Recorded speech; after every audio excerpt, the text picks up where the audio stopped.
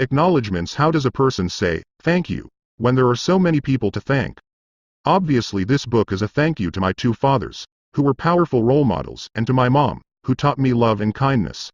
The person most responsible for this book becoming a reality is my wife Kim, my partner in marriage, business, and in life.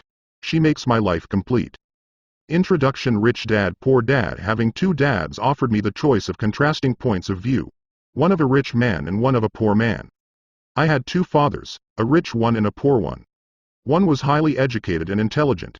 He had a PhD and completed 4 years of undergraduate work in less than 2 years. He then went on to Stanford University, the University of Chicago, and Northwestern University to do his advanced studies, all on full financial scholarships. The other father never finished the 8th grade. Both men were successful in their careers, working hard all their lives. Both earned substantial incomes. Yet one always struggled financially. The other would become one of the richest men in Hawaii. One died leaving tens of millions of dollars to his family, charities, and his church. The other left bills to be paid. Both men were strong, charismatic, and influential. Both men offered me advice, but they did not advise the same things. Both men believed strongly in education but did not recommend the same course of study. If I had only one dad, I would have had to accept or reject his advice. Having two dads offered me the choice of contrasting points of view, one of a rich man and one of a poor man. Instead of simply accepting or rejecting one or the other, I found myself thinking more, comparing, and then choosing for myself.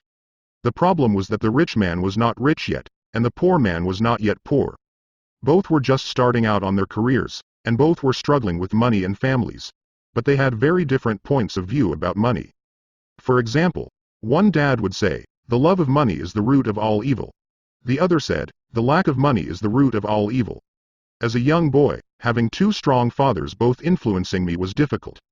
I wanted to be a good son and listen, but the two fathers did not say the same things. The contrast in their points of view, particularly about money, was so extreme that I grew curious and intrigued. I began to start thinking for long periods of time about what each was saying. Much of my private time was spent reflecting, asking myself questions such as, why does he say that? And then asking the same question of the other dad's statement. It would have been much easier to simply say, yeah, he's right. I agree with that. Or to simply reject the point of view by saying, the old man doesn't know what he's talking about. Instead, having two dads whom I loved forced me to think and ultimately choose a way of thinking for myself. As a process, choosing for myself turned out to be much more valuable in the long run than simply accepting or rejecting a single point of view. One of the reasons the rich get richer, the poor get poorer, and the middle class struggles in debt is that the subject of money is taught at home, not in school. Most of us learn about money from our parents. So what can poor parents tell their child about money? They simply say, stay in school and study hard. The child may graduate with excellent grades, but with a poor person's financial programming and mindset. Sadly, money is not taught in schools. Schools focus on scholastic and professional skills, but not on financial skills. This explains how smart bankers, doctors, and accountants who earned excellent grades may struggle financially all of their lives. Our staggering national debt is due in large part to highly educated politicians and government officials making financial decisions with little or no training in the subject of money. Today I often wonder what will soon happen when we have millions of people who need financial and medical assistance. They will be dependent upon their families or the government for financial support. What will happen when Medicare and Social Security run out of money? How will a nation survive if teaching children about money continues to be left to parents, most of whom will be, or already are, poor? Because I had two influential fathers, I learned from both of them. I had to think about each dad's advice, and in doing so, I gained valuable insight into the power and effect of one's thoughts on one's life. For example, one dad had a habit of saying, I can't afford it. The other dad forbade those words to be used. He insisted I ask, how can I afford it? One is a statement, and the other is a question. One lets you off the hook, and the other forces you to think. My soon-to-be rich dad would explain that by automatically saying the words, I can't afford it, your brain stops working. By asking the question, how can I afford it? Your brain is put to work. He did not mean that you should buy everything you want. He was fanatical about exercising your mind, the most powerful computer in the world. He'd say, my brain gets stronger every day because I exercise it. The stronger it gets, the more money I can make. He believed that automatically saying, "I can't afford it," was a sign of mental laziness. Although both dads worked hard, I noticed that one dad had a habit of putting his brain to sleep when it came to finances, and the other had a habit of exercising his brain. The long-term result was that one dad grew stronger financially, and the other grew weaker. It is not much different from a person who goes to the gym to exercise on a regular basis versus someone who sits on the couch watching television. Proper physical exercise increases your chances for health, and proper mental exercise increases your chances for wealth. My two dads had opposing attitudes, and that affected the way they thought. One dad thought that the rich should pay more in taxes to take care of those less fortunate. The other said, taxes punish those who produce and reward those who don't produce. One dad recommended, study hard so you can find a good company to work for. The other recommended, study hard so you can find a good company to buy. One dad said, the reason I'm not rich is because I have you kids. The other said, the reason I must be rich is because I have you kids. One encouraged talking about money and business at the dinner table, while the other forbade the subject of money to be discussed over a meal. One said, when it comes to money, play it safe. Don't take risks. The other said, learn to manage risk. One believed, our home is our largest investment and our greatest asset. The other believed, my house is a liability, and if your house is your largest investment, you're in trouble. Both dads paid their bills on time, yet one paid his bills first while the other paid his bills last. One dad believed in a company or the government taking care of you and your needs. He was always concerned about pay raises, retirement plans, medical benefits, sick leave, vacation days, and other perks. He was impressed with two of his uncles who joined the military and earned a retirement and entitlement package for life after 20 years of active service. He loved the idea of medical benefits and PX privileges the military provided its retirees. He also loved the tenure system available through the university. The idea of job protection for life and job benefits seemed more important, at times, than the job. He would often say, I've worked hard for the government, and I'm entitled to these benefits. The other believed in total financial self-reliance. He spoke out against the entitlement mentality and how it created weak and financially needy people. He was emphatic about being financially competent. One dad struggled to save a few dollars. The other created investments. One dad taught me how to write an impressive resume so I could find a good job. The other taught me how to write strong business and financial plans so I could create jobs. Being a product of two strong dads allowed me the luxury of observing the effects different thoughts have on one's life. I noticed that people really do shape their lives through their thoughts. For example, my poor dad always said, I'll never be rich. And that prophecy became reality. My rich dad, on the other hand, always referred to himself as rich. He would say things like, I'm a rich man, and rich people don't do this. Even when he was flat broke after a major financial setback, he continued to refer to himself as a rich man. He would cover himself by saying, there is a difference between being poor and being broke. Broke is temporary. Poor is eternal. My poor dad would say, I'm not interested in money, or, money doesn't matter. My rich dad always said, money is power. The power of our thoughts may never be measured or appreciated, but it became obvious to me as a young boy that it was important to be aware of my thoughts and how I expressed myself. I noticed that my poor dad was poor, not because of the amount of money he earned, which was significant, but because of his thoughts and actions. As a young boy having two fathers, I became acutely aware of being careful about which thoughts I chose to adopt as my own. Should I listen to my rich dad or to my poor dad? There is a difference between being poor and being broke. Broke is temporary. Poor is eternal. Although both men had tremendous respect for education and learning, they disagreed about what they thought was important to learn. One wanted me to study hard, earn a degree, and get a good job to earn money. He wanted me to study to become a professional, an attorney or an accountant, and to go to business school for my MBA. The other encouraged me to study to be rich, to understand how money works, and to learn how to have it work for me. I don't work for money, were words he would repeat over and over. Money works for me. At the age of 9, I decided to listen to and learn from my rich dad about money. In doing so, I chose not to listen to my poor dad, even though he was the one with all the college degrees. A lesson from Robert Frost. Robert Frost is my favorite poet. Although I love many of his poems, my favorite is The Road Not Taken. I use its lesson almost daily. The road not taken, two roads diverged in a yellow wood. And sorry I could not travel both and be one traveler. Long I stood and looked down one as far as I could to where it bent in the undergrowth. then took the other, as just as fair, and having perhaps the better claim. Because it was grassy and wanted wear, though as for that the passing there had worn them really about the same, and both that morning equally lay in leaves no step had trodden black. Oh, I kept the first for another day. Yet knowing how way leads on to way, I doubted if I should ever come back. I shall be telling this with a sigh somewhere ages and ages hence. 2 roads diverged in a wood, and I took the one less traveled by. And that has made all the difference. And that has made all the difference. Over the years, I have often reflected upon Robert Frost's poem. Choosing not to listen to my highly educated dad's advice and attitude about money was a painful decision, but it was a decision that shaped the rest of my life. Once I made up my mind about whom to listen to, my education about money began. My rich dad taught me over a period of 30 years until I was 39 years old. He stopped once he realized that I knew and fully understood what he had been trying to drum into my often thick skull. Money is one form of power. But what is more powerful is financial education. Money comes and goes, but if you have the education about how money works, you gain power over it and can begin building wealth. The reason positive thinking alone does not work is because most people went to school and never learned how money works, so they spend their lives working for money.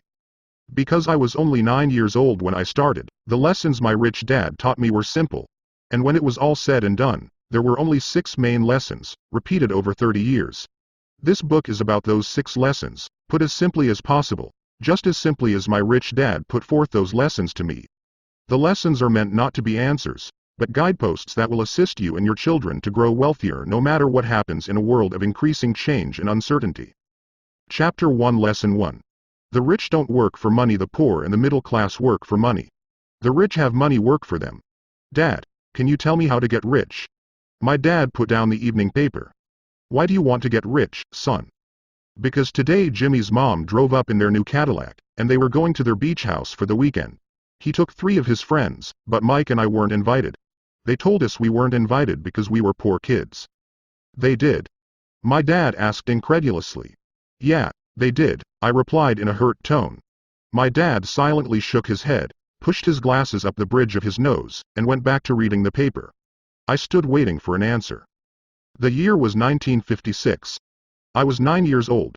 By some twist of fate, I attended the same public school where the rich people sent their kids. We were primarily a sugar plantation town.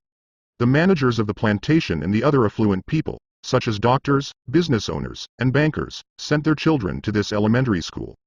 After grade 6, their children were generally sent off to private schools.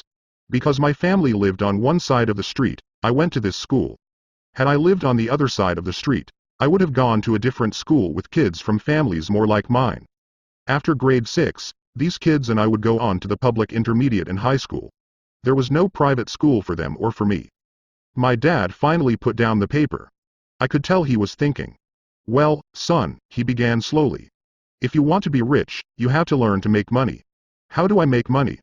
I asked. Well, use your head, son, he said, smiling. Even then I knew that really meant, that's all I'm going to tell you, or, I don't know the answer, so don't embarrass me. A partnership is formed the next morning. I told my best friend, Mike, what my dad had said. As best as I could tell, Mike and I were the only poor kids in this school. Mike was also in this school by a twist of fate. Someone had drawn a jog in the line for the school district, and we wound up in school with the rich kids. We weren't really poor, but we felt as if we were because all the other boys had new baseball gloves, new bicycles, new everything. Mom and Dad provided us with the basics, like food, shelter, and clothes. But that was about it. My dad used to say, if you want something, work for it. We wanted things, but there was not much work available for 9-year-old boys. So what do we do to make money? Mike asked. I don't know, I said. But do you want to be my partner? He agreed, and so on that Saturday morning, Mike became my first business partner. We spent all morning coming up with ideas on how to make money. Occasionally we talked about all the cool guys at Jimmy's beach house having fun. It hurt a little, but that hurt was good, because it inspired us to keep thinking of a way to make money. Finally, that afternoon, a bolt of lightning struck. It was an idea Mike got from a science book he had read. Excitedly, we shook hands, and the partnership now had a business. For the next several weeks, Mike and I ran around our neighborhood, knocking on doors and asking our neighbors if they would save their toothpaste tubes for us. With puzzled looks, Most adults consented with a smile. Some asked us what we were doing, to which we replied, "We can't tell you. It's a business secret." My mom grew distressed as the weeks wore on. We had selected a site next to her washing machine as the place we would stockpile our raw materials. In a brown cardboard box that at one time held catsup bottles, our little pile of used toothpaste tubes began to grow. Finally, my mom put her foot down. The sight of her neighbor's messy, crumpled, used toothpaste tubes had gotten to her. "What are you boys doing?" she asked. "And I don't want to hear again that it's a business secret. Do something with this mess, or I'm going to throw it out." Mike and I pleaded and begged, explaining that we would soon have enough and then we would begin production. We informed her that we were waiting on a couple of neighbors to finish their toothpaste so we could have their tubes. Mom granted us a 1-week extension. The date to begin production was moved up, and the pressure was on. My first partnership was already being threatened with an eviction notice by my own mom. It became Mike's job to tell the neighbors to quickly use up their toothpaste, saying their dentist wanted them to brush more often anyway. I began to put together the production line. One day my dad drove up with a friend to see 2 9-year-old boys in the driveway with a production line operating at full speed. There was fine white powder everywhere. On a long table were small milk cartons from school, and our family's hibachi grill was glowing with red-hot coals at maximum heat. Dad walked up cautiously, having to park the car at the base of the driveway since the production line blocked the carport. As he and his friend got closer, they saw a steel pot sitting on top of the coals in which the toothpaste tubes were being melted down. In those days, toothpaste did not come in plastic tubes. The tubes were made of lead. So once the paint was burned off, the tubes were dropped in the small steel pot. They melted until they became liquid, and with my mom's pot holders, we poured the lead through a small hole in the top of the milk cartons. The milk cartons were filled with plaster of Paris. White powder was everywhere. In my haste, I had knocked the bag over, and the entire area looked like it had been hit by a snowstorm. The milk cartons were the outer containers for plaster of Paris molds. My dad and his friend watched as we carefully poured the molten lead through a small hole in the top of the plaster of Paris cube. "Careful," my dad said. I nodded without looking up. Finally, once the pouring was through, I put the steel pot down and smiled at my dad. "What are you boys doing?" he asked with a cautious smile. "We're doing what you told me to do. We're going to be rich," I said. "Yup," said Mike, grinning and nodding his head. "We're partners." "And what is in those plaster molds?" my dad asked. "Watch," I said. "This should be a good batch." With a small hammer, I tapped at the seal that divided the cube in half. Cautiously, I pulled up the top half of the plaster mold and a lead nickel fell out. "Oh, no!" my dad exclaimed. "You're casting nickels out of lead." "That's right," Mike said. "We're doing as you told us to do. We're making money." My dad's friend turned and burst into laughter. My dad smiled and shook his head. Along with a fire and a box of spent toothpaste tubes, in front of him were 2 little boys covered with white dust smiling from ear to ear. He asked us to put everything down and sit with him on the front step of our house. With a smile, he gently explained what the word counterfeiting meant. Our dreams were dashed. "You mean this is illegal?" asked Mike in a quivering voice. "Let them go," my dad's friend said. "They might be developing a natural talent." My dad glared at him. "Yes, it is illegal," my dad said gently. "But you boys have shown great creativity and original thought. Keep going. I'm really proud of you." Disappointed, Mike and I sat in silence for about 20 minutes before we began cleaning up our mess. The business was over on opening day. Sweeping the powder up, I looked at Mike and said, "I guess Jimmy and his friends are right. We are poor." My father was just leaving as I said that. "Boys," he said, "you're only poor if you give up. The most important thing is that you did something. Most people only talk and dream of getting rich. You've done something. I'm very proud of the 2 of you. I will say it again. Keep going. Don't quit." Mike and I stood there in silence. They were nice words, but we still did not know what to do. "So how come you're not rich, Dad?" I asked. "Because I chose to be a schoolteacher. Schoolteachers really don't think about being rich. We just like to teach. I wish I could help you, but I really don't know how to make money." Mike and I turned and continued our cleanup. "I know," said my dad. "If you boys want to learn how to be rich, don't ask me. Talk to your dad, Mike." "My dad?" asked Mike with a scrunched up face. "Yeah, your dad," repeated my dad with a smile. "Your dad and I have the same banker, and he raves about your father. He's told me several times that your father is brilliant when it comes to making money. My dad? Mike asked again in disbelief.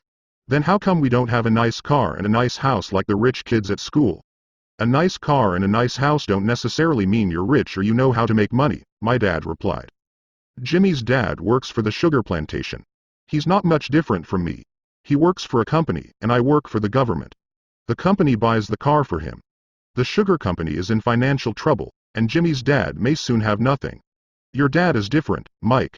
He seems to be building an empire, and I suspect in a few years he will be a very rich man. With that, Mike and I got excited again. With new vigor, we began cleaning up the mess caused by our now defunct first business. As we were cleaning, we made plans for how and when to talk to Mike's dad. The problem was that Mike's dad worked long hours and often did not come home until late. His father owned warehouses, a construction company, a chain of stores, and 3 restaurants. It was the restaurants that kept him out late. Mike caught the bus home after we had finished cleaning up. He was going to talk to his dad when he got home that night and ask him if he would teach us how to become rich. Mike promised to call as soon as he had talked to his dad, even if it was late. The phone rang at 8:30 p.m. Okay, I said. Next Saturday. I put the phone down. Mike's dad had agreed to meet with us. On Saturday I caught the 7:30 a.m. bus to the poor side of town. The lessons begin. Mike and I met with his dad that morning at 8 o'clock. He was already busy, having been at work for more than an hour. His construction supervisor was just leaving in his pickup truck as I walked up to his simple, small, and tidy home. Mike met me at the door. Dad's on the phone, and he said to wait on the back porch, Mike said as he opened the door. The old wooden floor creaked as I stepped across the threshold of the aging house. There was a cheap mat just inside the door. The mat was there to hide the years of wear from countless footsteps that the floor had supported. Although clean, it needed to be replaced. I felt claustrophobic as I entered the narrow living room that was filled with old musty overstuffed furniture that today would be collector's items. Sitting on the couch were 2 women, both a little older than my mom. Across from the women sat a man in workman's clothes. He wore khaki slacks and a khaki shirt, neatly pressed but without starch, and polished work boots. He was about 10 years older than my dad. They smiled as Mike and I walked past them toward the back porch. I smiled back shyly. Who are those people? I asked. Oh, they work for my dad. The older man runs his warehouses, and the women are the managers of the restaurants. And as you arrived, you saw the construction supervisor who is working on a road project about 50 miles from here. His other supervisor, who is building a track of houses, left before you got here. Does this go on all the time? I asked. Not always, but quite often, said Mike, smiling as he pulled up a chair to sit down next to me. I asked my dad if he would teach us to make money, Mike said. Oh, and what did he say to that? I asked with cautious curiosity. Well, he had a funny look on his face at first, and then he said he would make us an offer. Oh, I said, rocking my chair back against the wall. I sat there perched on 2 rear legs of the chair. Mike did the same thing. Do you know what the offer is? I asked. No, but we'll soon find out. Suddenly, Mike's dad burst through the rickety screen door and onto the porch. Mike and I jumped to our feet, not out of respect, but because we were startled. Ready, boys? He asked as he pulled up a chair to sit down with us. We nodded our heads as we pulled our chairs away from the wall to sit in front of him. He was a big man, about 6 feet tall and 200 pounds. My dad was taller, about the same weight, and 5 years older than Mike's dad. They sort of looked alike, though not of the same ethnic makeup. Maybe their energy was similar. Mike says you want to learn to make money? Is that correct, Robert? I nodded my head quickly, but with a little trepidation. He had a lot of power behind his words and smile. Okay, here's my offer. I'll teach you, but I won't do it classroom style. You work for me, I'll teach you. You don't work for me, I won't teach you. I can teach you faster if you work, and I'm wasting my time if you just want to sit and listen like you do in school. That's my offer. Take it or leave it. Ah, may I ask a question first? I asked. No, take it or leave it. I've got too much work to do to waste my time. If you can't make up your mind decisively, then you'll never learn to make money anyway. Opportunities come and go. Being able to know when to make quick decisions is an important skill. You have the opportunity that you asked for. School is beginning, or it's over in 10 seconds, Mike's dad said with a teasing smile. Take it, I said. Take it, said Mike. Good, said Mike's dad. Mrs. Martin will be by in 10 minutes. After I'm through with her, you'll ride with her to my superette and you can begin working. I'll pay you 10 cents an hour, and you'll work 3 hours every Saturday. But I have a softball game today, I said. Mike's dad lowered his voice to a stern tone. Take it, or leave it, he said. I'll take it, I replied, choosing to work and learn instead of playing. 30 cents later by 9 a.m. that day, Mike and I were working for Mrs. Martin. She was a kind and patient woman. She always said that Mike and I reminded her of her 2 grown sons. Although kind, she believed in hard work and kept us moving. We spent 3 hours taking canned goods off the shelves, brushing each can with a feather duster to get the dust off, and then restacking them neatly. It was excruciatingly boring work. Mike's dad, whom I call my rich dad, owned 9 of these little superettes, each with a large parking lot. They were the early version of the 7-Eleven convenience stores, little neighborhood grocery stores where people bought items such as milk, bread, butter, and cigarettes. The problem was that this was Hawaii before air conditioning was widely used, and the stores could not close their doors because of the heat. On 2 sides of the store, the doors had to be wide open to the road and parking lot. Every time a car drove by or pulled into the parking lot, dust would swirl and settle in the store. We knew we had a job as long as there was no air conditioning. For 3 weeks, Mike and I reported to Mrs. Martin and worked our 3 hours. By noon, our work was over, and she dropped 3 little dimes in each of our hands. Now, even at the age of 9 in the mid-1950s, 30 cents was not too exciting. Comic books cost 10 cents back then, so I usually spent my money on comic books and went home. By Wednesday of the 4th week, I was ready to quit. I had agreed to work only because I wanted to learn to make money from Mike's dad, and now I was a slave for 10 cents an hour. On top of that, I had not seen Mike's dad since that first Saturday. I'm quitting, I told Mike at lunchtime. School was boring, and now I did not even have my Saturdays to look forward to. But it was the 30 cents that really got to me. This time Mike smiled. What are you laughing at? I asked with anger and frustration. Dad said this would happen. He said to meet with him when you were ready to quit. What? I said indignantly. He's been waiting for me to get fed up. Sort of, Mike said. Dad's kind of different. He doesn't teach like your dad. Your mom and dad lecture a lot. My dad is quiet and a man of few words. You just wait till this Saturday. I'll tell him you're ready. You mean I've been set up? No, not really, but maybe. Dad will explain on Saturday. Waiting in line on Saturday, I was ready to face Mike's dad. Even my real dad was angry with him. My real dad, the one I call the poor one, thought that my rich dad was violating child labor laws and should be investigated. My educated, poor dad told me to demand what I deserve, at least 25 cents an hour. My poor dad told me that if I did not get a raise, I was to quit immediately. You don't need that damn job anyway, said my poor dad with indignation. At 8 o'clock Saturday morning, I walked through the door of Mike's house when Mike's dad opened it. Take a seat and wait in line, he said as I entered. He turned and disappeared into his little office next to a bedroom. I looked around the room and didn't see Mike anywhere. Feeling awkward, I cautiously sat down next to the same 2 women who were there 4 weeks earlier. They smiled and slid down the couch to make room for me. 45 minutes went by, and I was steaming. The 2 women had met with him and left 30 minutes earlier. An older gentleman was in there for 20 minutes and was also gone. The house was empty, and here I sat in a musty, dark living room on a beautiful sunny Hawaiian day, waiting to talk to a cheapskate who exploited children. I could hear him rustling around the office, talking on the phone, and ignoring me. I was ready to walk out, but for some reason I stayed. Finally, 15 minutes later, at exactly 9 o'clock, Rich Dad walked out of his office, said nothing, and signaled with his hand for me to enter. I understand you want a raise, or you're going to quit, Rich Dad said as he swiveled in his office chair. Well, you're not keeping your end of the bargain, I blurted out, nearly in tears. It was really frightening for me to confront a grown-up. You said that you would teach me if I worked for you. Well, I've worked for you. I've worked hard. I've given up my baseball games to work for you, but you haven't kept your word, and you haven't taught me anything.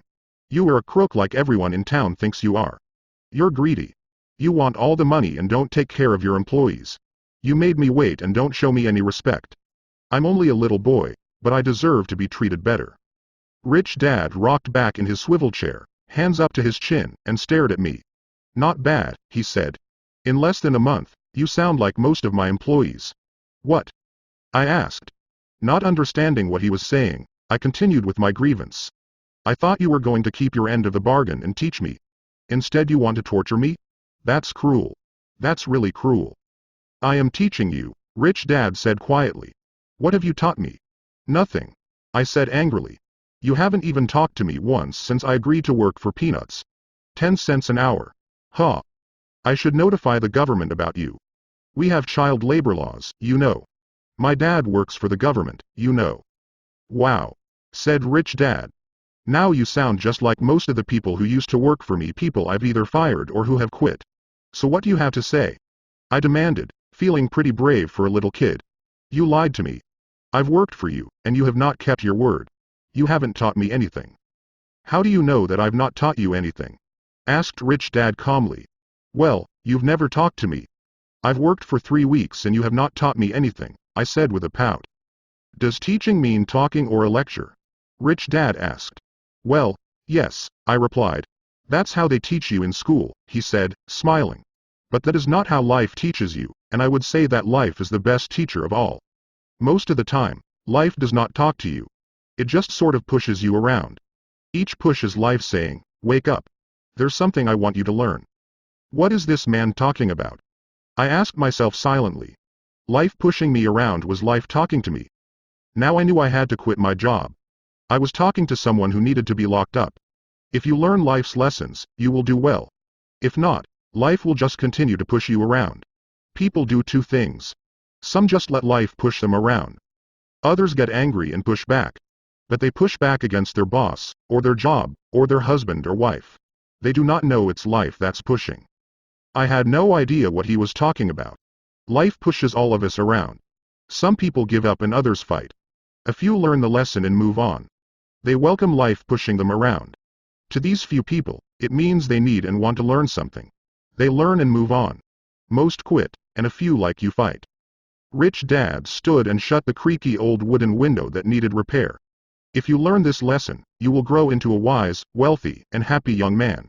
If you don't, you will spend your life blaming a job, low pay, or your boss for your problems. You'll live life always hoping for that big break that will solve all your money problems. Rich Dad looked over at me to see if I was still listening. His eyes met mine. We stared at each other, communicating through our eyes. Finally, I looked away once I had absorbed his message. I knew he was right. I was blaming him, and I did ask to learn. I was fighting. Rich Dad continued, or if you're the kind of person who has no guts, you just give up every time life pushes you. If you're that kind of person, you'll live all your life playing it safe, doing the right things, saving yourself for some event that never happens. Then you die a boring old man. You'll have lots of friends who really like you because you were such a nice hard-working guy.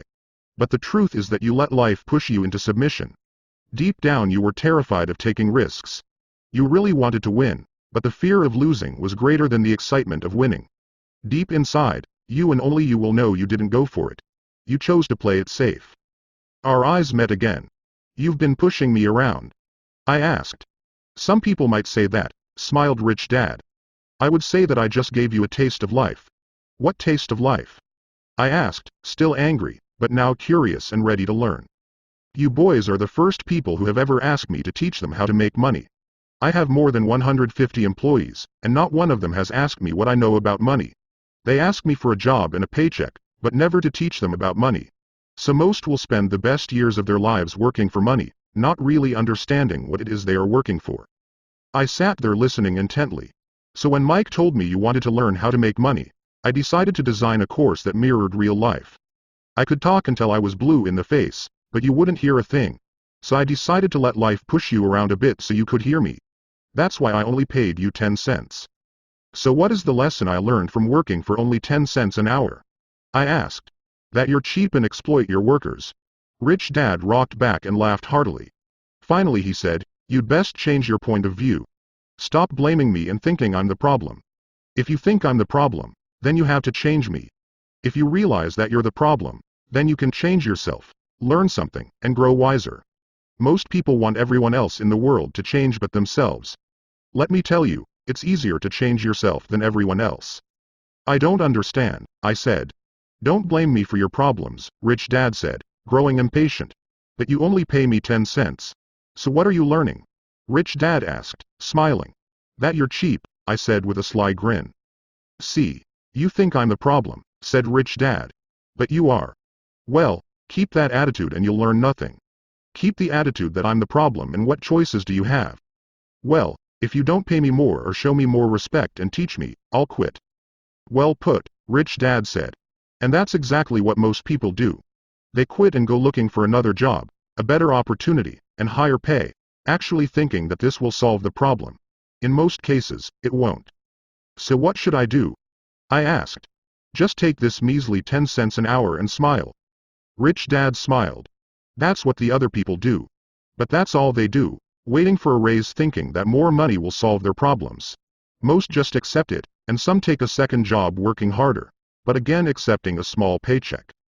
I sat staring at the floor, beginning to understand the lesson Rich Dad was presenting. I could sense it was a taste of life. Finally, I looked up and asked, so what will solve the problem? This, he said, leaning forward in his chair and tapping me gently on the head. This stuff between your ears. It was at that moment that Rich Dad shared the pivotal point of view that separated him from his employees and my poor dad and led him to eventually become one of the richest men in Hawaii, while my highly educated but poor dad struggled financially all his life. It was a singular point of view that made all the difference over a lifetime. Rich Dad explained this point of view over and over, which I call lesson number 1. The poor and the middle class work for money. The rich have money work for them. On that bright Saturday morning, I learned a completely different point of view from what I had been taught by my poor dad. At the age of 9, I understood that both dads wanted me to learn. Both dads encouraged me to study, but not the same things. My highly educated dad recommended that I do what he did. Son, I want you to study hard, get good grades, so you can find a safe, secure job with a big company. And make sure it has excellent benefits. My rich dad wanted me to learn how money works so I could make it work for me. These lessons I would learn through life with his guidance, not because of a classroom. My rich dad continued my first lesson. I'm glad you got angry about working for 10 cents an hour. If you hadn't got angry and had simply accepted it, I would have to tell you that I could not teach you. You see, true learning takes energy, passion, and a burning desire. Anger is a big part of that formula, for passion is anger and love combined. When it comes to money, most people want to play it safe and feel secure. So passion does not direct them. Fear does. So is that why they'll take jobs with low pay? I asked. Yes, said Rich Dad. Some people say I exploit people because I don't pay as much as the sugar plantation or the government. I say the people exploit themselves. It's their fear, not mine. But don't you feel you should pay them more? I asked.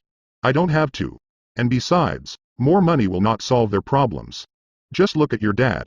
He makes a lot of money, and he still can't pay his bills. Most people, given more money, only get into more debt. So that's why the 10 cents an hour, I said, smiling. It's a part of the lesson. That's right, smiled Rich Dad. You see, your dad went to school and got an excellent education, so he could get a high-paying job. But he still has money problems because he never learned anything about money in school. On top of that, he believes in working for money. And you don't? I asked. No, not really, said Rich Dad. If you want to learn to work for money, then stay in school. That is a great place to learn to do that. But if you want to learn how to have money work for you, then I will teach you that. But only if you want to learn. Wouldn't everyone want to learn that? I asked. No, said Rich Dad, simply because it's easier to learn to work for money, especially if fear is your primary emotion when the subject of money is discussed. I don't understand, I said with a frown. Don't worry about that for now. Just know that it's fear that keeps most people working at a job. The fear of not paying their bills, the fear of being fired, the fear of not having enough money, and the fear of starting over. That's the price of studying to learn a profession or trade, and then working for money. Most people become a slave to money and then get angry at their boss. Learning to have money work for you is a completely different course of study. I asked. Absolutely, Rich Dad answered. Absolutely. We sat in silence on that beautiful Hawaiian Saturday morning. My friends had just started their Little League baseball game, but for some reason I was now thankful I had decided to work for 10 cents an hour. I sensed that I was about to learn something my friends wouldn't learn in school. Ready to learn? Asked Rich Dad. Absolutely, I said with a grin. I have kept my promise. I've been teaching you from afar, my rich dad said. At 9 years old, You've gotten a taste of what it feels like to work for money. Just multiply your last month by 50 years and you will have an idea of what most people spend their life doing. I don't understand, I said. How did you feel waiting in line to see me, once to get hired and once to ask for more money? Terrible, I said. If you choose to work for money, that is what life will be like, said Rich Dad. And how did you feel when Mrs. Martin dropped 3 dimes in your hand for 3 hours of work? I felt like it wasn't enough. It seemed like nothing. I was disappointed, I said. And that is how most employees feel when they look at their paychecks, especially after all the tax and other deductions are taken out.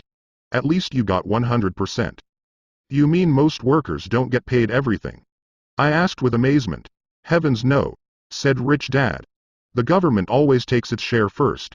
How do they do that? I asked. Taxes, said Rich Dad. You're taxed when you earn. You're taxed when you spend. You're taxed when you save. You're taxed when you die. Why do people let the government do that to them? The rich don't, said Rich Dad with a smile. The poor and the middle class do. I'll bet you that I earn more than your dad, yet he pays more in taxes.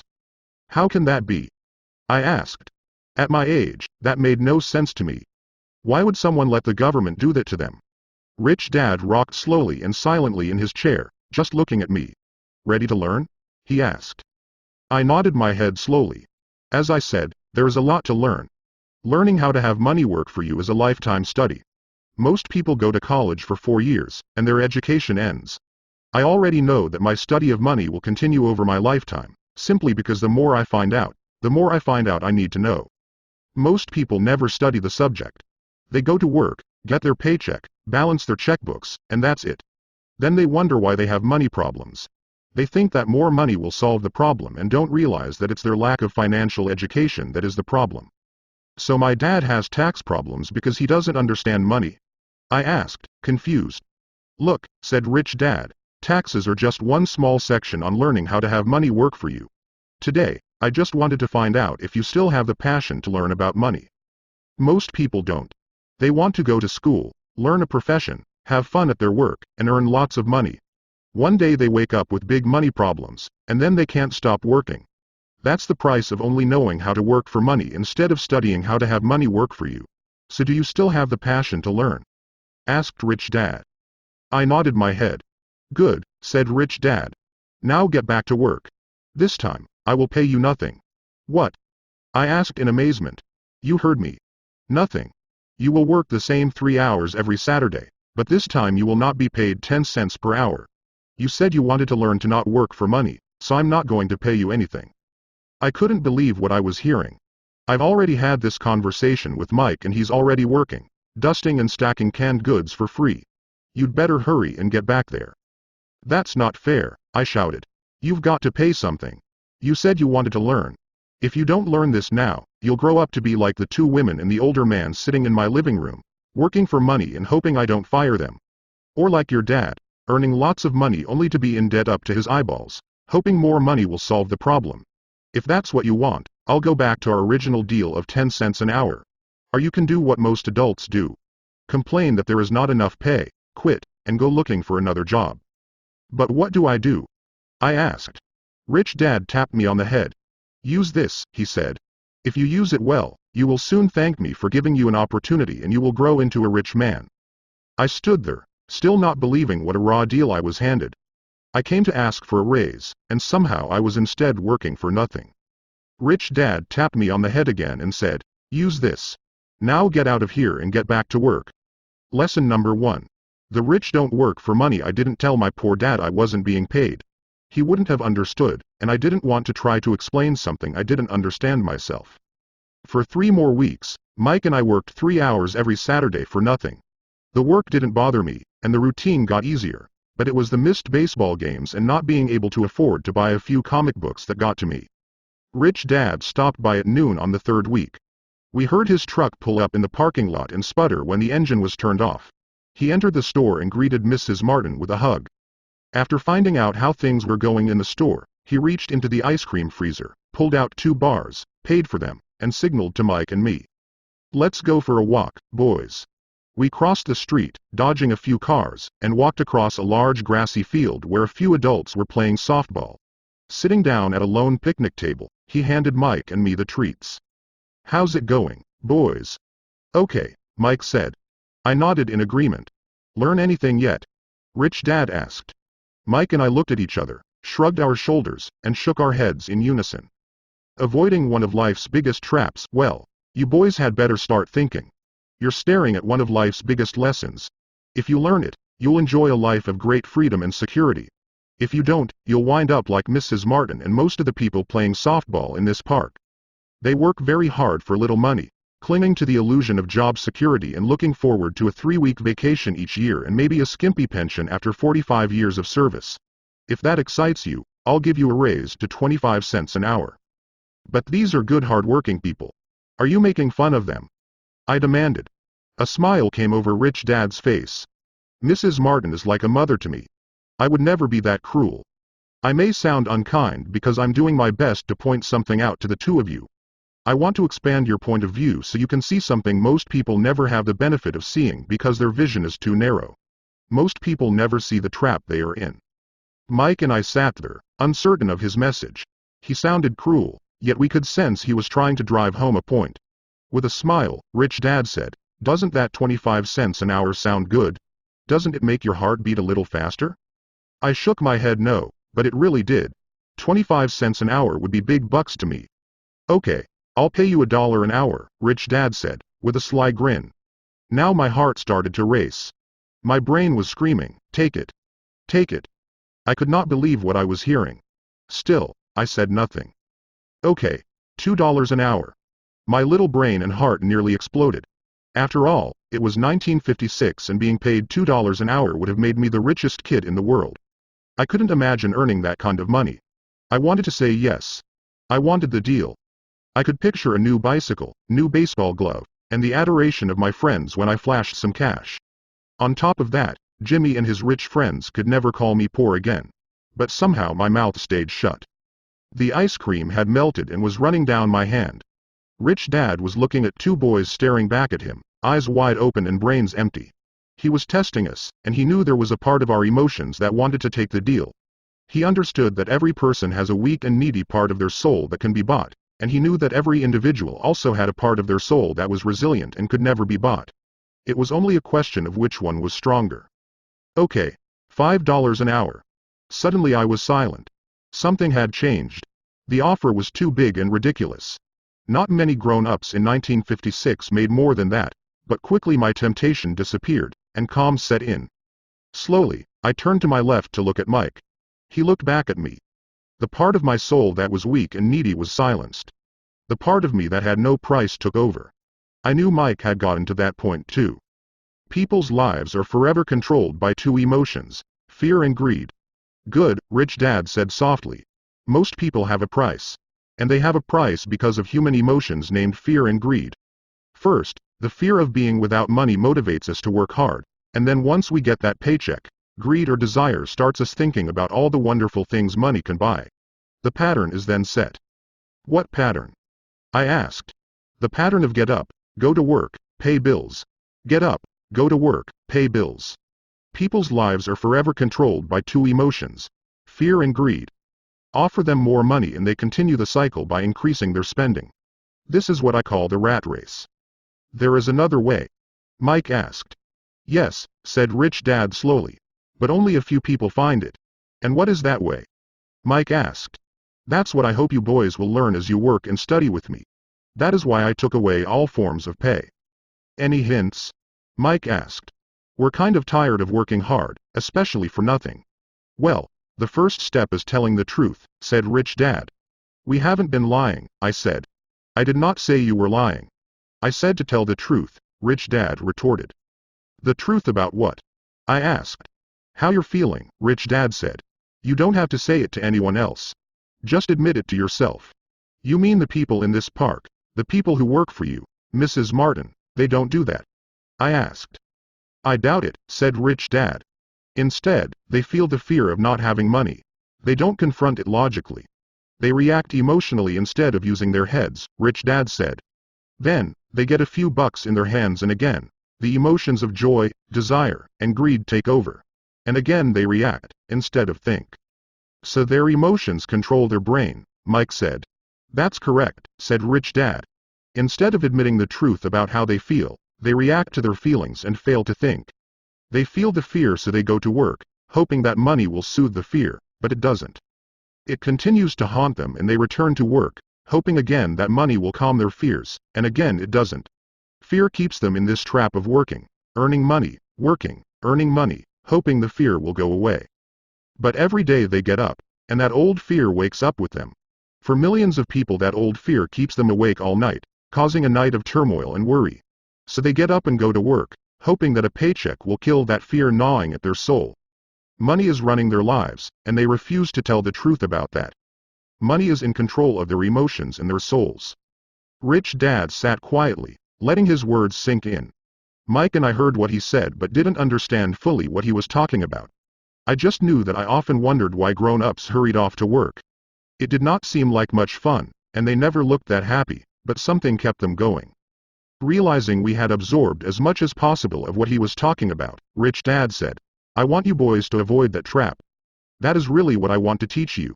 Not just to be rich, because being rich does not solve the problem." "It doesn't?" I asked, surprised. "No, it doesn't. Let me explain the other emotion. Desire. Some call it greed, but I prefer desire. It's perfectly normal to desire something better, prettier, more fun, or exciting. So people also work for money because of desire. They desire money for the joy they think it can buy. But the joy that money brings is often short-lived, and they soon need more money for more joy, more pleasure, more comfort, and more security. So they keep working, thinking money will soothe their souls that are troubled by fear and desire. But money can't do that." "Even rich people do this?" Mike asked. "Rich people included," said Rich Dad. "In fact, the reason many rich people are rich isn't because of desire, but because of fear. They believe that money can eliminate the fear of being poor, so they amass tons of it, only to find the fear gets worse. Now they fear losing the money. I have friends who keep working even though they have plenty. I know people who have millions who are more afraid now than when they were poor. They're terrified of losing it all. The fears that drove them to get rich got worse. That weak and needy part of their soul is actually screaming louder. They don't want to lose the big houses, the cars, and the high life money has bought them. They worry about what their friends would say if they lost all their money. Many are emotionally desperate and neurotic, although they look rich and have more money." "So is a poor man happier?" I asked. "No, I don't think so," replied Rich Dad. "The avoidance of money is just as psychotic as being attached to money." As if on cue, the town derelict went past our table, stopping by the large rubbish can and rummaging around in it. The three of us watched him with great interest, when before we probably would have just ignored him. Rich Dad pulled $1 out of his wallet and gestured to the older man. Seeing the money, the derelict came over immediately, took the bill, thanked Rich Dad profusely, and hurried off, ecstatic with his good fortune. "He's not much different from most of my employees," said Rich Dad. "I've met so many people who say, 'Oh, I'm not interested in money.' Yet they'll work at a job for 8 hours a day. That's a denial of truth.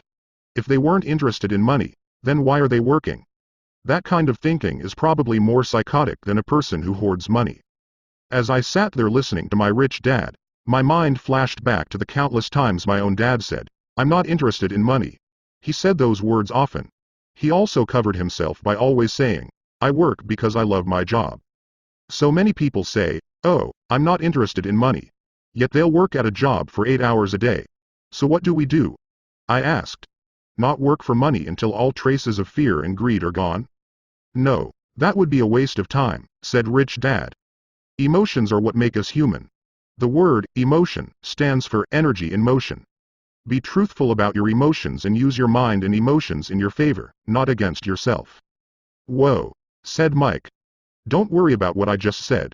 It will make more sense in years to come. Just be an observer, not a reactor, to your emotions. Most people do not know that it's their emotions that are doing the thinking. Your emotions are your emotions, but you have got to learn to do your own thinking. Can you give me an example? I asked. Sure, replied Rich Dad. When a person says, I need to find a job, it's most likely an emotion doing the thinking. Fear of not having money generates that thought. But people do need money if they have bills to pay, I said. Sure they do, smiled Rich Dad. All I'm saying is that it's fear that is all too often doing the thinking. I don't understand, said Mike. For example, said Rich Dad, if the fear of not having enough money arises, instead of immediately running out to get a job, they instead might ask themselves this question: will a job be the best solution to this fear over the long run? In my opinion, the answer is no. A job is really a short-term solution to a long-term problem. But my dad is always saying, stay in school and get good grades, so you can find a safe, secure job, I interjected, somewhat confused. Yes, I understand he says that, said Rich Dad, smiling. Most people recommend that, and it's a good path for most people. But people make that recommendation primarily out of fear. You mean my dad says that because he's afraid? Yes, said Rich Dad. He's terrified that you won't earn enough money and won't fit into society. Don't get me wrong. He loves you and wants the best for you. I too believe in education and a job are important, but it won't handle the fear. You see, that same fear that makes him get up in the morning to earn a few bucks is the fear that is causing him to be so fanatical about your going to school. So what do you recommend? I asked. I want to teach you to master the power of money, instead of being afraid of it. They don't teach that in school, and, if you don't learn it, you become a slave to money. It was finally making sense. He wanted us to widen our views and to see what the Mrs. Martins of this world couldn't see. He used examples that sounded cruel at the time, but I've never forgotten them. My vision widened that day, and I began to see the trap that lay ahead for most people. You see, we're all employees ultimately. We just work at different levels, said Rich Dad. I just want you boys to have a chance to avoid the trap caused by those two emotions, fear and desire. Use them in your favor, not against you. That's what I want to teach you. I'm not interested in just teaching you to make a pile of money. That won't handle the fear or desire. If you don't first handle fear and desire, and you get rich, you'll only be a highly paid slave. So how do we avoid the trap? I asked. The main cause of poverty or financial struggle is fear and ignorance, not the economy or the government or the rich. It's self-inflicted fear and ignorance that keep people trapped. So you boys go to school and get your college degrees, and I'll teach you how to stay out of the trap. The pieces of the puzzle were appearing. My highly educated dad had a great education and a great career, but school never told him how to handle money or his fear of it. It became clear that I could learn different and important things from two fathers. So you've been talking about the fear of not having money. How does the desire for money affect our thinking? Mike asked. How did you feel when I tempted you with a pay raise? Did you notice your desires rising? We nodded our heads. By not giving in to your emotions, you were able to delay your reactions and think. That is important. We will always have emotions of fear and greed. From here on in, it's imperative for you to use those emotions to your advantage, and for the long term to not let your emotions control your thinking. Most people use fear and greed against themselves. That's the start of ignorance. Most people live their lives chasing paychecks, pay raises and job security because of the emotions of desire and fear, not really questioning where those emotion-driven thoughts are leading them. It's just like the picture of a donkey dragging a cart with its owner dangling a carrot just in front of its nose. The donkey owner may be going where he wants to, but the donkey is chasing an illusion. Tomorrow there will only be another carrot for the donkey.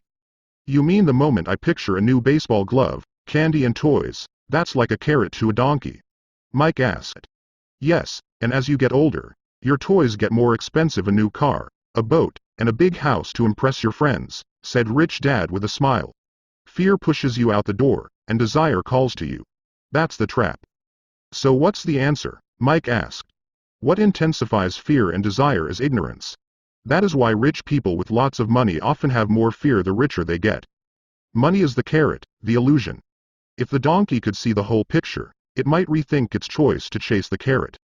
Rich Dad went on to explain that a human's life is a struggle between ignorance and illumination. He explained that once a person stops searching for information and self-knowledge, ignorance sets in. That struggle is a moment-to-moment decision to learn to open or close one's mind. Look, school is very important. You go to school to learn a skill or profession to become a contributing member of society. Every culture needs teachers, doctors, mechanics, artists, cooks, businesspeople, police officers, firefighters, and soldiers. Schools train them so society can thrive and flourish, said Rich Dad. Unfortunately, for many people school is the end, not the beginning. There was a long silence. Rich Dad was smiling. I didn't comprehend everything he said that day. But as with most great teachers, his words continued to teach for years. I've been a little cruel today, said Rich Dad. But I want you to always remember this talk. I want you to always think of Mrs. Martin.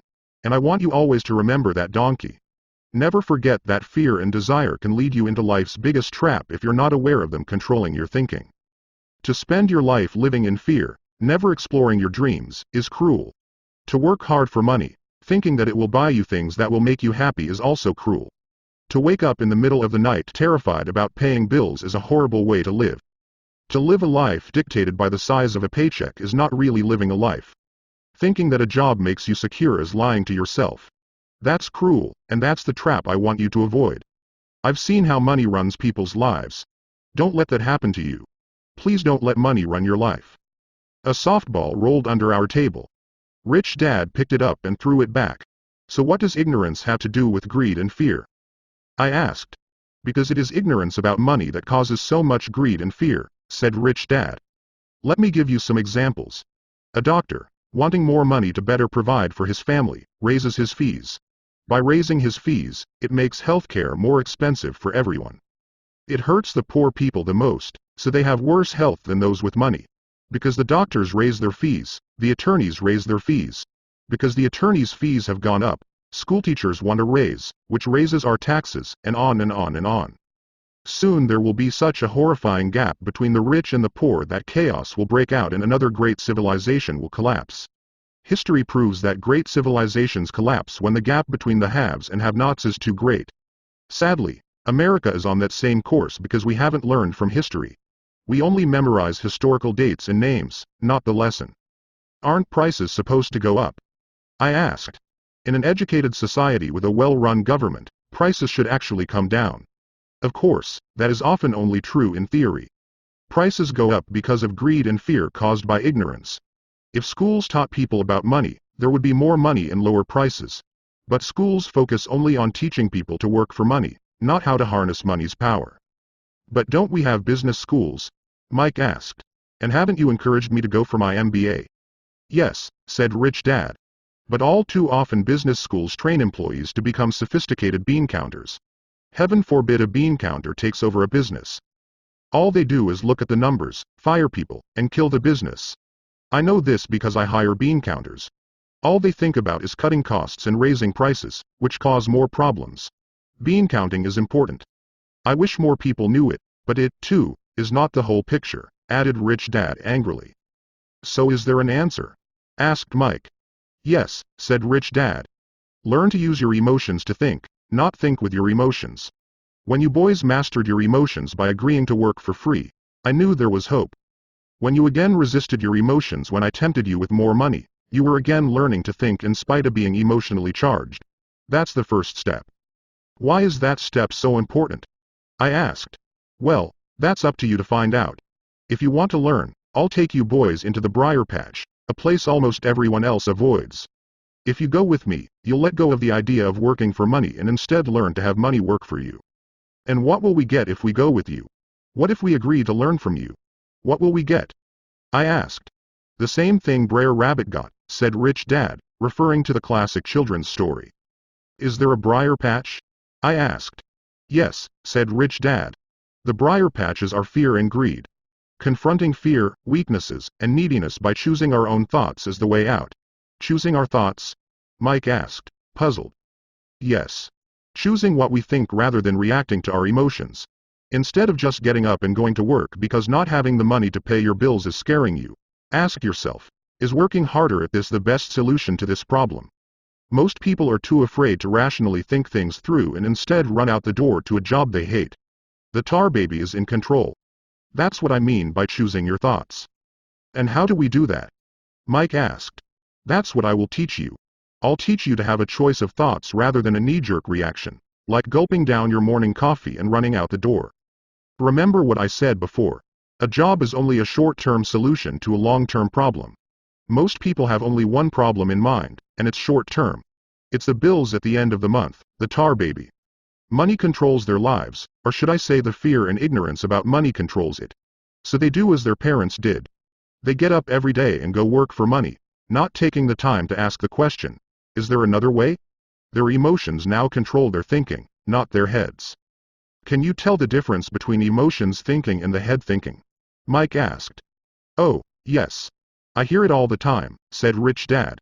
I hear things like, well, everyone has to work. Or, the rich are crooks. Or, I'll get another job. I deserve this raise. You can't push me around. Or, I like this job because it's secure. No one asks, is there something I'm missing here? Which would break through the emotional thought and give you time to think clearly. As we headed back to the store, Rich Dad explained that the rich really did make money. They did not work for it. He went on to explain that when Mike and I were casting 5-cent pieces out of lead, thinking we were making money, we were very close to thinking the way the rich think. The problem was that creating money is legal for the government and banks to do, but illegal for us to do. There are legal ways to create money from nothing, he told us.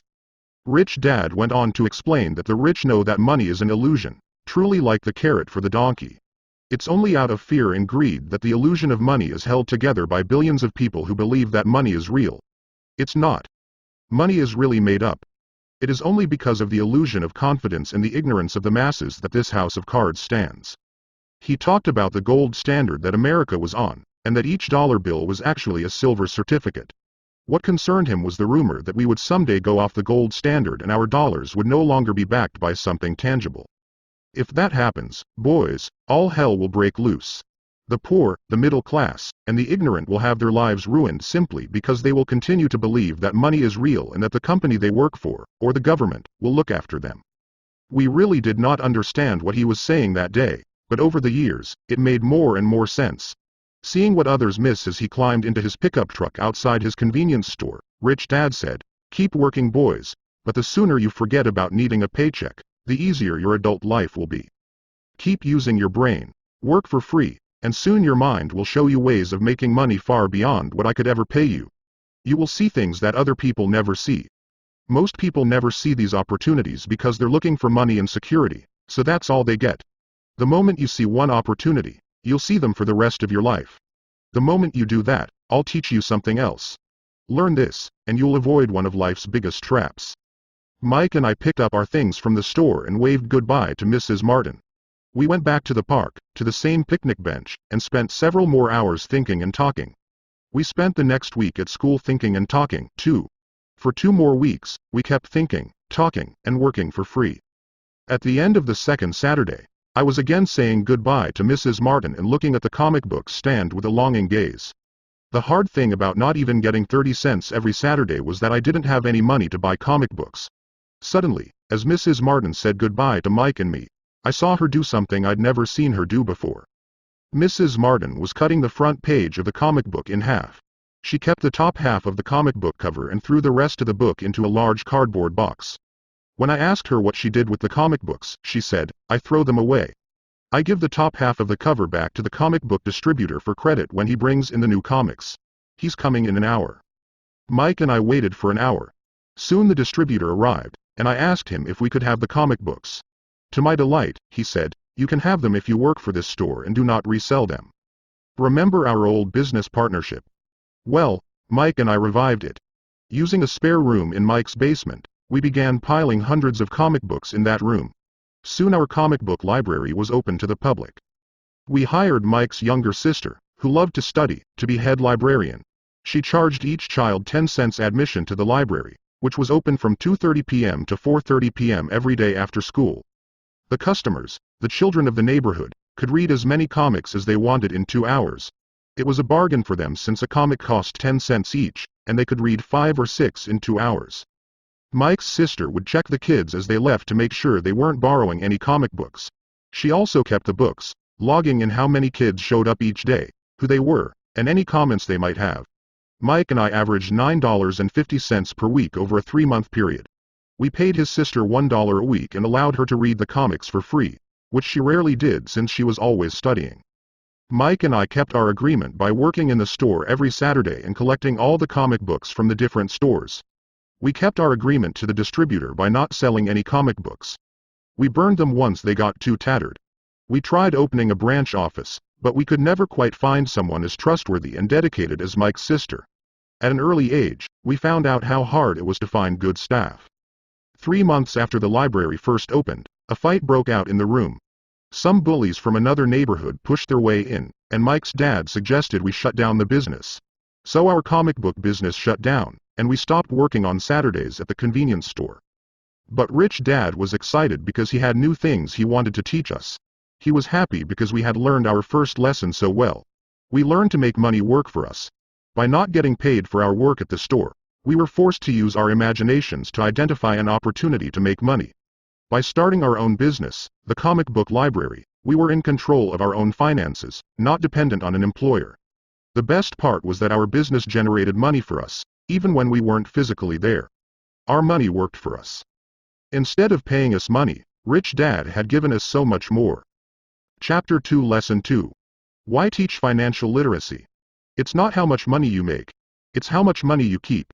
In 1990, Mike took over his father's empire and is, in fact, doing a better job than his dad did. We see each other once or twice a year on the golf course. He and his wife are wealthier than you could imagine. Rich Dad's empire is in great hands, and Mike is now grooming his son to take his place, as his dad had groomed us. In 1994, I retired at the age of 47, and my wife Kim was 37.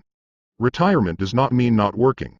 For us, it means that, barring unforeseen cataclysmic changes, we can work or not work, and our wealth grows automatically, staying ahead of inflation. Our assets are large enough to grow by themselves. It's like planting a tree. You water it for years, and then one day it doesn't need you anymore. Its roots are implanted deep enough. Then the tree provides shade for your enjoyment. Mike chose to run the empire, and I chose to retire. Whenever I speak to groups of people, they often ask what I would recommend that they do. How do I get started? Is there a book you would recommend? What should I do to prepare my children? What is your secret to success? How do I make millions? Whenever I hear one of these questions, I'm reminded of the following story.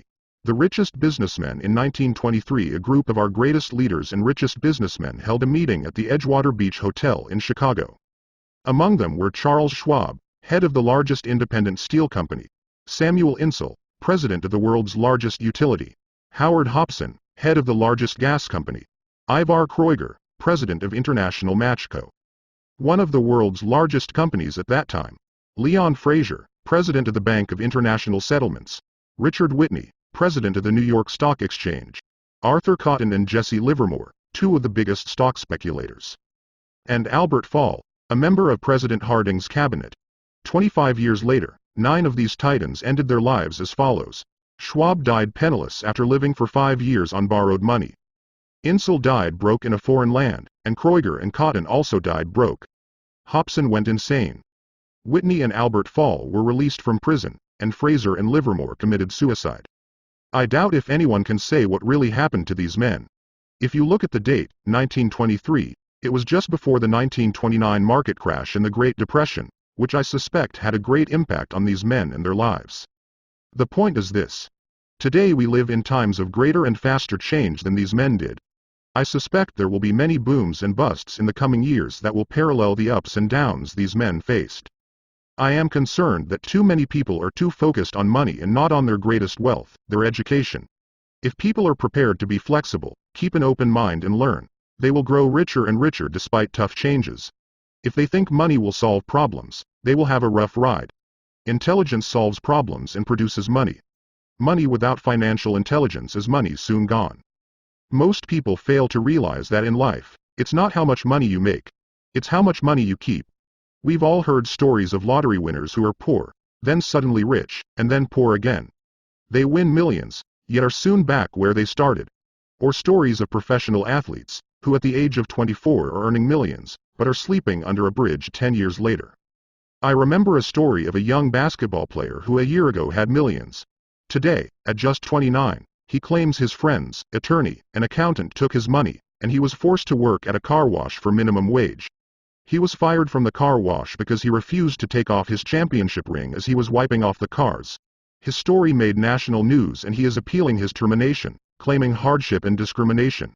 He claims that the ring is all he has left and if it was stripped away, he'll crumble. I know so many people who became instant millionaires, and while I am glad some people have become richer and richer, I caution them that in the long run, it's not how much money you make, it's how much you keep, and how many generations you keep it. So when people ask, where do I get started? Or, tell me how to get rich quick, they often are greatly disappointed with my answer.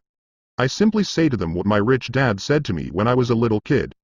If you want to be rich, you need to be financially literate. That idea was drummed into my head every time we were together.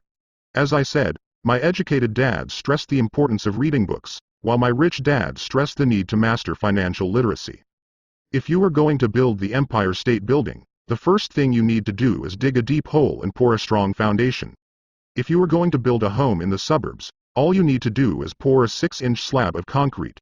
Most people, in their drive to get rich, are trying to build an Empire State Building on a 6-inch slab. Our school system, created in the agrarian age, still believes in homes with no foundation. Dirt floors are still the rage. So kids graduate from school with virtually no financial foundation.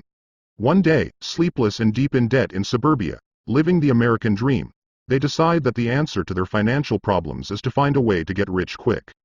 Construction on the skyscraper begins. It goes up quickly, and soon, instead of the Empire State Building, we have the Leaning Tower of suburbia. The sleepless nights return. As for Mike and me in our adult years, both of our choices were possible because we were taught to pour a strong financial foundation when we were just kids. Accounting is possibly the most confusing, boring subject in the world, but if you want to be rich long-term, it could be the most important subject. For Rich Dad, the question was how to take a boring and confusing subject and teach it to kids. The answer he found was to make it simple by teaching it in pictures. My rich dad poured a strong financial foundation for Mike and me. Since we were just kids, he created a simple way to teach us. For years he only drew pictures and used few words. Mike and I understood the simple drawings, the jargon, the movement of money, and then in later years, Rich Dad began adding numbers. Today, Mike has gone on to master much more complex and sophisticated accounting analysis because he had to in order to run his empire. I am not as sophisticated because my empire is smaller, yet we come from the same simple foundation.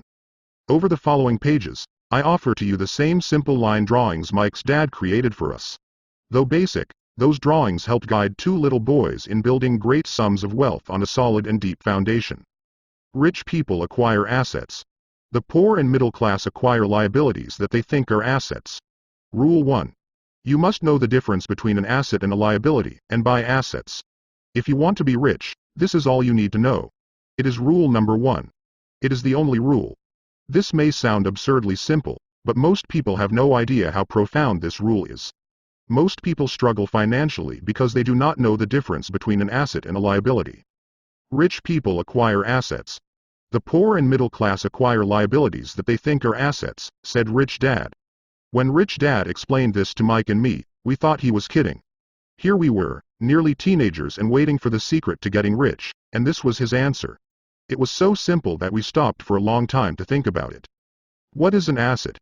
Asked Mike. Don't worry right now, said Rich Dad. Just let the idea sink in. If you can comprehend the simplicity, your life will have a plan and be financially easy. It is simple. That is why the idea is missed. You mean all we need to know is what an asset is, acquire them, and we'll be rich? I asked. Rich Dad nodded his head. It's that simple. If it's that simple, how come everyone is not rich? I asked. Rich Dad smiled. Because people do not know the difference between an asset and a liability. I remember asking, how could adults be so misguided? If it is that simple, if it is that important, why would everyone not want to find out? It took Rich Dad only a few minutes to explain what assets and liabilities were. As an adult, I have difficulty explaining it to other adults. The simplicity of the idea escapes them because they have been educated differently. They were taught by other educated professionals, such as bankers, accountants, real estate agents, financial planners, and so forth. The difficulty comes in asking adults to unlearn, or become children again. An intelligent adult often feels it is demeaning to pay attention to simplistic definitions. Rich Dad believed in the KISS principle: keep it simple, stupid, or keep it super simple, so he kept it simple for us, and that made our financial foundation strong. So what causes the confusion? How could something so simple be so screwed up? Why would someone buy an asset that was really a liability? The answer is found in basic education. We focus on the word literacy and not financial literacy. What defines something to be an asset or a liability are not words. In fact, if you really want to be confused, look up the words asset and liability in the dictionary. I know the definition may sound good to a trained accountant, but for the average person, it makes no sense. But we adults are often too proud to admit that something does not make sense. An asset puts money in my pocket. A liability takes money out of my pocket.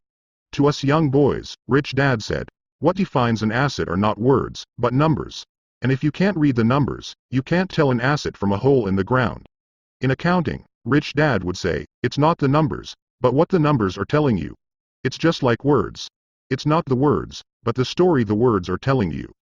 If you want to be rich, you've got to read and understand numbers. If I heard that once, I heard it 1,000 times from my rich dad. And I also heard, the rich acquire assets, and the poor and middle class acquire liabilities. Here is how to tell the difference between an asset and a liability. Most accountants and financial professionals do not agree with the definitions, but these simple drawings were the start of strong financial foundations for two young boys. The top part of the diagram is an income statement, often called a profit and loss statement. It measures income and expenses, money in and money out. The lower part of the diagram is a balance sheet. It's called that because it's supposed to balance assets against liabilities. Many financial novices do not know the relationship between the income statement and the balance sheet, and it is vital to understand that relationship. So as I said earlier, my rich dad simply told two young boys that assets put money in your pocket. Nice, simple, and usable. This is the cash flow pattern of a liability. Now that assets and liabilities have been defined through pictures, it may be easier to understand my definitions in words. An asset is something that puts money in my pocket. A liability is something that takes money out of my pocket. This is really all you need to know. If you want to be rich, simply spend your life buying assets. If you want to be poor or middle class, spend your life buying liabilities. Illiteracy, both in words and numbers, is the foundation of financial struggle. If people are having difficulties financially, there is something that they don't understand, either in words or numbers. The rich are rich because they are more literate in different areas than people who struggle financially. So if you want to be rich and maintain your wealth, it's important to be financially literate, in words as well as numbers. The arrows in the diagrams represent the flow of cash, or cash flow. Numbers alone mean little, just as words out of context mean little. It's the story that counts. In financial reporting, reading numbers is looking for the plot, the story of where the cash is flowing. In 80% of most families, the financial story paints a picture of hard work to get ahead. However, this effort is for naught because they spend their lives buying liabilities instead of assets. All of these diagrams are obviously oversimplified. Everyone has living expenses, the need for food, shelter, and clothing.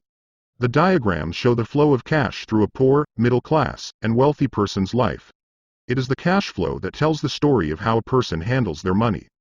The reason I started with the story of the richest men in America is to illustrate the flaw in believing that money will solve all problems. That is why I cringe whenever I hear people ask me how to get rich quicker, or where they should start. I often hear, I'm in debt, so I need to make more money. But more money will often not solve the problem. In fact, it may compound the problem. Money often makes obvious our tragic human flaws, putting a spotlight on what we don't know. That is why, all too often, a person who comes into a sudden windfall of cash, let's say an inheritance, a pay raise, or lottery winnings, soon returns to the same financial mess, if not worse, than the mess they were in before. Money only accentuates the cash flow pattern running in your head. If your pattern is to spend everything you get, most likely an increase in cash will just result in an increase in spending. Thus, the saying, a fool and his money is one big party. Cash flow tells the story of how a person handles money. I have said many times that we go to school to gain scholastic and professional skills, both of which are important. We learn to make money with our professional skills. In the 1960s, when I was in high school, if someone did well academically, people assumed this bright student would go on to be a medical doctor because it was the profession with the promise of the greatest financial reward. Today, doctors face financial challenges I wouldn't wish on my worst enemy. Insurance companies taking control of the business, managed healthcare, government intervention, and malpractice suits. Today, kids want to be famous athletes, movie stars, rock stars, beauty queens, or CEOs because that is where the fame, money, and prestige are. That is the reason it is so hard to motivate kids in school today. They know that professional success is no longer solely linked to academic success, as it once was. Because students leave school without financial skills, millions of educated people pursue their profession successfully, but later find themselves struggling financially. They work harder but don't get ahead. What is missing from their education is not how to make money, but how to manage money. It's called financial aptitude: what you do with the money once you make it, how to keep people from taking it from you, how to keep it longer, and how to make that money work hard for you. Most people don't understand why they struggle financially because they don't understand cash flow. A person can be highly educated, professionally successful, and financially illiterate. These people often work harder than they need to because they learned how to work hard, but not how to have their money work hard for them. How the quest for a financial dream turns into a financial nightmare. The classic story of hardworking people has a set pattern. Recently married, the happy, highly educated young couple moves into one of their cramped rented apartments. Immediately, they realize that they are saving money because two can live as cheaply as one. The problem is the apartment is cramped. They decide to save money to buy their dream home so they can have kids. They now have two incomes, and they begin to focus on their careers. Their incomes begin to increase. As their incomes go up, their expenses go up as well. The number one expense for most people is taxes. Many people think it's income tax, but for most Americans, their highest tax is Social Security. As an employee, it appears as if the Social Security tax combined with the Medicare tax rate is roughly 7.5%, but it's really 15% since the employer must match the Social Security amount. In essence, it is money the employer can't pay you. On top of that, you still have to pay income tax on the amount deducted from your wages for Social Security tax, income you never received because it went directly to Social Security through withholding. Going back to the young couple, as a result of their incomes increasing, they decide to buy the house of their dreams. Once in their house, they have a new tax, called property tax. Then they buy a new car, new furniture, and new appliances to match their new house. All of a sudden, they wake up and their liabilities column is full of mortgage and credit card debt. Their liabilities go up. They're now trapped in the rat race. Pretty soon a baby comes along and they work harder. The process repeats itself. Higher incomes cause higher taxes, also called bracket creep. A credit card comes in the mail. They use it and max it out. A loan company calls and says their greatest asset, their home, has appreciated in value. Because their credit is so good, the company offers a bill consolidation loan and tells them the intelligent thing to do is clear off the high-interest consumer debt by paying off their credit card. And besides, interest on their home is a tax deduction. They go for it, and pay off those high-interest credit cards. They breathe a sigh of relief. Their credit cards are paid off. They've now folded their consumer debt into their home mortgage. Their payments go down because they extend their debt over 30 years. It is the smart thing to do. Their neighbor calls to invite them to go shopping. The Memorial Day sale is on. They promise themselves they'll just window shop, but they take a credit card, just in case. I run into this young couple all the time. Their names change, but their financial dilemma is the same. They come to one of my talks to hear what I have to say. They ask me, "Can you tell us how to make more money?" They don't understand that their trouble is really how they choose to spend the money they do have. It is caused by financial illiteracy and not understanding the difference between an asset and a liability. More money seldom solves someone's money problems. Intelligence solves problems. There is a saying a friend of mine says over and over to people in debt. If you find you have dug yourself into a hole, stop digging. As a child, my dad often told us that the Japanese were aware of three powers: the power of the sword, the jewel, and the mirror. The sword symbolizes the power of weapons. America has spent trillions of dollars on weapons and, because of this, is a powerful military presence in the world. The jewel symbolizes the power of money. There is some degree of truth to the saying, remember the golden rule. He who has the gold makes the rules. The mirror symbolizes the power of self-knowledge. This self-knowledge, according to Japanese legend, was the most treasured of the three. All too often, the poor and middle class allow the power of money to control them. By simply getting up and working harder, failing to ask themselves if what they do makes sense, they shoot themselves in the foot as they leave for work every morning. By not fully understanding money, the vast majority of people allow its awesome power to control them.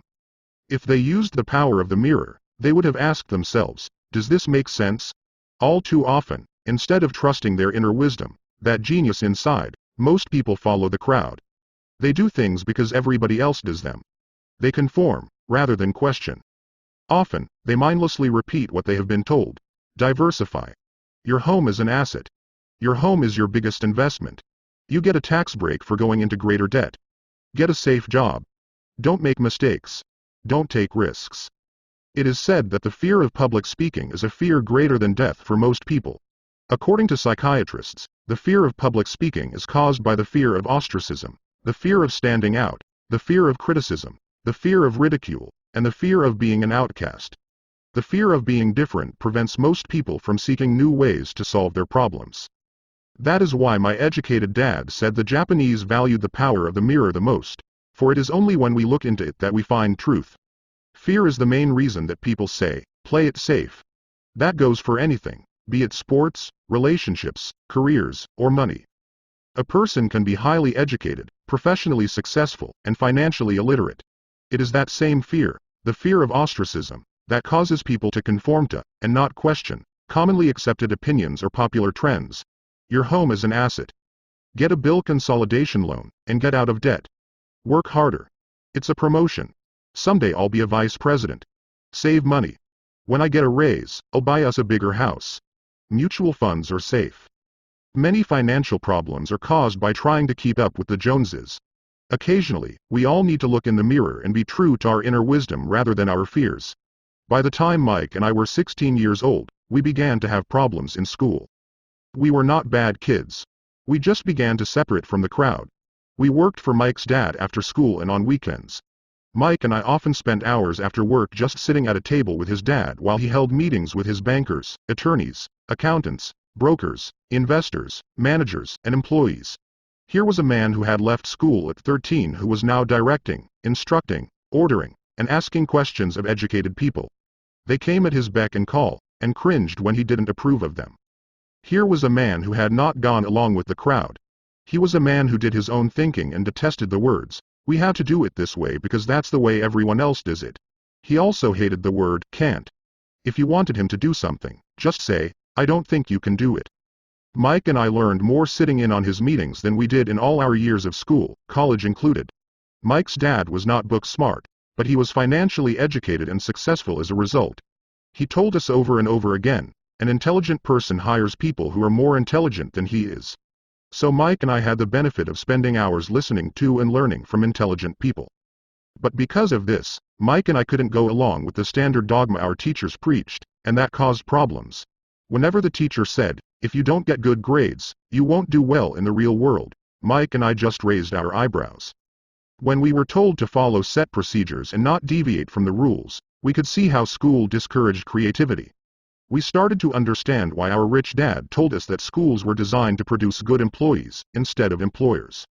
Occasionally, Mike or I would ask our teachers how what we studied was applicable in the real world, or why we never studied money and how it worked.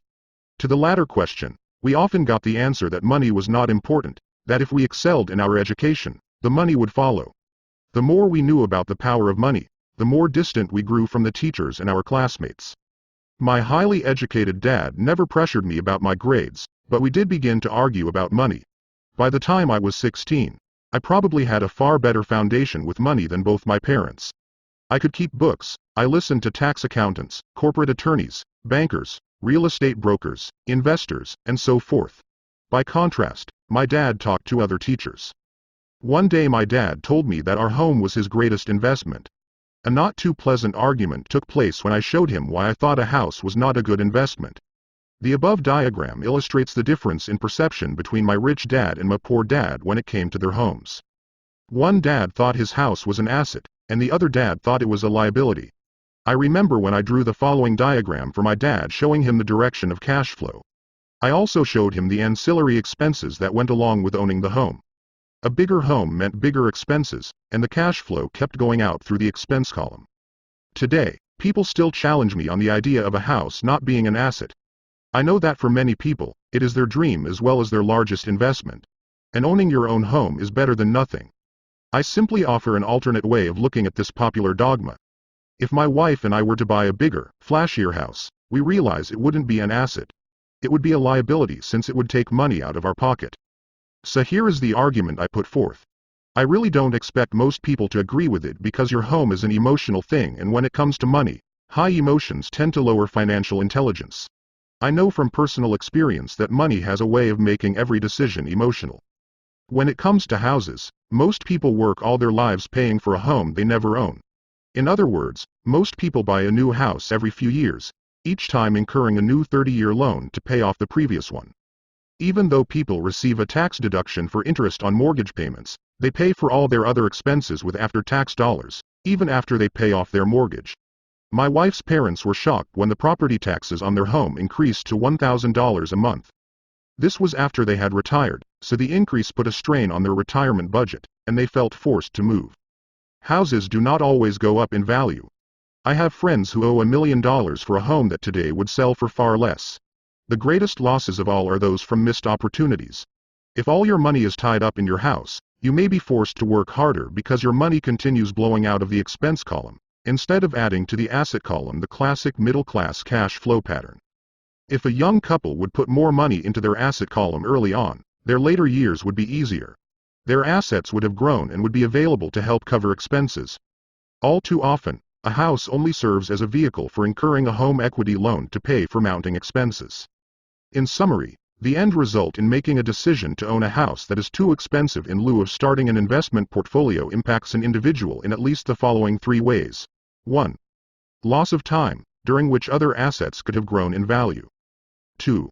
Loss of additional capital, which could have been invested instead of paying for high-maintenance expenses related directly to the home. 3. Loss of education.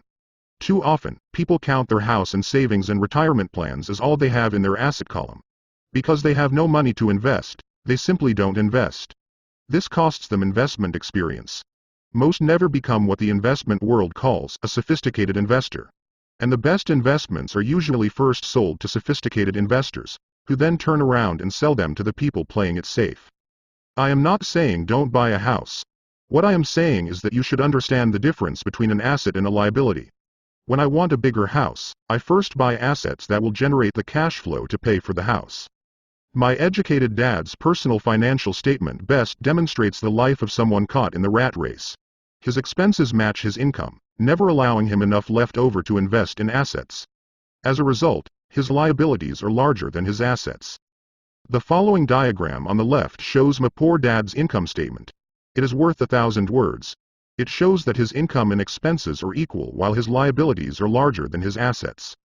My rich dad's personal financial statement on the right reflects the results of a life dedicated to investing and minimizing liabilities. Why the Rich Get Richer. A review of my rich dad's financial statement shows why the rich get richer. The asset column generates more than enough income to cover expenses, with the balance reinvested into the asset column. The asset column continues to grow and, therefore, the income it produces grows with it. The result is that the rich get richer. Why the middle class struggle? The middle class finds itself in a constant state of financial struggle. Their primary income is through their salary. As their wages increase, so do their taxes. Their expenses tend to increase in proportion to their salary increase. Hence, the phrase, the rat race. They treat their home as their primary asset, instead of investing in income-producing assets. This pattern of treating your home as an investment, and the philosophy that a pay raise means you can buy a larger home or spend more, is the foundation of today's debt-ridden society.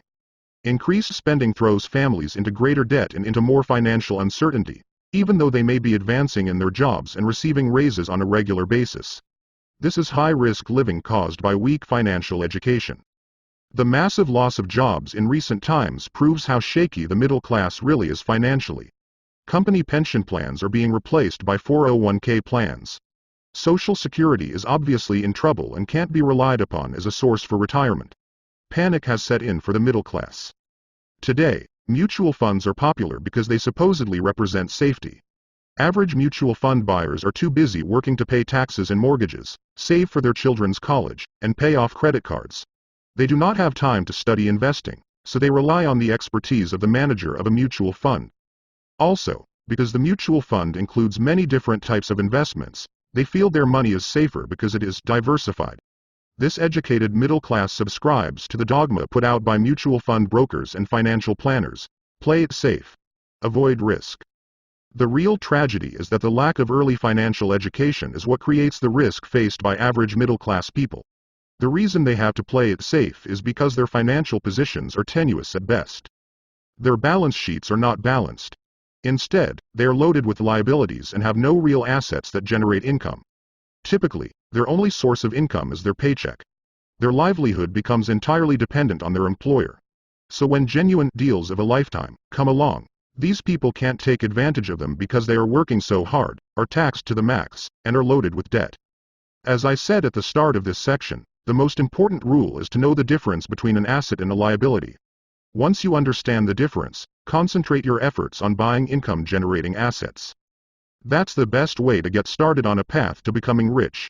Keep doing that, and your asset column will grow. Keep liabilities and expenses down so more money is available to continue pouring into the asset column.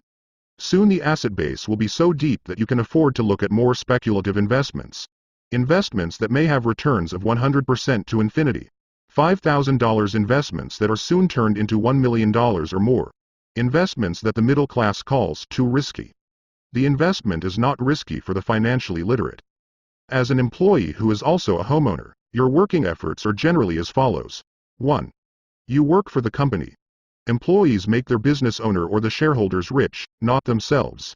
Your efforts and success will help provide for the owner's success and retirement. 2. You work for the government. The government takes its share from your paycheck before you even see it. By working harder, you simply increase the amount of taxes taken by the government. Most people work from January to May just for the government. 3. You work for the bank.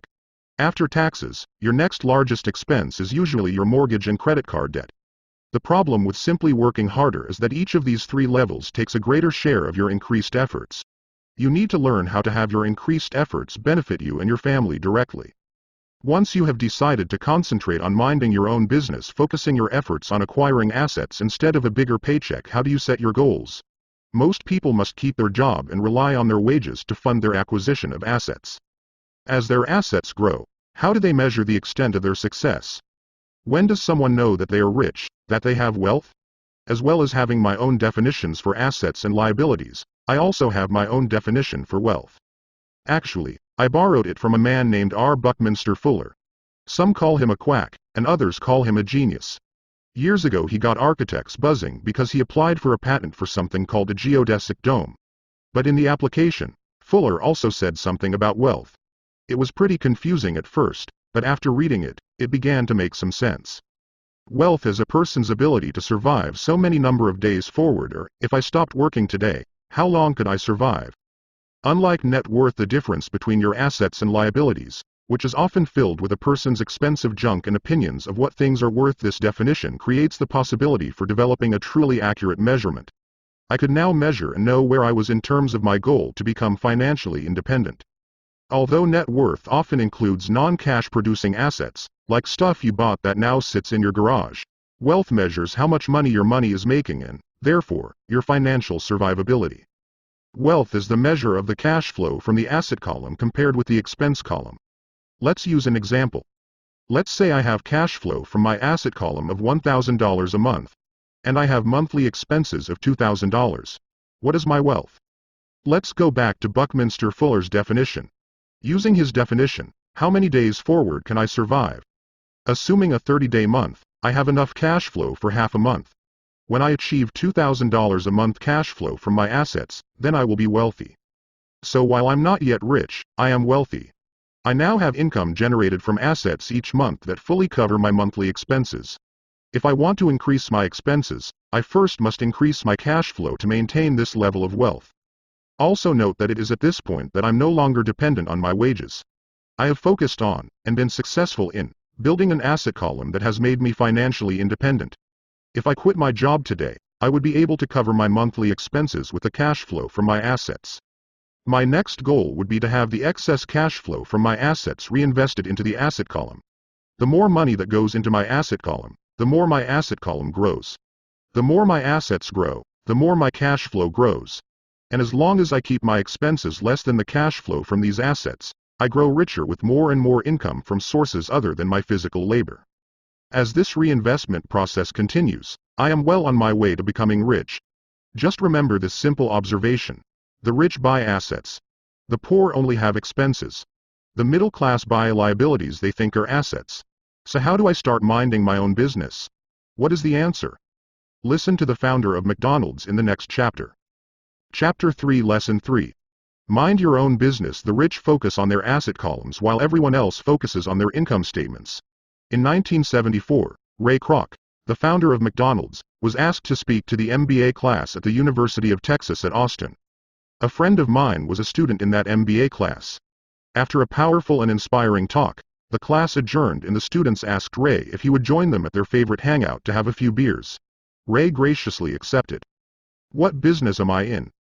Ray asked, once the group had all their beers in hand. Everyone laughed, my friend said. Most of the MBA students thought Ray was just fooling around. No one answered, so Ray asked again, "What business do you think I'm in?" The students laughed again, and finally one brave soul yelled out, "Ray, who in the world doesn't know that you're in the hamburger business?" Ray chuckled. "That's what I thought you would say." He paused and then quickly added, "Ladies and gentlemen, I'm not in the hamburger business. My business is real estate." As my friend tells the story, Ray spent a good amount of time explaining his viewpoint. In his business plan, Ray knew that the primary business focus was to sell hamburger franchises, but what he never lost sight of was the location of each franchise. He knew that the land and its location were the most significant factors in the success of each franchise. Basically, the person who bought the franchise was also buying the real estate under the franchise for Ray Kroc's organization. Today, McDonald's is the largest single owner of real estate in the world, owning even more than the Catholic Church. McDonald's owns some of the most valuable intersections and street corners in America and around the globe. My friend considers this as one of the most important lessons in his life. Today he owns car washes, but his business is the real estate under those car washes. The previous chapter presented diagrams illustrating that most people work for everyone but themselves. They work first for the owners of the company, then for the government through taxes, and finally for the bank that owns their mortgage. When I was a young boy, we did not have a McDonald's nearby. Yet my rich dad was responsible for teaching Mike and me the same lesson that Ray Kroc talked about at the University of Texas. It is secret number 3 of the rich. That secret is, mind your own business. Financial struggle is often directly the result of people working all their lives for someone else. Many people will simply have nothing at the end of their working days to show for their efforts. Our current educational system focuses on preparing today's youth to get good jobs by developing scholastic skills. Their lives will revolve around their wages or, as described earlier, their income column. Many will study further to become engineers, scientists, cooks, police officers, artists, writers, and so on. These professional skills allow them to enter the workforce and work for money. But there is a big difference between your profession and your business. Often I ask people, "What is your business?" And they will say, "Oh, I'm a banker." Then I ask them if they own the bank. And they usually respond, "No, I work there." In that instance, they have confused their profession with their business. Their profession may be a banker, but they still need their own business. A problem with school is that you often become what you study. So if you study cooking, you become a chef. If you study the law, you become an attorney, and a study of auto mechanics makes you a mechanic. The mistake in becoming what you study is that too many people forget to mind their own business. They spend their lives minding someone else's business and making that person rich. To become financially secure, a person needs to mind their own business. Your business revolves around your asset column, not your income column. As stated earlier, the number 1 rule is to know the difference between an asset and a liability, and to buy assets. The rich focus on their asset columns, while everyone else focuses on their income statements. That is why we hear so often, "I need a raise. If only I had a promotion.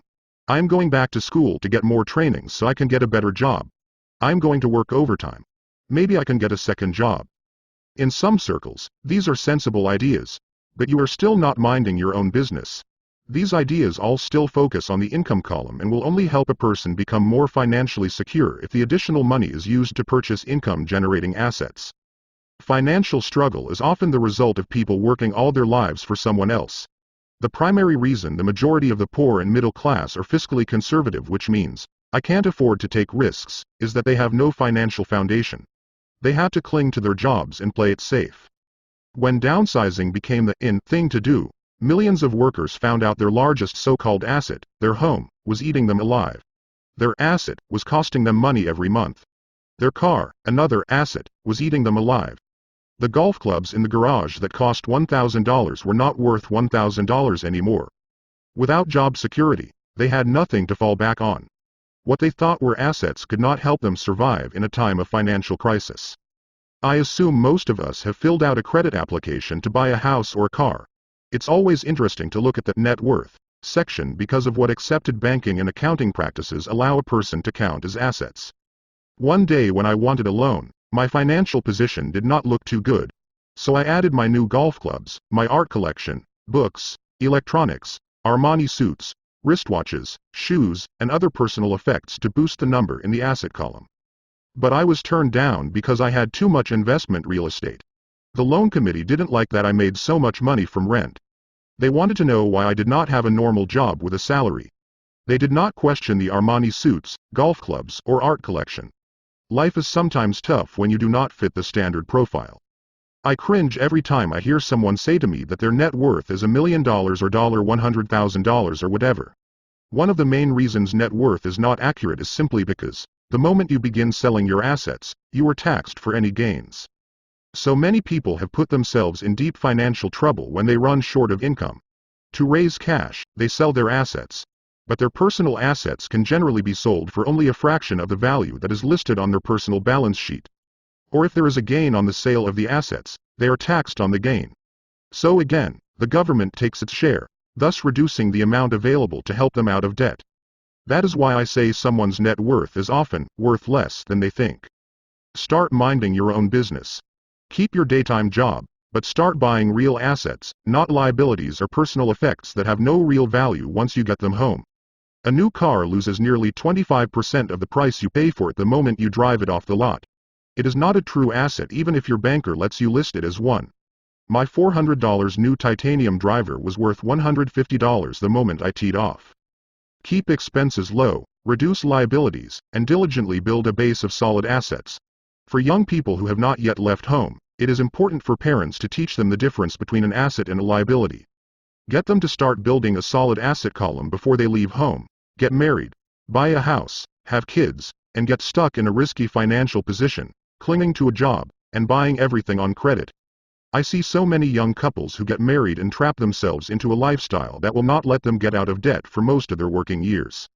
For many people, just as the last child leaves home, the parents realize they have not adequately prepared for retirement and they begin to scramble to put some money away.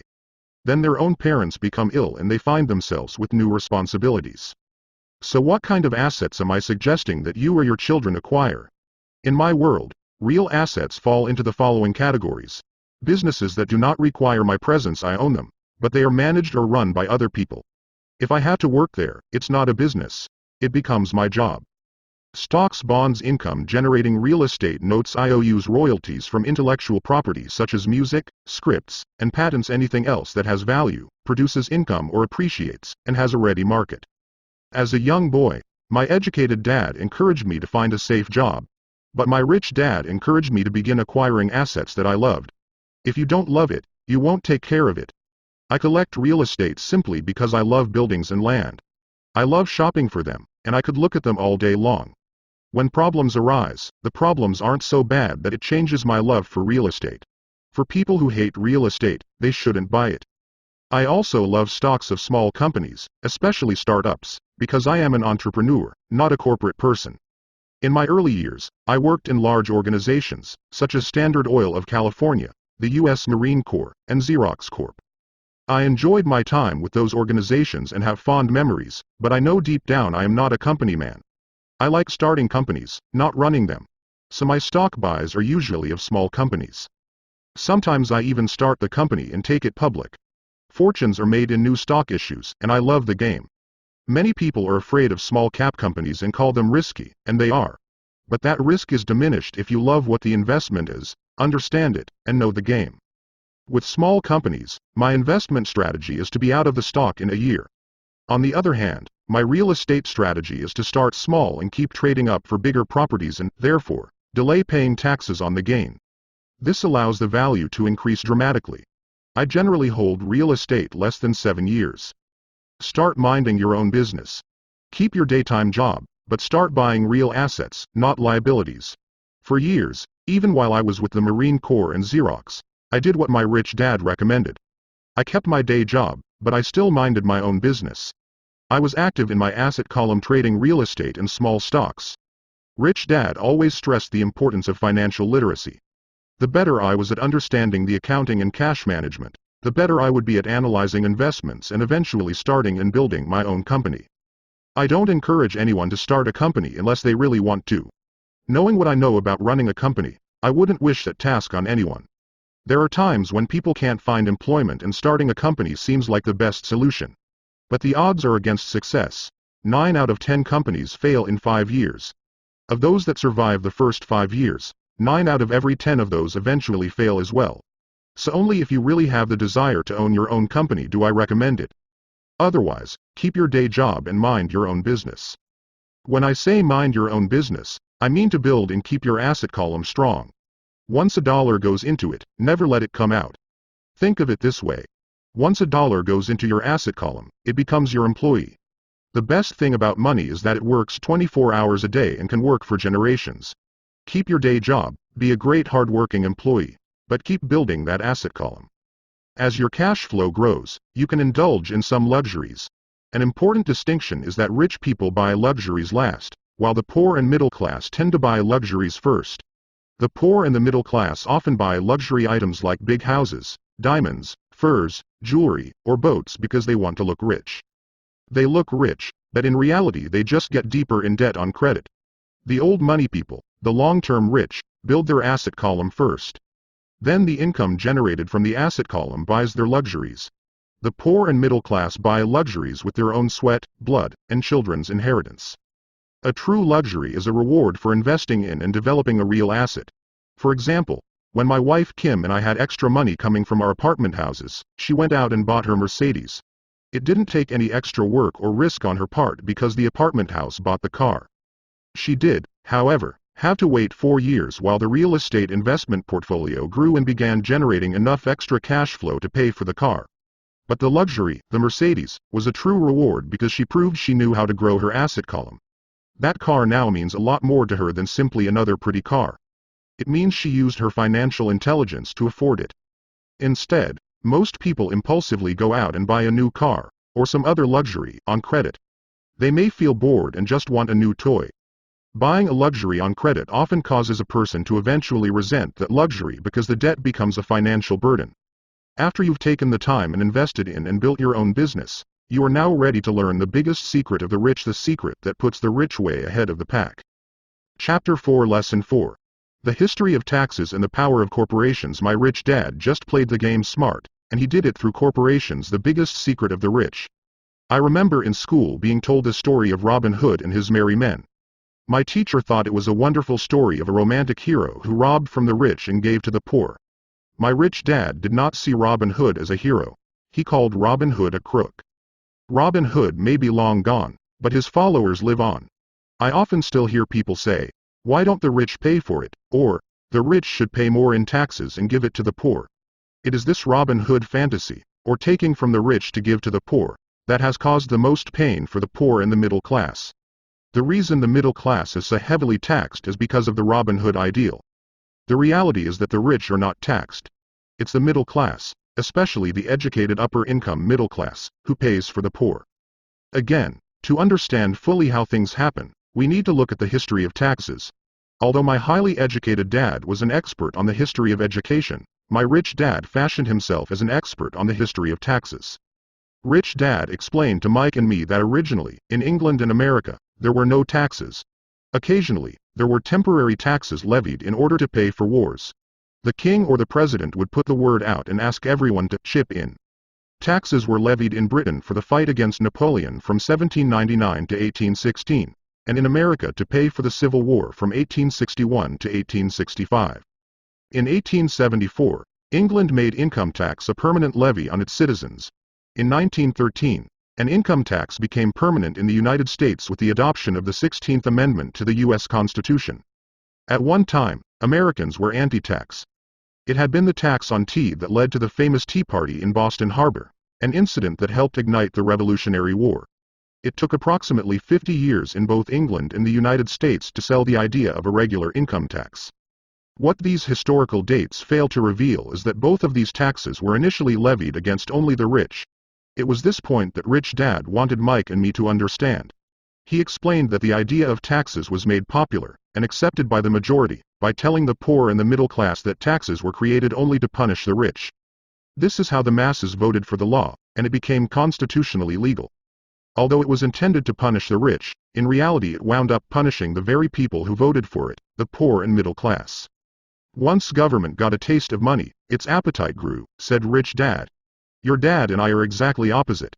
He's a government bureaucrat, and I am a capitalist. We get paid, and our success is measured on opposite behaviors. He gets paid to spend money and hire people. The more he spends and the more people he hires, the larger his organization becomes. In the government, a large organization is a respected organization. On the other hand, within my organization, the fewer people I hire and the less money I spend, the more I am respected by my investors. That's why I don't like government people. They have different objectives than most business people. As the government grows, more and more tax dollars are needed to support it. My educated dad sincerely believed that government should help people. He loved John F. Kennedy and especially the idea of the Peace Corps. He loved the idea so much that both he and my mom worked for the Peace Corps, training volunteers to go to Malaysia, Thailand, and the Philippines. He always strived for additional grants and budget increases so he could hire more people, both in his job with the Education Department and in the Peace Corps. From the time I was about 10 years old, I would hear from my rich dad that government workers were a pack of lazy thieves, and from my poor dad I would hear how the rich were greedy crooks who should be made to pay more taxes. Both sides had valid points. It was difficult to go to work for one of the biggest capitalists in town and come home to a father who was a prominent government leader. It was not easy to know which dad to believe. My rich dad did not see Robin Hood as a hero. He called Robin Hood a crook. Yet when you study the history of taxes, an interesting perspective emerges. As I said, the passage of taxes was only possible because the masses believed in the Robin Hood theory of economics. Take from the rich, and give to everyone else. The problem was that the government's appetite for money was so great that taxes soon needed to be levied on the middle class, and from there it kept trickling down. However, the rich saw an opportunity because they don't play by the same set of rules. The rich knew about corporations, which became popular in the days of sailing ships. The rich created the corporation as a vehicle to limit their risk to the assets of each voyage. The rich put their money into a corporation to finance the voyage. The corporation would then hire a crew to sail to the New World to look for treasure.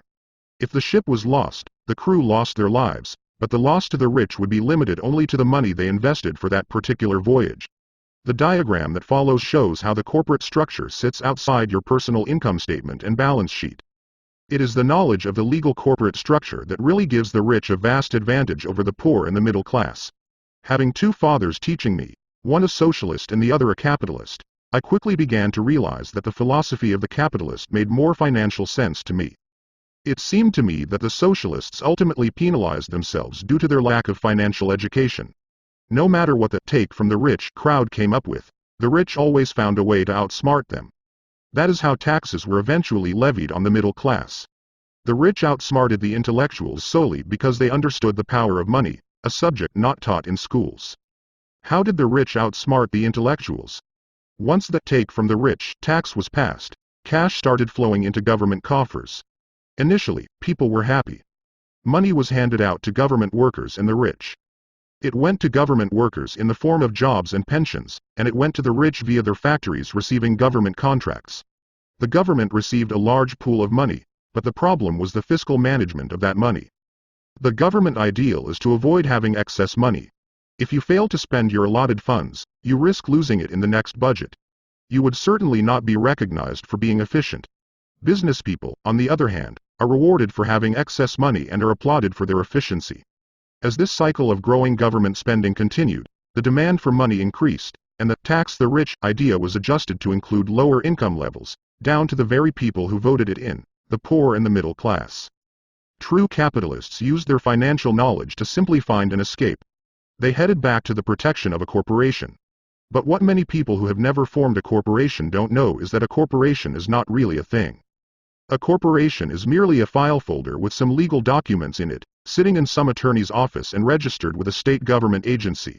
It's not a big building or a factory or a group of people. A corporation is merely a legal document that creates a legal body without a soul. Using it, the wealth of the rich was once again protected. It was popular because the income tax rate of a corporation is less than the individual income tax rates.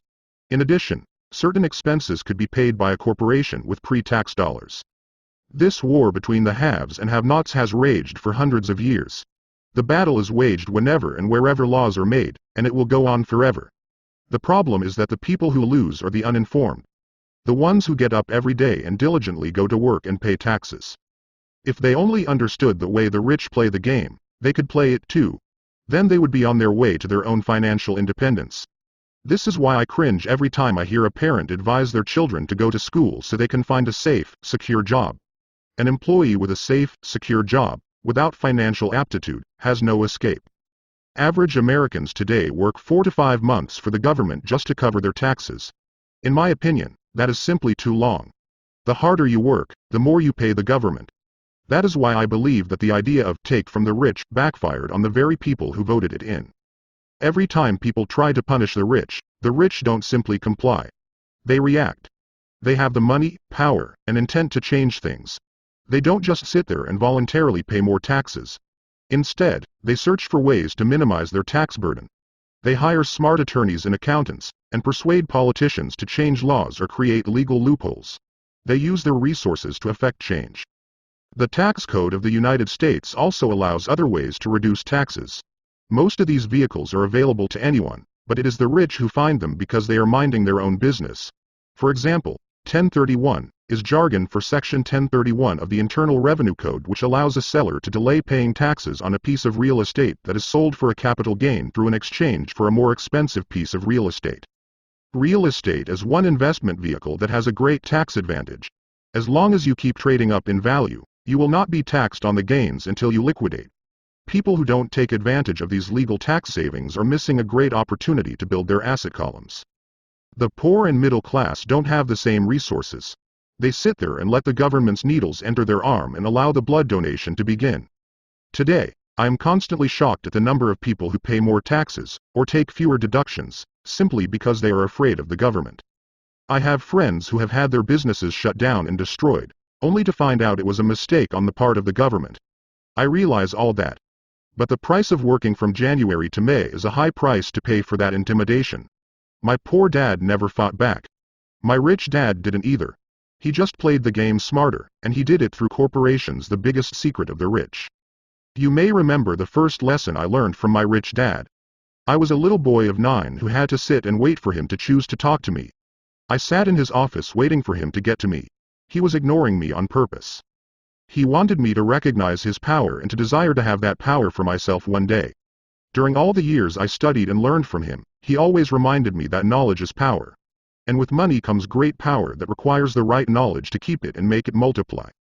Without that knowledge, the world pushes you around. Rich Dad constantly reminded Mike and me that the biggest bully was not the boss or the supervisor, but the taxman.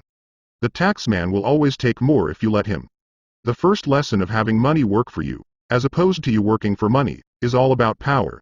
If you work for money, you give the power to your employer. If money works for you, you keep the power and control it. If you work for money, you give the power to your employer. If money works for you, you keep the power and control it. Once we had this knowledge of the power of money working for us, he wanted us to be financially smart and not let anyone or anything push us around. If you're ignorant, it's easy to be bullied. If you know what you're talking about, you have a fighting chance. That is why he paid so much for smart tax accountants and attorneys. It was less expensive to pay them than to pay the government. His best lesson to me was, be smart and you won't be pushed around as much. He knew the law because he was a law-abiding citizen and because it was expensive to not know the law. If you know you're right, you're not afraid of fighting back. Even if you are taking on Robin Hood and his band of merry men. My highly educated dad always encouraged me to land a good job with a strong corporation. He spoke of the virtues of working your way up the corporate ladder. He didn't understand that, by relying solely on a paycheck from a corporate employer, I would be a docile cow ready for milking. When I told my rich dad of my father's advice, he only chuckled. Why not own the ladder? Was all he said. As a young boy, I did not understand what rich dad meant by owning my own corporation. It was an idea that seemed impossible and intimidating. Although I was excited by the idea, my inexperience wouldn't let me envision the possibility that grown-ups would someday work for a company I would own. The point is that, if not for my rich dad, I would have probably followed my educated dad's advice. It was merely the occasional reminder of my rich dad that kept the idea of owning my own corporation alive and kept me on a different path. By the time I was 15 or 16, I knew I wasn't going to continue down the path my educated dad recommended. I didn't know how I was going to do it, but I was determined not to head in the direction most of my classmates were heading. That decision changed my life. Each dollar in my asset column was a great employee, working hard to make more employees and buy the boss a new Porsche. It was not until my mid-20s that my rich dad's advice began to make more sense to me. I was just out of the Marine Corps and working for Xerox. I was making a lot of money, but every time I looked at my paycheck, I was disappointed. The deductions were so large and, the more I worked, the greater they became. As I became more successful, my bosses talked about promotions and raises. It was flattering, but I could hear my rich dad asking in my ear, "Who are you working for? Who are you making rich?" In 1974, while still an employee for Xerox, I formed my first corporation and began minding my own business. There were already a few assets in my asset column, but now I was determined to focus on making it bigger. Those paychecks, with all the deductions, made all the years of my rich dad's advice make total sense. I could see the future if I followed my educated dad's advice. Many employers feel that advising their workers to mind their own business is bad for business. But for me, focusing on my own business and developing assets made me a better employee because I now had a purpose. I came in early and worked diligently, amassing as much money as possible so I could invest in real estate. Hawaii was just set to boom, and there were fortunes to be made. The more I realized that we were in the beginning stages of a boom, the more Xerox machines I sold. The more I sold, the more money I made and, of course, the more deductions came out of my paycheck. It was inspiring. I wanted out of the employee trap so badly that I worked even harder so I could invest more. By 1978, I was consistently one of the top 5 salespeople at the company. I badly wanted out of the rat race. In less than 3 years, I was making more in my real estate holding corporation than I was making at Xerox. And the money I was making in my asset column in my own corporation was money working for me, not me pounding on doors selling copiers. My rich dad's advice made much more sense. Soon the cash flow from my properties was so strong that my company bought me my first Porsche. My fellow Xerox salespeople thought I was spending my commissions. I wasn't. I was investing my commissions in assets. My money was working hard to make more money. Each dollar in my asset column was a great employee, working hard to make more employees and buy the boss a new Porsche with before-tax dollars. I began to work harder for Xerox. The plan was working, and my Porsche was the proof. By using the lessons I learned from my rich dad, I was able to get out of the proverbial rat race at an early age. It was made possible because of the strong financial knowledge I had acquired through rich dad's lessons. Without this financial knowledge, which I call financial intelligence or financial IQ, my road to financial independence would have been much more difficult. I now teach others in the hope that I may share my knowledge with them. I remind people that financial IQ is made up of knowledge from 4 broad areas of expertise. 1. Accounting. Accounting is financial literacy or the ability to read numbers. This is a vital skill if you want to build an empire. The more money you are responsible for, the more accuracy is required, or the house comes tumbling down. This is the left brain side, or the details. Financial literacy is the ability to read and understand financial statements, which allows you to identify the strengths and weaknesses of any business. 2. Investing. Investing is the science of money making money. This involves strategies and formulas which use the creative right brain side. 3. Understanding markets. Understanding markets is the science of supply and demand. You need to know the technical aspects of the market, which are emotion-driven, in addition to the fundamental or economic aspects of an investment. Does an investment make sense or does it not make sense based on current market conditions? 4. The law. A corporation wrapped around the technical skills of accounting, investing, and markets can contribute to explosive growth. A person who understands the tax advantages and protections provided by a corporation can get rich so much faster than someone who is an employee or a small business sole proprietor. It's like the difference between someone walking and someone flying. The difference is profound when it comes to long-term wealth. Tax advantages. A corporation can do many things that an employee cannot, like pay expenses before paying taxes. That is a whole area of expertise that is very exciting. Employees earn and get taxed, and they try to live on what is left. A corporation earns, spends everything it can, and is taxed on anything that is left. It's one of the biggest legal tax loopholes that the rich use. They're easy to set up and are not expensive if you own investments that are producing good cash flow. For example, by owning your own corporation, your vacations can be board meetings in Hawaii. Car payments, insurance, repairs, and health club memberships are company expenses. Most restaurant meals are partial expenses, and on and on. But it's done legally with pre-tax dollars. Protection from lawsuits. We live in a litigious society. Everybody wants a piece of your action. The rich hide much of their wealth using vehicles such as corporations and trusts to protect their assets from creditors.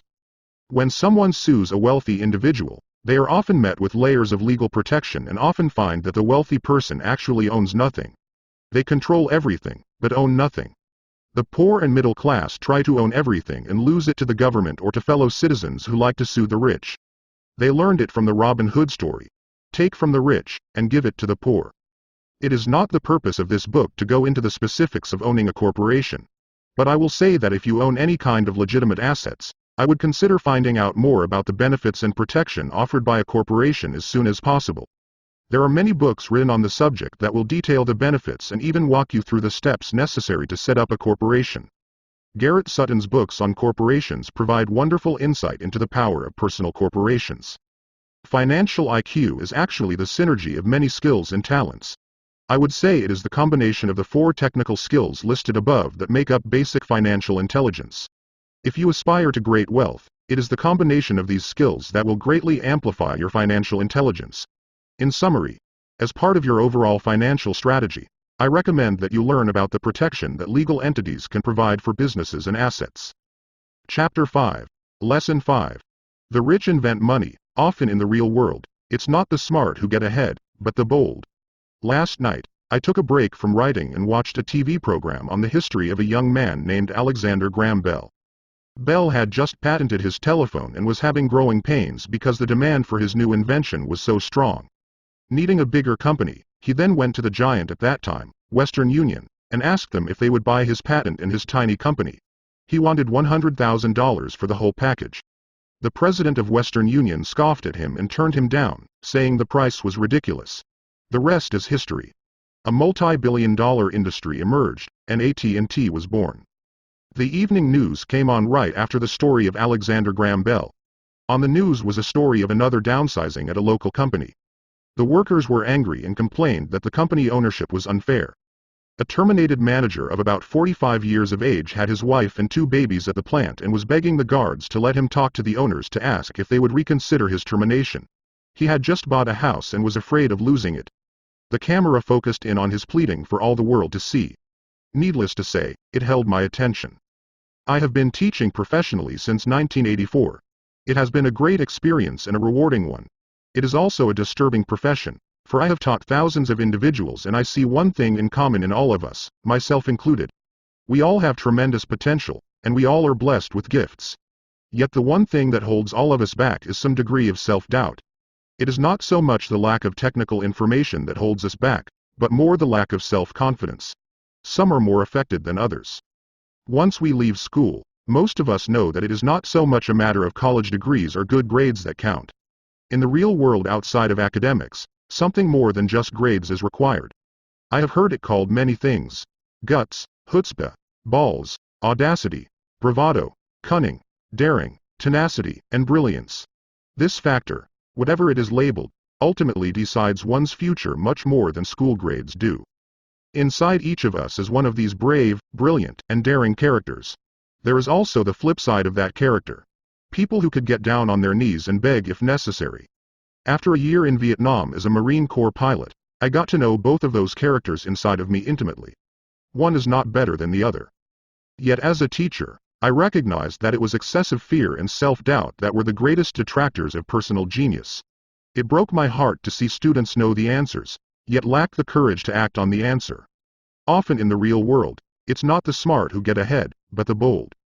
In my personal experience, your financial genius requires both technical knowledge as well as courage. If fear is too strong, the genius is suppressed. In my classes, I strongly urge students to learn to take risks, to be bold, and to let their genius convert that fear into power and brilliance. It works for some and just terrifies others. I have come to realize that for most people, when it comes to the subject of money, they would rather play it safe. I have had to field questions such as, why take risks? Why should I bother developing my financial IQ? Why should I become financially literate? And I answer, just to have more options. There are huge changes up ahead. In the coming years, there will be more people just like the young inventor Alexander Graham Bell. There will be 100 people like Bill Gates and hugely successful companies like Microsoft created every year, all over the world. And there also will be many more bankruptcies, layoffs, and downsizings. So why bother developing your financial IQ? No one can answer that but you. Yet I can tell you why I myself do it. I do it because it is the most exciting time to be alive. I'd rather be welcoming change than dreading change. I'd rather be excited about making millions than worrying about not getting a raise. This period we are in now is a most exciting time, unprecedented in our world's history. Generations from now, people will look back at this period of time and remark at what an exciting era it must have been. It was the death of the old and birth of the new. It was full of turmoil, and it was exciting.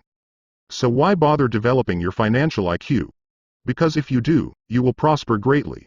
And if you don't, this period of time will be a frightening one. It will be a time of watching some people move boldly forward while others cling to worn-out life preservers. Land was wealth 300 years ago. So the person who owned the land owned the wealth. Later, wealth was in factories and production, and America rose to dominance. The industrialist owned the wealth. Today, wealth is in information. And the person who has the most timely information owns the wealth. The problem is that information flies around the world at the speed of light. The new wealth cannot be contained by boundaries and borders as land and factories were. The changes will be faster and more dramatic. There will be a dramatic increase in the number of new multimillionaires. There also will be those who are left behind. I find so many people struggling today, often working harder, simply because they cling to old ideas. They want things to be the way they were, and they resist change. I know people who are losing their jobs or their houses, and they blame technology or the economy or their boss. Sadly, they fail to realize that they might be the problem. Old ideas are their biggest liability. It is a liability simply because they fail to realize that while that idea or way of doing something was an asset yesterday, yesterday is gone. One afternoon I was teaching how to invest using a board game I had invented, Cash Flow, as a teaching tool. A friend had brought someone along to attend the class. This friend of a friend was recently divorced, had been badly burned in the divorce settlement, and was now searching for some answers. Her friend thought the class might help. The game was designed to help people learn how money works. In playing the game, they learn about the interaction of the income statement with the balance sheet. They learn how cash flows between the two and how the road to wealth is through striving to increase your monthly cash flow from the asset column to the point that it exceeds your monthly expenses. Once you accomplish this, you are able to get out of the rat race and out onto the fast track. You can play Cash Flow Classic on the web at www.richdad.com and learn how money works. As I have said, some people hate the game, some love it, and others miss the point. This woman missed a valuable opportunity to learn something. In the opening round, she drew a doodad card with a boat on it. At first she was happy. Oh, I've got a boat. Then, as her friend tried to explain how the numbers worked on her income statement and balance sheet, she got frustrated because she had never liked math. The rest of her table waited while her friend continued explaining the relationship between the income statement, balance sheet, and monthly cash flow. Suddenly, when she realized how the numbers worked, it dawned on her that her boat was eating her alive. Later on in the game, she was also downsized and had a child. It was a horrible game for her. After the class, her friend came by and told me that she was upset. She had come to the class to learn about investing and did not like the idea that it took so long to play a silly game. Her friend attempted to tell her to look within herself to see if the game reflected her in any way. With that suggestion, the woman demanded her money back. She said that the very idea that a game could be a reflection of her was ridiculous. Her money was promptly refunded, and she left. Since 1984, I have made millions simply by doing what the school system does not do. In school, most teachers lecture. I hated lectures as a student. I was soon bored, and my mind would drift. In 1984, I began teaching via games and simulations, and I still rely on these tools today. I always encourage adult students to look at games as reflecting back to them what they know and what they need to learn. Most importantly, games reflect behavior. They are instant feedback systems. Instead of the teacher lecturing you, the game is giving you a personalized lecture, one that is custom-made just for you. The friend of the woman who left later called to give me an update. She said her friend was fine and had calmed down. In her cooling-off period, she could see some slight relationship between the game and her life. Although she and her husband did not own a boat, They did own everything else imaginable. She was angry after their divorce, both because he had run off with a younger woman and because, after 20 years of marriage, they had accumulated little in the way of assets. There was virtually nothing for them to split. Their 20 years of married life had been incredible fun, but all they had accumulated was a ton of doodads. Games reflect behavior. They are instant feedback systems. She realized that her anger at doing the numbers, the income statement and balance sheet, came from her embarrassment about not understanding them. She had believed that finances were the man's job. She maintained the house and did the entertaining, and he handled the finances. She was now quite certain that in the last 5 years of their marriage, he had hidden money from her. She was angry at herself for not being more aware of where the money was going, as well as for not knowing about the other woman. Just like a board game, the world is always providing us with instant feedback. We could learn a lot if we tuned in more. One day not long ago, I complained to my wife that the cleaners must have shrunk my pants. My wife gently smiled and poked me in the stomach to inform me that the pants had not shrunk. Something else had expanded me. The cash flow game was designed to give every player personal feedback. Its purpose is to give you options. If you draw the boat card and it puts you into debt, the question is, now what can you do? How many different financial options can you come up with? That is the purpose of the game. To teach players to think and create new and various financial options. Thousands of people throughout the world have played this game. The players who get out of the rat race the quickest are the people who understand numbers and have creative financial minds. They recognize different financial options.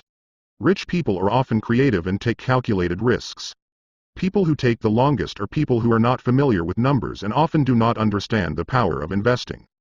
Some people playing cash flow gain lots of money in the game, but they don't know what to do with it. Even though they have money, everyone else seems to be getting ahead of them. And that is true in real life. There are a lot of people who have a lot of money and do not get ahead financially. Play Cashflow Classic on the web at www.richdad.com. What did you learn about your true behavior from playing the game? Limiting your options is the same as hanging on to old ideas. I had a friend from high school who now works at 3 jobs. Years ago, he was the richest of all my classmates. When the local sugar plantation closed, the company he worked for went down with the plantation. In his mind, he had but one option, and that was the old option: work hard. The problem was that he couldn't find an equivalent job that recognized his seniority from the old company. As a result, he is overqualified for the jobs he currently has, so his salary is lower. He now works 3 jobs to earn enough to survive.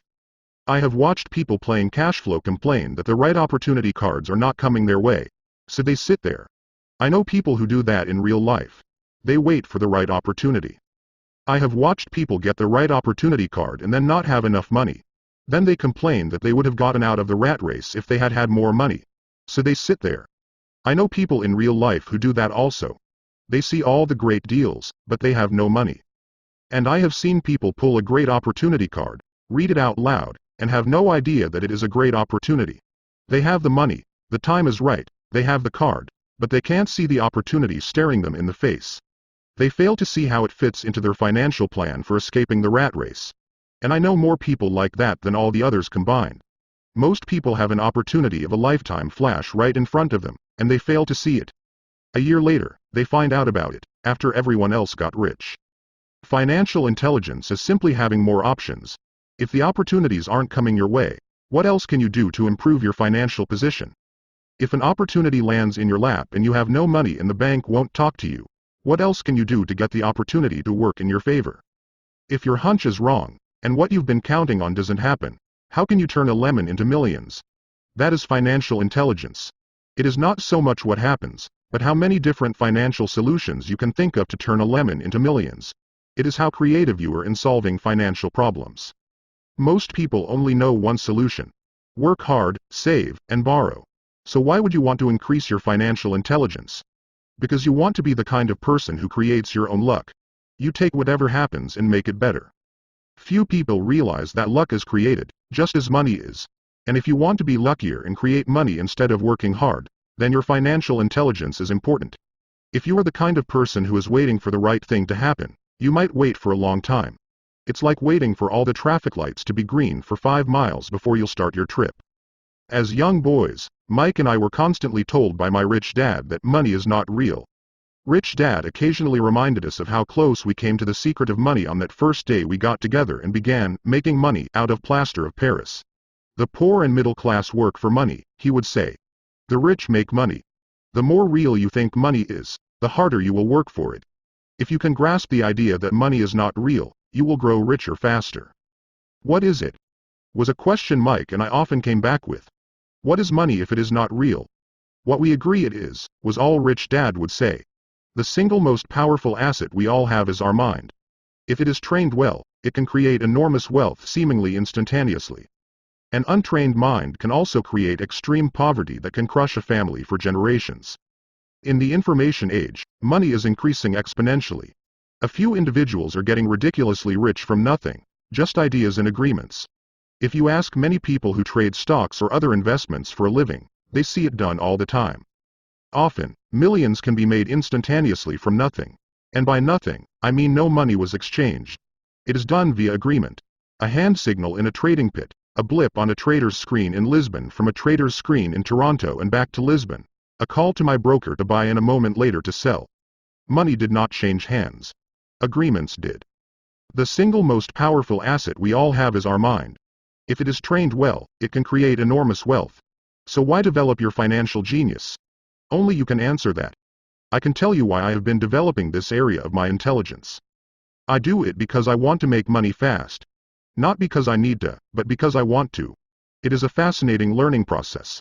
I develop my financial IQ because I want to participate in the fastest game and biggest game in the world. And in my own small way, I would like to be part of this unprecedented evolution of humanity, the era where humans work purely with their minds and not with their bodies. Besides, it is where the action is. It is what is happening. It's hip, it's scary, and it's fun. That is why I invest in my financial intelligence, developing the most powerful asset I have. I want to be with people moving boldly forward. I do not want to be with those left behind. I will give you a simple example of creating money. In the early 1990s, the economy of Phoenix, Arizona, was horrible. I was watching a TV show when a financial planner came on and began forecasting doom and gloom. His advice was to save money. Put $100 away every month, he said. In 40 years you will be a multimillionaire. Well, putting money away every month is a sound idea. It is one option, the option most people subscribe to. The problem is this. It blinds the person to what is really going on. It causes them to miss major opportunities for much more significant growth of their money. The world is passing them by. As I said, the economy was terrible at that time. For investors, this is the perfect market condition. A chunk of my money was in the stock market and in apartment houses. I was short of cash. Because people were giving properties away, I was buying. I was not saving money. I was investing. Kim and I had more than $1 million in cash working in a market that was rising fast. It was the best opportunity to invest. The economy was terrible. I just could not pass up these small deals. Houses that were once $100,000 were now $75,000. But instead of shopping with local real estate agents, I began shopping at the bankruptcy attorney's office, or the courthouse steps. In these shopping places, a $75,000 house could sometimes be bought for $20,000 or less. For $2,000, which was loaned to me from a friend for 90 days for $200, I gave an attorney a cashier's check as a down payment. While the acquisition was being processed, I ran an ad advertising a $75,000 house for only $60,000 and no money down. The phone rang hard and heavy. Prospective buyers were screened, and once the property was legally mine, all the prospective buyers were allowed to look at the house. It was a feeding frenzy. The house sold in a few minutes. I asked for a $2,500 processing fee, which they gladly handed over, and the escrow and title company took over from there. I returned the $2,000 to my friend with an additional $200. He was happy, the home buyer was happy, the attorney was happy, and I was happy. I had sold a house for $60,000 that cost me $20,000. The $40,000 was created from money in my asset column in the form of a promissory note from the buyer. Total working time, 5 hours. So now that you are on your way to becoming more financially literate and skilled at reading numbers, I will show you why this is an example of money being invented. During this depressed market, Kim and I were able to do 6 of these simple transactions in our spare time. While the bulk of our money was in larger properties in the stock market, We were able to create more than $190,000 in assets notes at 10% interest in those 6, buy, create, and sell, transactions. That comes to approximately $19,000 a year income, much of it sheltered through our private corporation. Much of that $19,000 a year goes to pay for our company cars, gas, trips, insurance, dinners with clients, and other things. By the time the government gets a chance to tax that income, it's been spent on legally allowed pre-tax expenses. This was a simple example of how money is invented, created, and protected using financial intelligence. Ask yourself, how long would it take to save $190,000? Would the bank pay you 10% interest on your money? And the promissory note is good for 30 years. I hope they never pay me the $190,000. I have to pay a tax if they pay me the principal, and besides, $19,000 paid over 30 years is a little over $500,000 in income. I have people ask what happens if the person doesn't pay. That does happen, and it's good news. That $60,000 home could be taken back and resold for $70,000, and another $2,500 collected as a loan processing fee. It would still be a zero-down transaction in the mind of the new buyer, and the process would go on. The first time I sold the house, I paid back the $2,000, so technically, I have no money in the transaction. My return on investment ROI is infinity. It's an example of no money making a lot of money. In the second transaction, when resold, I would have put $2,000 in my pocket and re-extended the loan to 30 years. What would my ROI be if I got paid money to make money? I do not know, but it sure beats saving $100 a month, which actually starts out as $150 because it's after-tax income for 40 years earning low interest. And again, you're taxed on the interest. That is not too intelligent. It may be safe, but it's not smart. A few years later, as the Phoenix real estate market strengthened, those houses we sold for $60,000 became worth $110,000. Foreclosure opportunities were still available, but became rare. It cost a valuable asset, my time, to go out looking for them. Thousands of buyers were looking for the few available deals. The market had changed. It was time to move on and look for other opportunities to put in the asset column. You can't do that here. That is against the law. You're lying. I hear those comments much more often than, "Can you show me how to do that?" The math is simple. You do not need algebra or calculus. And the escrow company handles the legal transaction and the servicing of the payments. I have no roofs to fix or toilets to unplug because the owners do that. It's their house. Occasionally someone does not pay.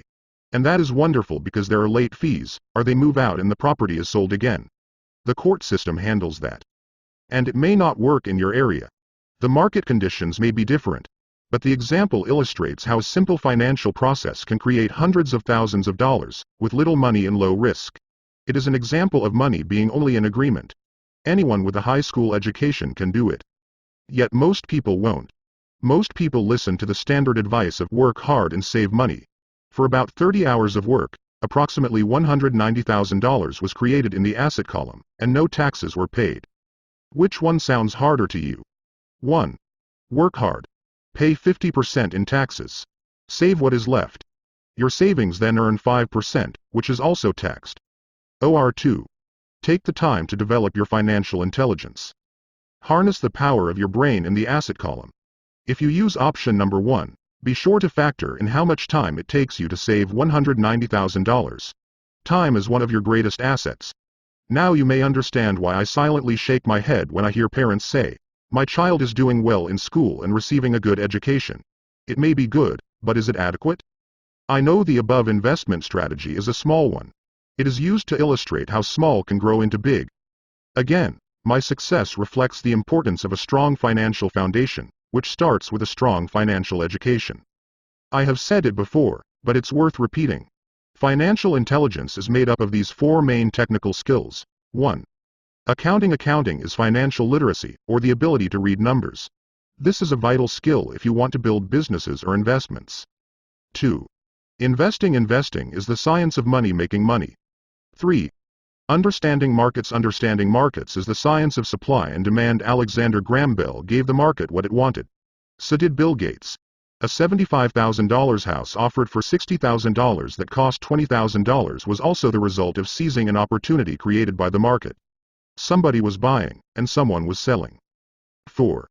The law is the awareness of accounting corporate, state and federal regulations. I recommend playing by the rules. It is this basic foundation, or the combination of these skills, that is needed to be successful in the pursuit of wealth, whether it be through the buying of small homes, apartment buildings, companies, stocks, bonds, precious metals, baseball cards, or the like. A few years later, the real estate market rebounded and everyone else was getting in. The stock market was booming, and everyone was getting in. The US economy was getting back on its feet. I began selling and was now traveling to Peru, Norway, Malaysia, and the Philippines. The investment landscape had changed. We were no longer buying real estate. Now I just watch the values climb inside the asset column and will probably begin selling. I suspect that some of those 6 little house deals will sell and the $40,000 note will be converted to cash. I need to call my accountant to be prepared for cash and seek ways to shelter it. The point I would like to make is that investments come and go. The market goes up and comes down. Economies improve and crash. The world is always handing you opportunities of a lifetime, every day of your life, but all too often we fail to see them. But they are there. And the more the world changes and the more technology changes, the more opportunities there will be to allow you and your family to be financially secure for generations to come. So why bother developing your financial intelligence? Again, only you can answer that. I know why I continue to learn and develop. I do it because I know there are changes coming. I'd rather welcome change than cling to the past. I know there will be market booms and market crashes. I want to continually develop my financial intelligence because, at each market change, some people will be on their knees begging for their jobs. Others, meanwhile, will take the lemons that life hands them, and we are all handed lemons occasionally, and turn them into millions. That's financial intelligence. I am often asked about the lemons I have turned into millions. I hesitate using many more examples of personal investments because I am afraid it comes across as bragging or tooting my own horn. That is not my intention. I use the examples only as numerical and chronological illustrations of actual and simple cases. I use the examples because I want you to know that it is easy. And the more familiar you become with the 4 pillars of financial intelligence, the easier it becomes. Personally, I use 2 main vehicles to achieve financial growth: real estate and small cap stocks. I use real estate as my foundation. Day in and day out, my properties provide cash flow and occasional spurts of growth in value. The small cap stocks are used for fast growth. I do not recommend anything that I do. The examples are just that, examples. If the opportunity is too complex and I do not understand the investment, I don't do it. Simple math and common sense are all you need to do well financially. There are 5 reasons for using examples. 1. To inspire people to learn more. 2. To let people know it is easy if the foundation is strong. 3. To show that anyone can achieve great wealth. 4. To show that there are millions of ways to achieve your goals. 5. To show that it's not rocket science. In 1989, I used to jog through a lovely neighborhood in Portland, Oregon. It was a suburb that had little gingerbread houses. They were small and cute. I almost expected to see Little Red Riding Hood skipping down the sidewalk on her way to Granny's. There were "for sale" signs everywhere. The timber market was terrible, the stock market had just crashed, and the economy was depressed. On one street, I noticed a "for sale" sign that was up longer than most. It looked old. Jogging past it one day, I ran into the owner, who looked troubled. "What are you asking for your house?" I asked. The owner turned and smiled weakly. "Make me an offer," he said. "It's been for sale for over a year. Nobody even comes by anymore to look at it." "I'll look," I said, and I bought the house a half hour later for $20,000 less than his asking price.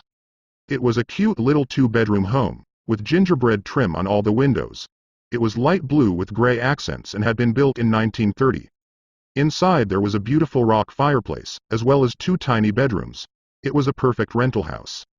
I gave the owner $5,000 down for a $45,000 house that was really worth $65,000, except that no one wanted to buy it.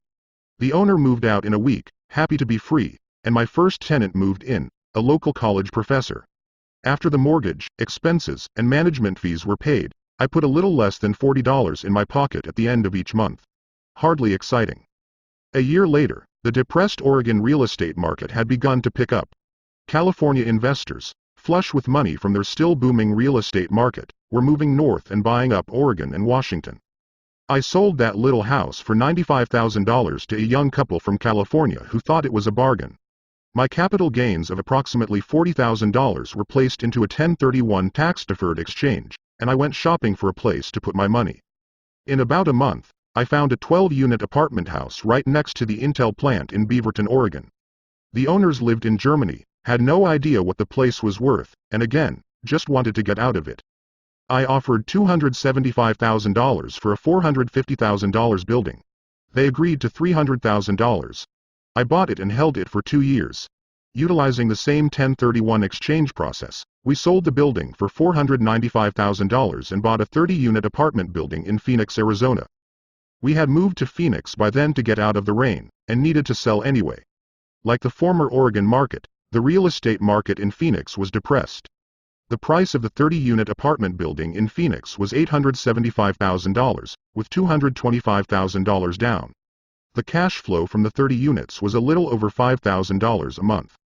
The problem with secure investments is that they are often sanitized, that is, made so safe that the gains are less. The Arizona market began moving up and, a few years later, a Colorado investor offered us $1.2 million for the property. The point of this example is how a small amount can grow into a large amount. Again, it is a matter of understanding financial statements, investment strategies, a sense of the market, and the laws. If people are not versed in these subjects, then obviously they must follow standard dogma, which is to play it safe, diversify, and only invest in secure investments. The problem with secure investments is that they are often sanitized, that is, made so safe that the gains are less. Most large brokerage houses will not touch speculative transactions in order to protect themselves and their clients. And that is a wise policy. The really hot deals are not offered to people who are novices. Often, the best deals that make the rich even richer are reserved for those who understand the game. It is technically illegal to offer speculative deals to someone who is considered not sophisticated, but of course it happens.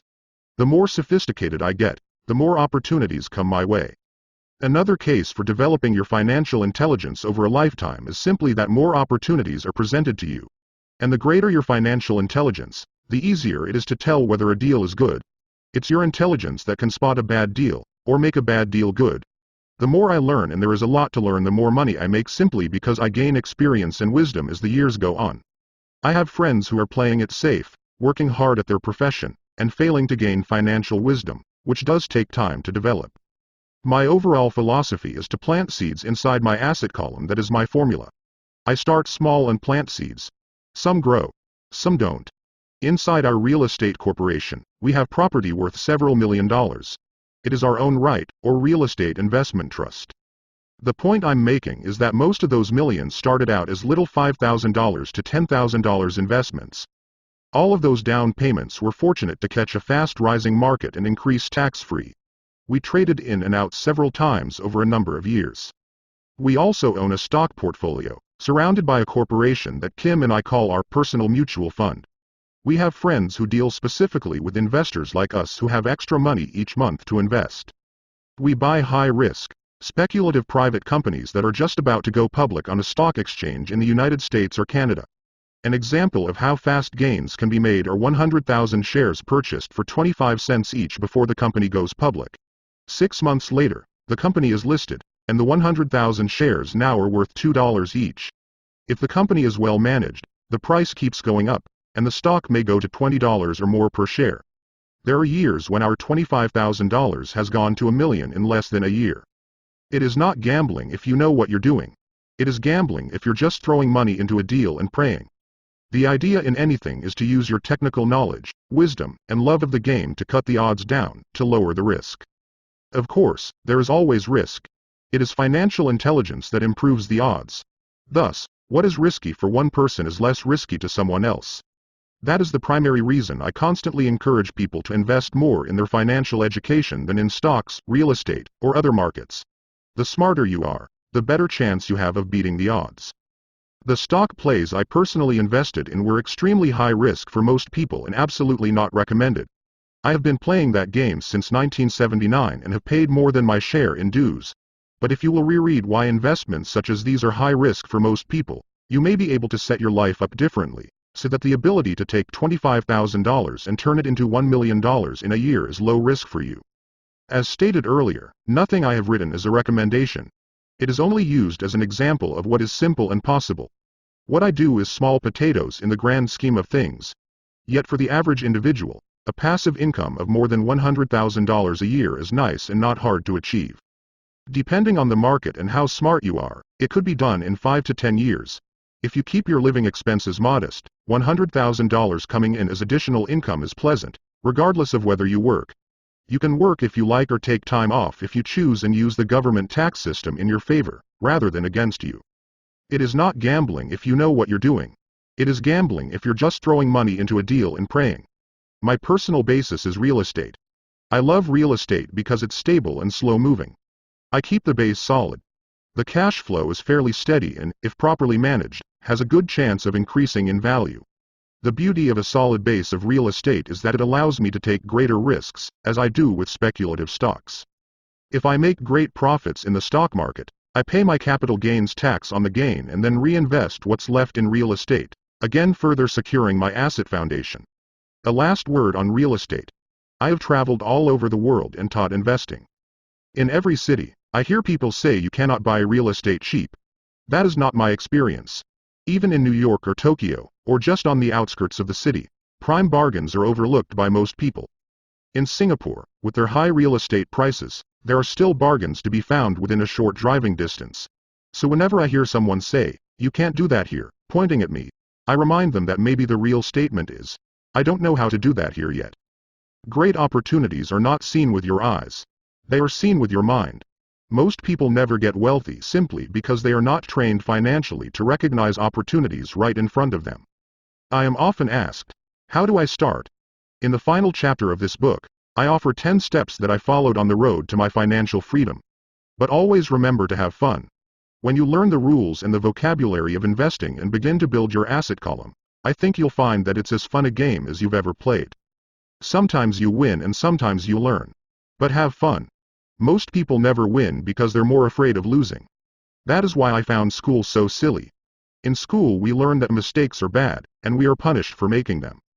Yet if you look at the way humans are designed to learn, we learn by making mistakes. We learn to walk by falling down. If we never fell down, we would never walk. The same is true for learning to ride a bike. I still have scars on my knees, but today I can ride a bike without thinking. The same is true for getting rich. Unfortunately, the main reason most people are not rich is because they are terrified of losing. Winners are not afraid of losing. But losers are. Failure is part of the process of success. People who avoid failure also avoid success. Great opportunities are not seen with your eyes. They are seen with your mind. I look at money much like my game of tennis. I play hard, make mistakes, correct, make more mistakes, correct, and get better. If I lose the game, I reach across the net, shake my opponent's hand, smile, and say, "See you next Saturday." There are two kinds of investors. 1. The first and most common type is a person who buys a packaged investment. They call a retail outlet, such as a real estate company, a stockbroker, or a financial planner, and they buy something. It could be a mutual fund, a right, a stock, or a bond. It is a clean and simple way of investing. An analogy would be a shopper who goes to a computer store and buys a computer right off the shelf. 2. The second type is an investor who creates investments.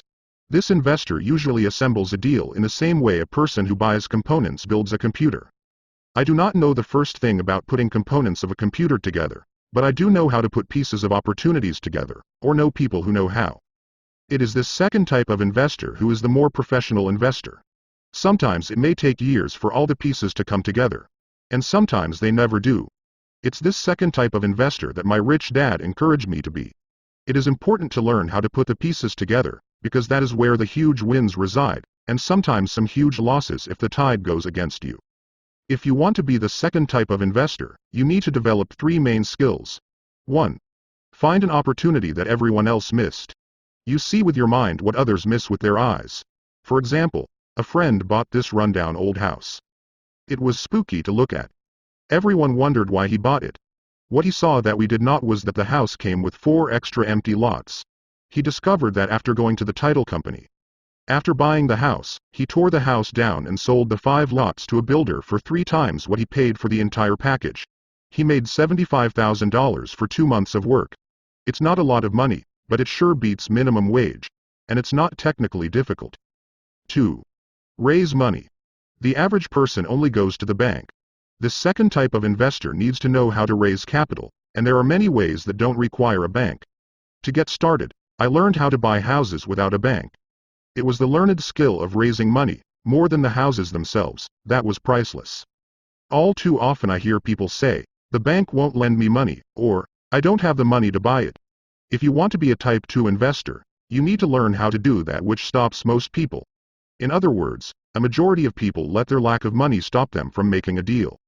If you can avoid that obstacle, you will be millions ahead of those who don't learn those skills. There have been many times I have bought a house, a stock, or an apartment building without a penny in the bank. I once bought an apartment house for $1.2 million. I did what is called tying it up, with a written contract between seller and buyer. I then raised the $100,000 deposit, which bought me 90 days to raise the rest of the money. Why did I do it?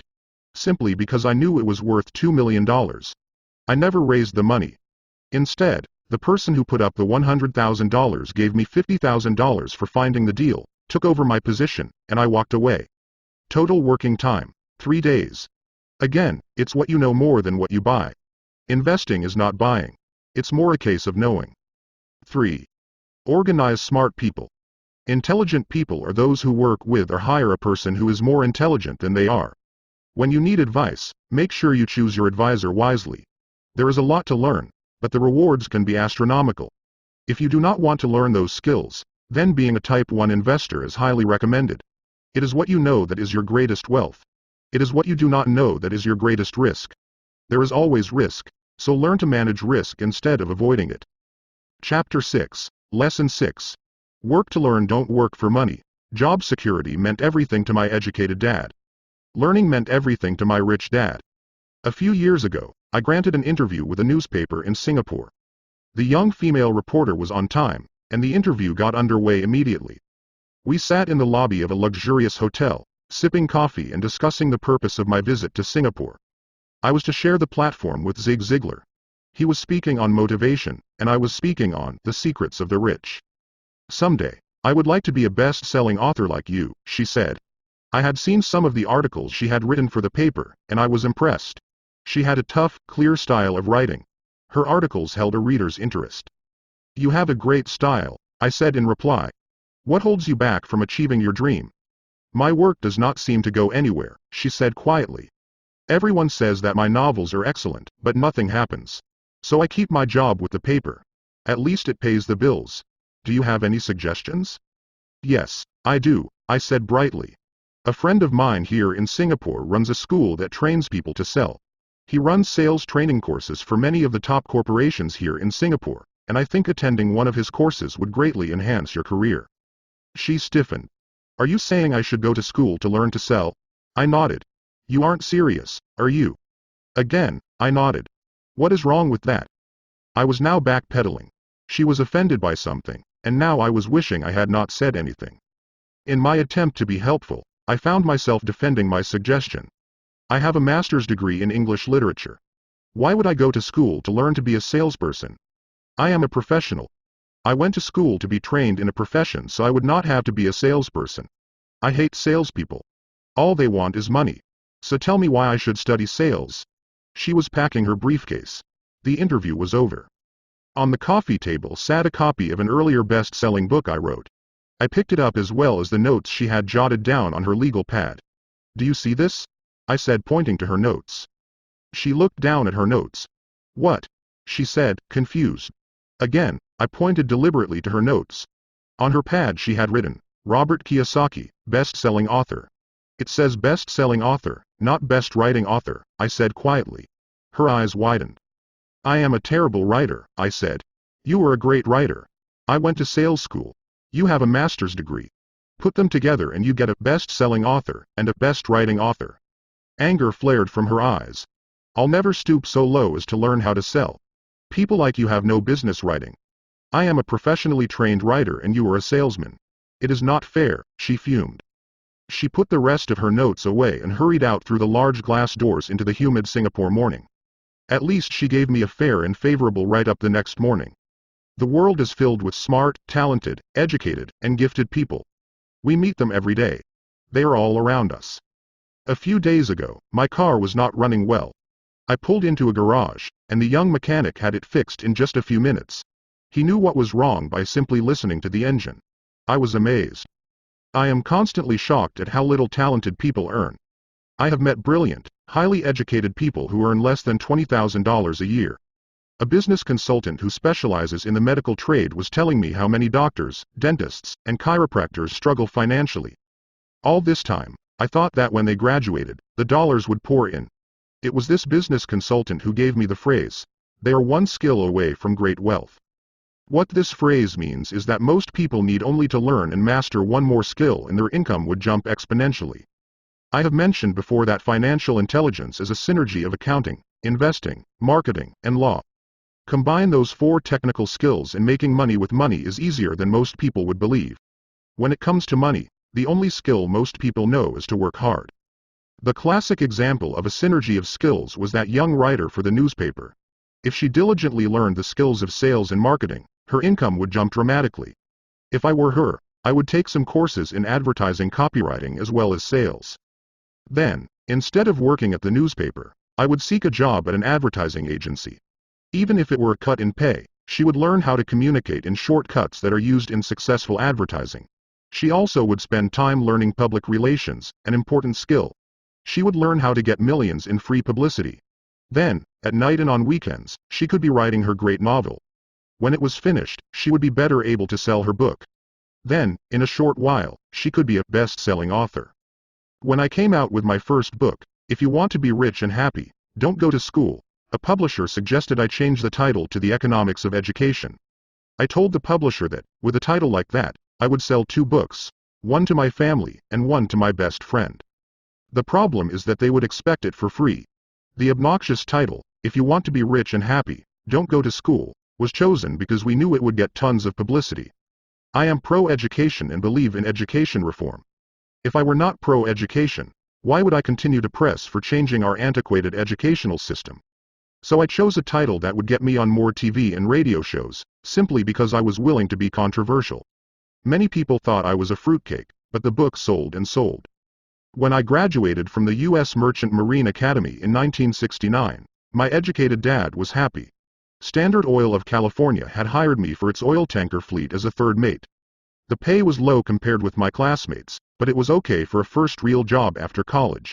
My starting pay was about $42,000 a year, including overtime, and I only had to work for 7 months. I had 5 months of vacation. If I had wanted to, I could have taken the run to Vietnam with a subsidiary shipping company and easily doubled my pay instead of taking 5 months of vacation. I had a great career ahead of me, yet I resigned after 6 months with the company and joined the Marine Corps to learn how to fly. My educated dad was devastated. Rich Dad congratulated me. In school and in the workplace, the popular opinion is the idea of specialization. That is, in order to make more money or get promoted, you need to specialize. That is why medical doctors immediately begin to seek a specialty such as orthopedics or pediatrics. The same is true for accountants, architects, lawyers, pilots, and others. You want to know a little about a lot was Rich Dad's suggestion. My educated dad believed in the same dogma. That is why he was thrilled when he eventually achieved his doctorate. He often admitted that schools reward people who study more and more about less and less. Rich Dad encouraged me to do exactly the opposite. You want to know a little about a lot was his suggestion. That is why for years I worked in different areas of his companies.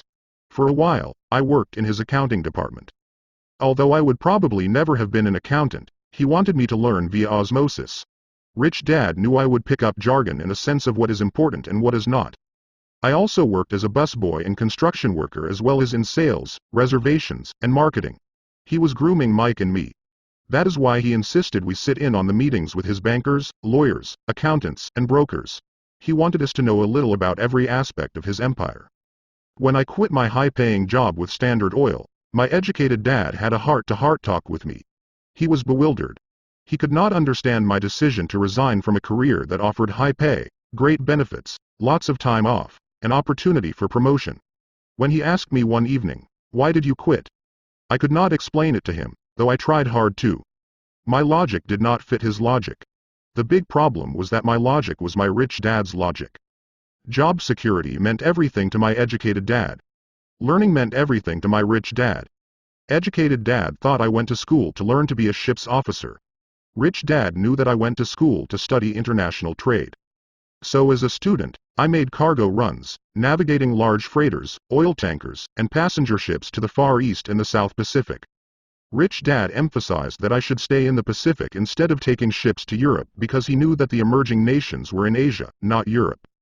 While most of my classmates, including Mike, were partying at their fraternity houses, I was studying trade, people, business styles, and cultures in Japan, Taiwan, Thailand, Singapore, Hong Kong, Vietnam, Korea, Tahiti, Samoa, and the Philippines. I was partying also, but it was not in any frat house. I grew up rapidly. Educated dad just could not understand why I decided to quit and join the Marine Corps. I told him I wanted to learn to fly, but really I wanted to learn to lead troops. Rich dad explained to me that the hardest part of running a company is managing people. He had spent 3 years in the army. My educated dad was draft exempt. Rich dad valued learning to lead men into dangerous situations. Leadership is what you need to learn next, he said. If you're not a good leader, you'll get shot in the back, just like they do in business. Returning from Vietnam in 1973, I resigned my commission, even though I loved flying. I found a job with Xerox Corp. I joined it for one reason, and it was not for the benefits. I was a shy person, and the thought of selling was the most frightening subject in the world. Xerox has one of the best sales training programs in America. Rich dad was proud of me. My educated dad was ashamed. Being an intellectual, he thought that salespeople were below him. I worked with Xerox for 4 years until I overcame my fear of knocking on doors and being rejected. Once I could consistently be in the top 5 in sales, I again resigned and moved on, leaving behind another great career with an excellent company. In 1977, I formed my first company. Rich dad had groomed Mike and me to take over companies. So I now had to learn to form them and put them together. My first product, the nylon and Velcro wallet, was manufactured in the Far East and shipped to a warehouse in New York, near where I had gone to school. My formal education was complete, and it was time to test my wings. If I failed, I would go broke. Rich dad thought it best to go broke before 30. You still have time to recover, was his advice. On the eve of my 30th birthday, my first shipment left Korea for New York. JOB is an acronym for just over broke. Today, I still do business internationally. And as my rich dad encouraged me to do, I keep seeking the emerging nations. Today my investment company invests in South American countries and Asian countries, as well as in Norway and Russia. There is an old cliché that goes, JOB is an acronym for just over broke. Unfortunately, I would say that applies to millions of people. Because school does not think financial intelligence is an intelligence, most workers live within their means. They work and they pay the bills. There is another horrible management theory that goes, workers work hard enough to not be fired, and owners pay just enough so that workers won't quit. And if you look at the pay scales of most companies, again I would say there is a degree of truth to that statement. The net result is that most workers never get ahead. They do what they've been taught to do. Get a secure job. Most workers focus on working for pay and benefits that reward them in the short term, but are often disastrous in the long run. Instead, I recommend to young people to seek work for what they will learn, more than what they will earn. Look down the road at what skills they want to acquire before choosing a specific profession and before getting trapped in the rat race. Once people are trapped in the lifelong process of bill paying, they become like those little hamsters running around in those metal wheels. Their little furry legs are spinning furiously, the wheel is turning furiously, but come tomorrow morning, they'll still be in the same cage. Great job. In the movie Jerry Maguire starring Tom Cruise, there are many great one-liners. Probably the most memorable is, "Show me the money." But there is one line I thought most truthful. It comes from the scene where Tom Cruise is leaving the firm. He has just been fired, and he is asking the entire company, "Who wants to come with me?" And the whole place is silent and frozen. Only one woman speaks up and says, "I'd like to, but I'm due for a promotion in 3 months." That statement is probably the most truthful statement in the whole movie. It is the type of statement that people use to keep themselves busy, working away to pay bills. I know my educated dad looked forward to his pay raise every year, and every year he was disappointed. So he would go back to school to earn more qualifications so he could get another raise. Then, once again, there would be another disappointment. The question I often ask people is, where is this daily activity taking you? Just like the little hamster, I wonder if people look at where their hard work is taking them. What does the future hold? In his book The Retirement Myth, Craig S. Carpel writes, I visited the headquarters of a major national pension consulting firm and met with a managing director who specializes in designing lush retirement plans for top management. When I asked her what people who don't have corner offices will be able to expect in the way of pension income, she said with a confident smile, the silver bullet. What, I asked, is the silver bullet? She shrugged and said, if baby boomers discover they don't have enough money to live on when they're older, they can always blow their brains out. Carpel goes on to explain the difference between the old defined benefit retirement plans and the new 401k plans that are riskier. It is not a pretty picture for most people working today. And that is just for retirement. Add medical fees and long-term nursing home care and the picture is frightening. Already, many hospitals in countries with socialized medicine need to make tough decisions such as, who will live, and who will die. They make those decisions purely on how much money they have and how old the patients are. If the patient is old, they often will give the medical care to someone younger. The older poor patient gets put to the back of the line. Just as the rich can afford better education, the rich will be able to keep themselves alive, while those who have little wealth will die. So I wonder, are workers looking into the future or just until their next paycheck, never questioning where they are headed? When I speak to adults who want to earn more money, I always recommend the same thing. I suggest taking a long view of their life. Instead of simply working for the money and security, which I admit are important, I suggest they take a second job that will teach them a second skill. Often I recommend joining a network marketing company, also called multi-level marketing, if they want to learn sales skills. Some of these companies have excellent training programs that help people get over their fear of failure and rejection, which are the main reasons people are unsuccessful. Education is more valuable than money, in the long run. When I offer this suggestion, I often hear in response, oh, that is too much hassle, or, I only want to do what I am interested in. If they say, it's too much of a hassle, I ask, so you would rather work all your life giving 50% of what you earn to the government? If they tell me, I only do what I am interested in, I say, I'm not interested in going to the gym, but I go because I want to feel better and live longer. Unfortunately, there is some truth to the old statement, you can't teach an old dog new tricks. Unless a person is used to changing, it's hard to change. But for those of you who might be on the fence when it comes to the idea of working to learn something new, I offer this word of encouragement. Life is much like going to the gym. The most painful part is deciding to go. Once you get past that, it's easy. There have been many days I have dreaded going to the gym, but once I am there and in motion, it is a pleasure. After the workout is over, I am always glad I talked myself into going. If you are unwilling to work to learn something new and instead insist on becoming highly specialized within your field, make sure the company you work for is unionized. Labor unions are designed to protect specialists.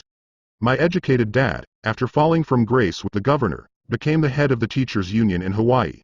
He told me that it was the hardest job he ever held. My rich dad, on the other hand, spent his life doing his best to keep his companies from becoming unionized. He was successful. Although the unions came close, Rich Dad was always able to fight them off. Personally, I take no sides because I can see the need for and the benefits of both sides. If you do as school recommends, become highly specialized. Then seek union protection. For example, had I continued with my flying career, I would have sought a company that had a strong pilots union. Why? Because my life would be dedicated to learning a skill that was valuable in only one industry. If I were pushed out of that industry, my life skills would not be as valuable to another industry. A displaced senior pilot with 100,000 hours of heavy airline transport time, earning $150,000 a year would have a hard time finding an equivalent high-paying job teaching in school. Skills do not necessarily transfer from industry to industry. Skills the pilots are paid for in the airline industry are not as important in, say, the school system.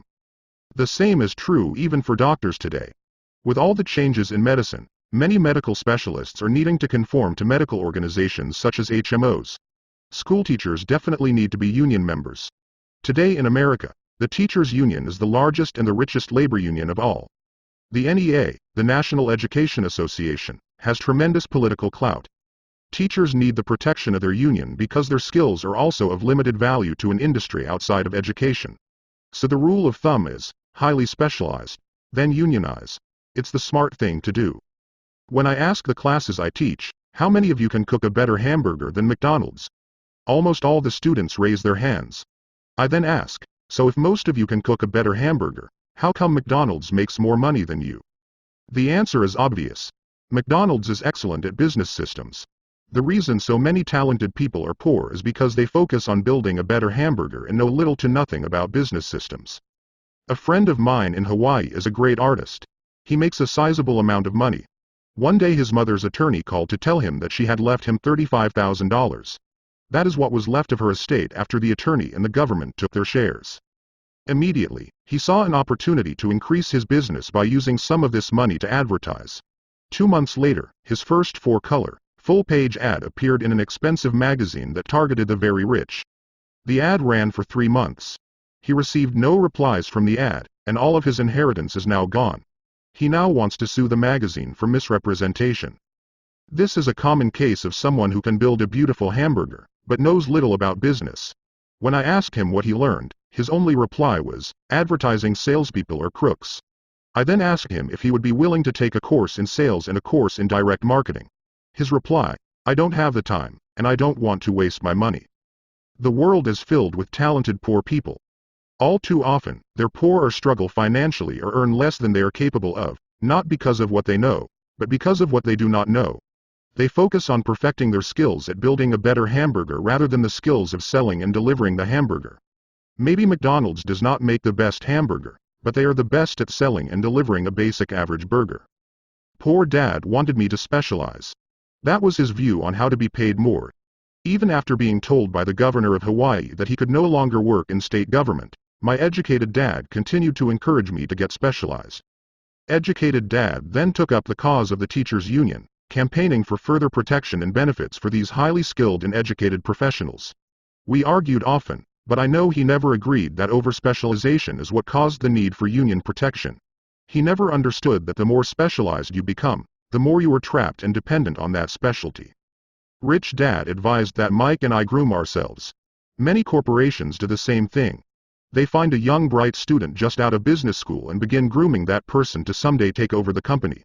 So these bright young employees do not specialize in one department. They are moved from department to learn all the aspects of business systems. The rich often groom their children or the children of others. By doing so, their children gain an overall knowledge of the operations of the business and how the various departments interrelate. For the World War II generation, it was considered bad to skip from company to company. Today, it is considered smart. Since people will skip from company to company rather than seek greater specialization in skills, why not seek to learn more than to earn?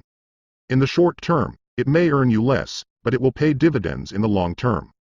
The main management skills needed for success are 1. Management of cash flow. 2.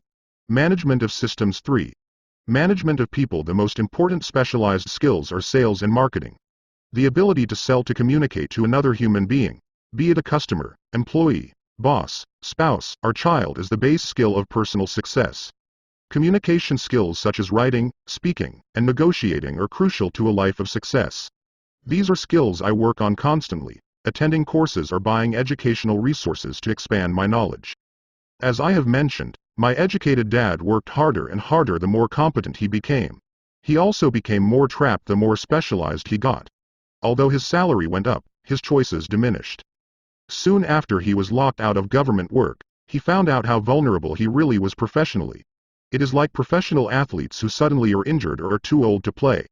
Their once high-paying position is gone, and they have limited skills to fall back on. I think that is why my educated dad sided so much with the unions after that. He realized how much a union would have benefited him. Rich Dad encouraged Mike and me to know a little about a lot. He encouraged us to work with people smarter than we were and to bring smart people together to work as a team. Today it would be called a synergy of professional specialities. Today, I meet ex-schoolteachers earning hundreds of thousands of dollars a year. They earn that much because they have specialized skills in their field as well as other skills. They can teach, as well as sell and market. I know of no other skills to be more important than selling and marketing. The skills of selling and marketing are difficult for most people, primarily due to their fear of rejection. The better you are at communicating, negotiating, and handling your fear of rejection, the easier life is. Just as I advised that newspaper writer who wanted to become a best-selling author, I advise anyone else today. Being technically specialized has its strengths as well as its weaknesses. I have friends who are geniuses, but they cannot communicate effectively with other human beings and, as a result, their earnings are pitiful. I advise them to just spend a year learning to sell. Even if they earn nothing, their communication skills will improve, and that is priceless. In addition to being good learners, sellers, and marketers, we need to be good teachers as well as good students. To be truly rich, we need to be able to give as well as to receive. In cases of financial or professional struggle, there is often a lack of giving and receiving. I know many people who are poor because they are neither good students nor good teachers. Both of my dads were generous men. Both made it a practice to give first. Teaching was one of their ways of giving. The more they gave, the more they received. One glaring difference was in the giving of money. My rich dad gave lots of money away. He gave to his church, to charities, and to his foundation. He knew that to receive money, you had to give money. Giving money is the secret to most great wealthy families. That is why there are organizations like the Rockefeller Foundation and the Ford Foundation. These are organizations designed to take their wealth and increase it, as well as give it away in perpetuity. My educated dad always said, "When I have some extra money, I'll give it." The problem was that there was never any extra. So he worked harder to draw more money in, rather than focus on the most important law of money. Give, and you shall receive. Instead, he believed in receive, and then you give. In conclusion, I became both dads. One part of me is a hardcore capitalist who loves the game of money making money. The other part is a socially responsible teacher who is deeply concerned with this ever-widening gap between the haves and have-nots. I personally hold the archaic educational system primarily responsible for this growing gap. Chapter 7. Overcoming Obstacles. The primary difference between a rich person and a poor person is how they manage fear. Once people have studied and become financially literate, they may still face roadblocks to becoming financially independent. There are 5 main reasons why financially literate people may still not develop abundant asset columns that could produce a large cash flow. The 5 reasons are: 1. Fear. 2. Cynicism. 3. Laziness. 4. Bad habits. 5. Arrogance. Overcoming fear. I have never met anyone who really likes losing money. And in all my years, I have never met a rich person who has never lost money. But I have met a lot of poor people who have never lost a dime investing, that is. The fear of losing money is real. Everyone has it. Even the rich. But it's not having fear that is the problem. It's how you handle fear. It's how you handle losing. It's how you handle failure that makes the difference in one's life. The primary difference between a rich person and a poor person is how they manage that fear. It's okay to be fearful. It's okay to be a coward when it comes to money. You can still be rich. We're all heroes at something, and cowards at something else. My friend's wife is an emergency room nurse. When she sees blood, she flies into action. When I mention investing, she runs away. When I see blood, I don't run. I pass out. My rich dad understood phobias about money. Some people are terrified of snakes. Some people are terrified about losing money. Both are phobias, he would say. So his solution to the phobia of losing money was this little rhyme: if you hate risk and worry, start early. If you start young, it's easier to be rich. I won't go into it here, but there is a staggering difference between a person who starts investing at age 20 versus age 30. The purchase of Manhattan Island is said to be one of the greatest bargains of all time. New York was purchased for $24 in trinkets and beads. Yet if that $24 had been invested at 8% annually, that $24 would have been worth more than $28 trillion by 1995. Manhattan could be repurchased with money left over to buy much of Los Angeles. But what if you don't have much time left or would like to retire early? How do you handle the fear of losing money? My poor dad did nothing. He simply avoided the issue, refusing to discuss the subject. My rich dad, on the other hand, recommended that I think like a Texan. I like Texas and Texans, he used to say. In Texas, everything is bigger. When Texans win, they win big. And when they lose, it's spectacular. They like losing. I asked. That's not what I'm saying. Nobody likes losing. Show me a happy loser, and I'll show you a loser, said Rich Dad. It's a Texan's attitude toward risk, reward, and failure I'm talking about. It's how they handle life. They live it big. Not like most of the people around here, living like roaches when it comes to money, terrified that someone will shine a light on them, and whimpering when the grocery clerk shortchanges them a quarter. Rich Dad went on. What I like best is the Texas attitude. They're proud when they win, and they brag when they lose. Texans have a saying, if you're going to go broke, go big. You don't want to admit you went broke over a duplex. He constantly told Mike and me that the greatest reason for lack of financial success was because most people played it too safe. People are so afraid of losing that they lose, were his words. Fran Tarkenton, a one-time great NFL quarterback, says it's still another way. Winning means being unafraid to lose. In my own life, I've noticed that winning usually follows losing. Before I finally learned to ride a bike, I first fell down many times. I've never met a golfer who has never lost a golf ball. I've never met people who have fallen in love who have never had their heart broken. And I've never met someone rich who has never lost money. So for most people, the reason they don't win financially is because the pain of losing money is far greater than the joy of being rich. Another saying in Texas is, everyone wants to go to heaven, but no one wants to die. Most people dream of being rich, but are terrified of losing money, so they never get to heaven. Rich Dad used to tell Mike and me stories about his trips to Texas. If you really want to learn the attitude of how to handle risk, losing, and failure, go to San Antonio and visit the Alamo. The Alamo is a great story of brave people who chose to fight, knowing there was no hope of success. They chose to die instead of surrendering. It's an inspiring story worthy of study. Nonetheless, it's still a tragic military defeat. They got their butts kicked. So how do Texans handle failure? They still shout, remember the Alamo. For most people, the reason they don't win financially is because the pain of losing money is far greater than the joy of being rich. Mike and I heard this story a lot. He always told us this story when he was about to go into a big deal, and he was nervous. After he had done all his due diligence and it was time to put up or shut up, he told us this story. Every time he was afraid of making a mistake or losing money, he told us this story. It gave him strength, for it reminded him that he could always turn a financial loss into a financial win. Rich Dad knew that failure would only make him stronger and smarter. It's not that he wanted to lose. He just knew who he was and how he would take a loss. He would take a loss and make it a win. That's what made him a winner and others losers.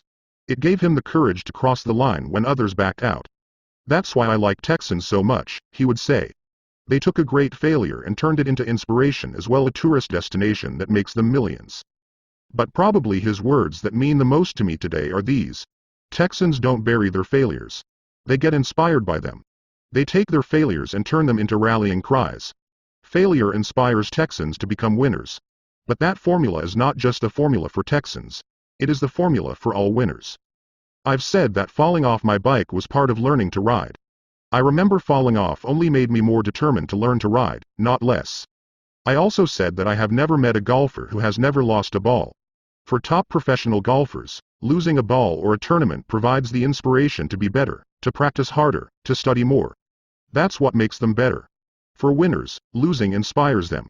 For losers, losing defeats them. Failure inspires winners. Failure defeats losers. I like to quote John D. Rockefeller, who said, I always tried to turn every disaster into an opportunity. And being Japanese American, I can say this. Many people say that Pearl Harbor was an American mistake. I say it was a Japanese mistake. From the movie, Tora, Tora, Tora, a somber Japanese admiral says to his cheering subordinates, I am afraid we have awakened a sleeping giant. Remember Pearl Harbor became a rallying cry. It turned one of America's greatest losses into the reason to win. This great defeat gave America strength, and America soon emerged as a world power. Failure inspires winners. And failure defeats losers. It is the biggest secret of winners. It's the secret that losers do not know. The greatest secret of winners is that failure inspires winning. Thus, they're not afraid of losing. Repeating Fran Tarkenton's quote, winning means being unafraid to lose. People like Fran Tarkenton are not afraid of losing, because they know who they are. They hate losing, so they know that losing will only inspire them to become better. There is a big difference between hating losing and being afraid to lose. Most people are so afraid of losing money that they lose. They go broke over a duplex. Financially, they play life too safe and too small. They buy big houses and big cars, but not big investments. The main reason that over 90% of the American public struggles financially is because they play not to lose. They don't play to win. They go to their financial planners or accountants or stockbrokers and buy a balanced portfolio. Most have lots of cash in CDs, low-yield bonds, mutual funds that can be traded within a mutual fund family, and a few individual stocks. It is a safe and sensible portfolio. But it is not a winning portfolio. It is a portfolio of someone playing not to lose. Don't get me wrong. It's probably a better portfolio than more than 70% of the population has, and that's frightening. It's a great portfolio for someone who loves safety.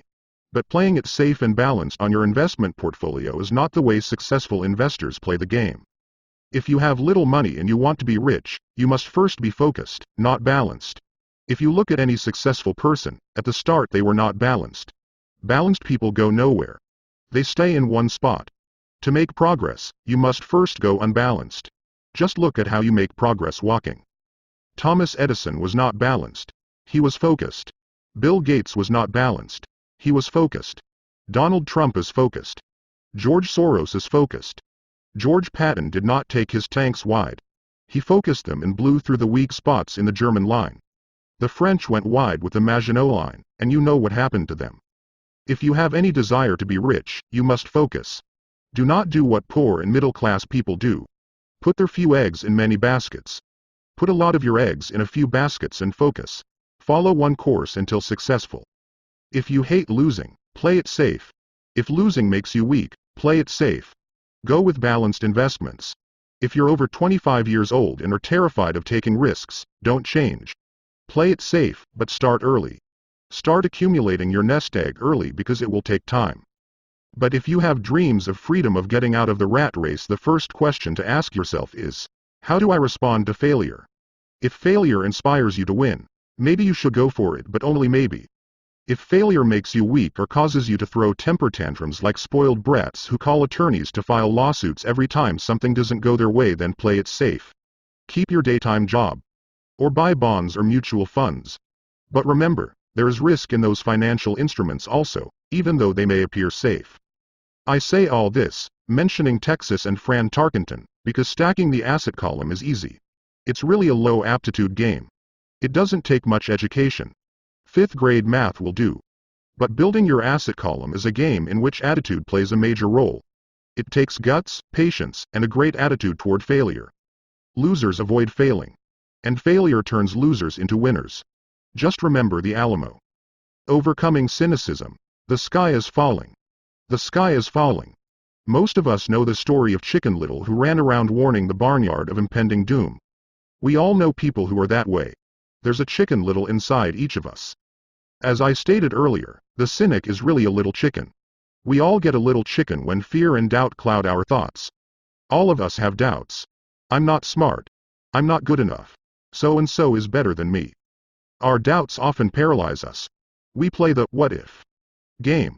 What if the economy crashes right after I invest? What if I lose control and I can't pay the money back? What if things don't go as I planned? Or we have friends or loved ones who will remind us of our shortcomings. They often say, "What makes you think you can do that? If it's such a good idea, how come someone else hasn't done it? That will never work. You don't know what you're talking about." These words of doubt often get so loud that we fail to act. A horrible feeling builds in our stomach. Sometimes we can't sleep. We fail to move forward. So we stay with what is safe, and opportunities pass us by. We watch life passing by as we sit immobilized with a cold knot in our body. We have all felt this at one time in our lives, some more than others. Peter Lynch of Fidelity Magellan Mutual Fund fame refers to warnings about the sky falling as noise, and we all hear it. Noise is either created inside our heads or comes from outside, often from friends, family, co-workers, and the media. Lynch recalls the time during the 1950s when the threat of nuclear war was so prevalent in the news that people began building fallout shelters and storing food and water. If they had invested that money wisely in the market, instead of building a fallout shelter, they'd probably be financially independent today. When violence breaks out in a city, gun sales go up all over the country. A person dies from rare hamburger meat in the state of Washington, and the Arizona Health Department orders restaurants to have all beef cooked well done. A drug company runs a TV commercial in February showing people catching the flu. Colds go up as well as sales of cold medicine. Most people are poor because, when it comes to investing, the world is filled with chicken littles running around yelling, "The sky is falling. The sky is falling." And chicken littles are effective, because every one of us is a little chicken. It often takes great courage to not let rumors and talk of doom and gloom affect your doubts and fears. But a savvy investor knows that the seemingly worst of times is actually the best of times to make money. When everyone else is too afraid to act, they pull the trigger and are rewarded. Some time ago, a friend named Richard came from Boston to visit Kim and me in Phoenix. He was impressed with what we had done through stocks and real estate. The Phoenix real estate prices were depressed. We spent 2 days showing him what we thought were excellent opportunities for cash flow and capital appreciation. Kim and I are not real estate agents. We are strictly investors. After identifying a unit in a resort community, we called an agent who sold it to him that afternoon.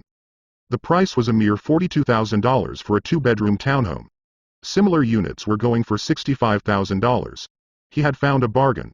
Excited, he bought it and returned to Boston. 2 weeks later, the agent called to say that our friend had backed out. I called immediately to find out why. All he said was that he talked to his neighbor, and his neighbor told him it was a bad deal. He was paying too much. I asked Richard if his neighbor was an investor. Richard said he was not. When I asked why he listened to him, Richard got defensive and simply said he wanted to keep looking. The real estate market in Phoenix turned, and a few years later, that little unit was renting for $1,000 a month, $2,500 in the peak winter months. The unit was worth $95,000. All Richard had to put down was $5,000 and he would have had a start at getting out of the rat race. Today, he still has done nothing. Richard's backing out did not surprise me. It's called buyer's remorse, and it affects all of us. The little chicken won, and a chance at freedom was lost. In another example, I hold a small portion of my assets in tax lien certificates instead of CDs.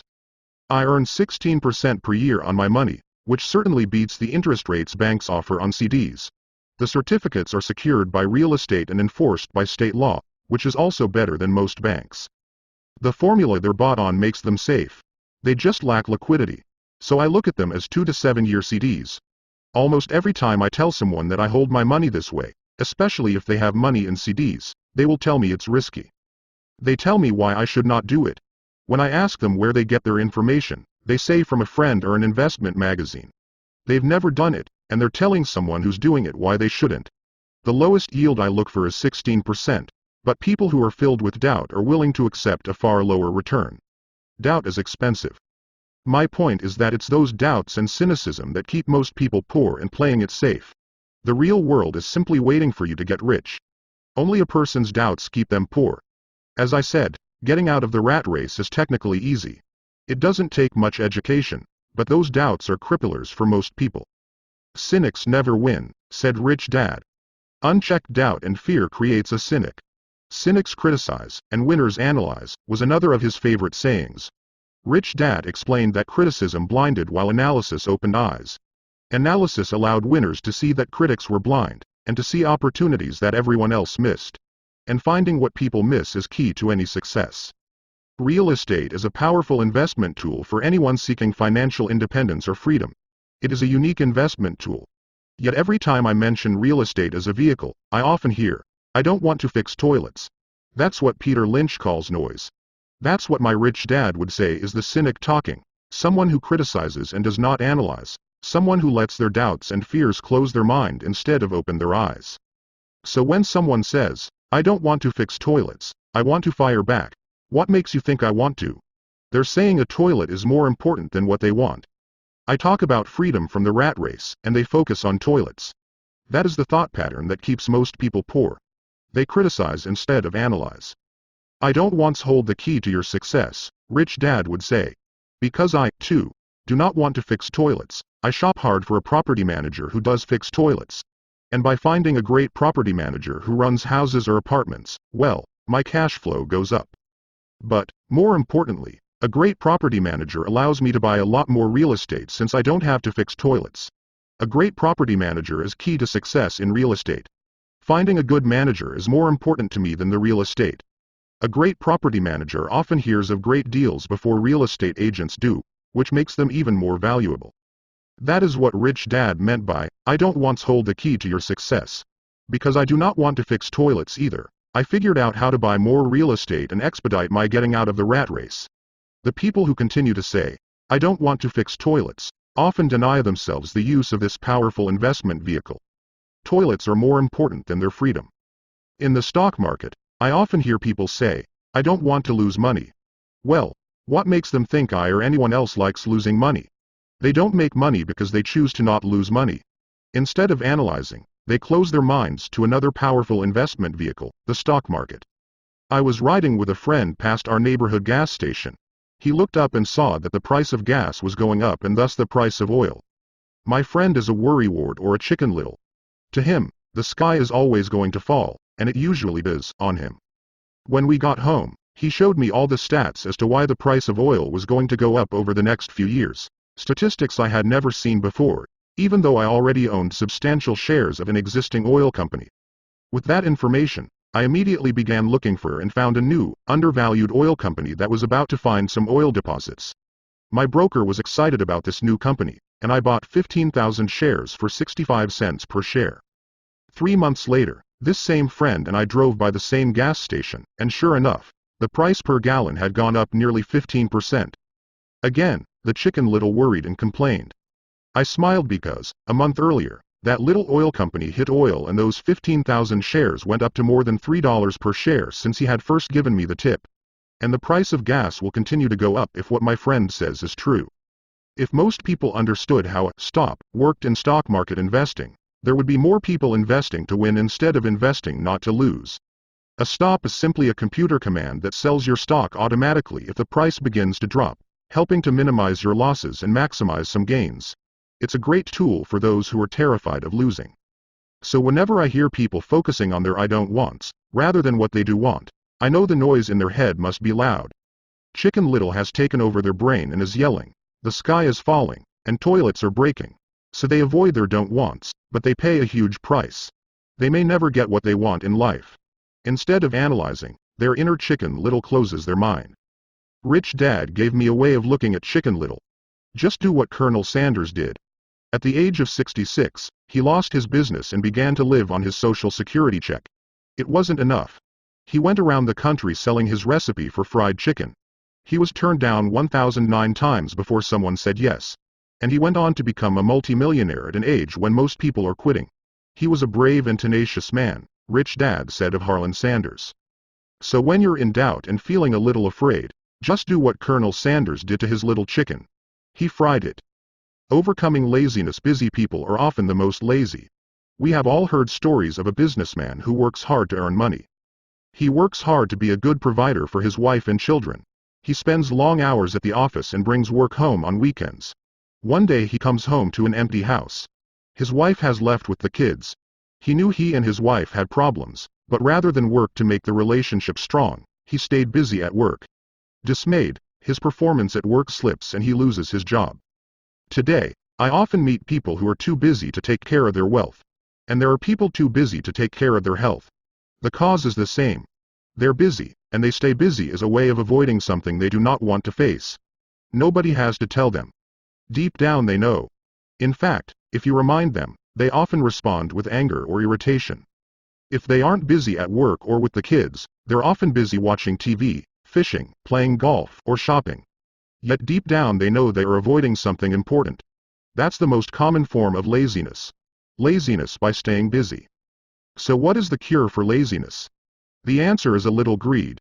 For many of us, we were raised thinking of greed or desire as bad. Greedy people are bad people, my mom used to say. Yet we all have inside of us this yearning to have nice, new, or exciting things. So to keep that emotion of desire under control, often parents find ways of suppressing that desire with guilt. You only think about yourself. Don't you know you have brothers and sisters? Was one of my mom's favorites. You want me to buy you what? Was a favorite of my dad. Do you think we're made of money? Do you think money grows on trees? We're not rich people, you know. It wasn't so much the words, but the angry guilt trip that went with the words that got to me. Or the reverse guilt trip was that I'm sacrificing my life to buy this for you. I'm buying this for you because I never had this advantage when I was a kid. I have a neighbor who is stone broke but can't park his car in his garage. The garage is filled with toys for his kids. Those spoiled brats get everything they ask for. I don't want them to know the feeling of want, are his everyday words. He has nothing set aside for their college or his retirement, but his kids have every toy ever made. He recently got a new credit card in the mail and took his kids to visit Las Vegas. I'm doing it for the kids, he said with great sacrifice. Rich Dad believed that the words, I can't afford it, shut down your brain. How can I afford it? Opens up possibilities, excitement, and dreams. Rich Dad forbade the words, I can't afford it. In my real home, that's all I heard. Instead, Rich Dad required his children to say, how can I afford it? He believed that the words, I can't afford it, shut down your brain. It didn't have to think anymore. How can I afford it? Opened up the brain and forced it to think and search for answers. But most importantly, he felt the words, I can't afford it, were a lie. And the human spirit knows it. The human spirit is very, very powerful, he would say. It knows it can do anything. By having a lazy mind that says, I can't afford it, a war breaks out inside you. Your spirit is angry, and your lazy mind must defend its lie. The spirit is screaming, come on. Let's go to the gym and work out. And the lazy mind says, but I'm tired. I worked really hard today. Or the human spirit says, I'm sick and tired of being poor. Let's get out there and get rich. To which the lazy mind says, rich people are greedy. Besides, it's too much bother. It's not safe. I might lose money. I'm working hard enough as it is. I've got too much to do at work anyway. Look at what I have to do tonight. My boss wants it finished by morning. I can't afford it also causes sadness, a helplessness that leads to despondency and often depression. How can I afford it? Opens up possibilities, excitement, and dreams. So Rich Dad was not so concerned about what we wanted to buy as long as we understood that, how can I afford it? Creates a stronger mind and a dynamic spirit. Thus he rarely gave Mike or me anything. He would instead ask, how can you afford it? And that included college, which we paid for ourselves. It was not the goal, but the process of attaining the goal that he wanted us to learn. The problem I see today is that there are millions of people who feel guilty about their desire or their greed. It's old conditioning from their childhood. While they desire to have the finer things that life offers, most have been conditioned subconsciously to say, I can't have that, or, I'll never be able to afford that. When I decided to exit the rat race, it was simply a question of, how can I afford to never work again? And my mind began to kick out answers and solutions. The hardest part was fighting my real parents' dogma. We can't afford that. Stop thinking only about yourself. Why don't you think about others? And other similar sentiments designed to instill guilt to suppress my greed. So how do you beat laziness? Once again, the answer is a little greed. It's that radio station WFM, which stands for, what's in it for me? A person needs to sit down and ask, what would my life be like if I never had to work again? What would I do if I had all the money I needed? Without that little greed, the desire to have something better, progress is not made. Our world progresses because we all desire a better life. New inventions are made because we desire something better. We go to school and study hard because we want something better. So whenever you find yourself avoiding something you know you should be doing, then the only thing to ask yourself is, what's in it for me? Be a little greedy. It's the best cure for laziness. Too much greed, however, as anything in excess can be, is not good. But just remember what Michael Douglas said in the movie Wall Street, greed is good. Rich Dad said it differently. Guilt is worse than greed, for guilt robs the body of its soul. I think Eleanor Roosevelt said it best. Do what you feel in your heart to be right, for you'll be criticized anyway. You'll be damned if you do, and damned if you don't. Overcoming bad habits. Our lives are a reflection of our habits more than our education. After seeing the movie Conan the Barbarian, starring Arnold Schwarzenegger, a friend said, I'd love to have a body like Schwarzenegger. Most of the guys nodded in agreement. I even heard he was really puny and skinny at one time, another friend added. Yeah, I heard that too, another one said. I heard he has a habit of working out almost every day in the gym. Yeah, I'll bet he has to. Nah, said the group cynic. I'll bet he was born that way. Besides, let's stop talking about Arnold and get some beers. This is an example of habits controlling behavior. I remember asking my rich dad about the habits of the rich. Instead of answering me outright, he wanted me to learn through example, as usual. When does your dad pay his bills? Rich Dad asked. The first of the month, I said. Does he have anything left over? He asked. Very little, I said. That's the main reason he struggles, said Rich Dad. He has bad habits. Your dad pays everyone else first. He pays himself last, but only if he has anything left over. Which he usually doesn't, I said. But he has to pay his bills, doesn't he? You're saying he shouldn't pay his bills? Of course not, said Rich Dad. I firmly believe in paying my bills on time. I just pay myself first, before I pay even the government. But what happens if you don't have enough money? I asked. What do you do then? The same, said Rich Dad. I still pay myself first, even if I'm short of money. My asset column is far more important to me than the government. But, I said, don't they come after you? Yes, if you don't pay, said Rich Dad.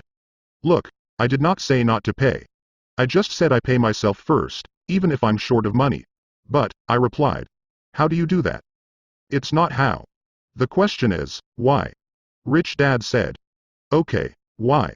Motivation, said Rich Dad. Who do you think will complain louder if I don't pay them, me, or my creditors?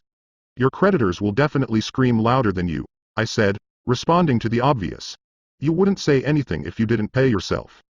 So you see, after paying myself, the pressure to pay my taxes and the other creditors is so great that it forces me to seek other forms of income.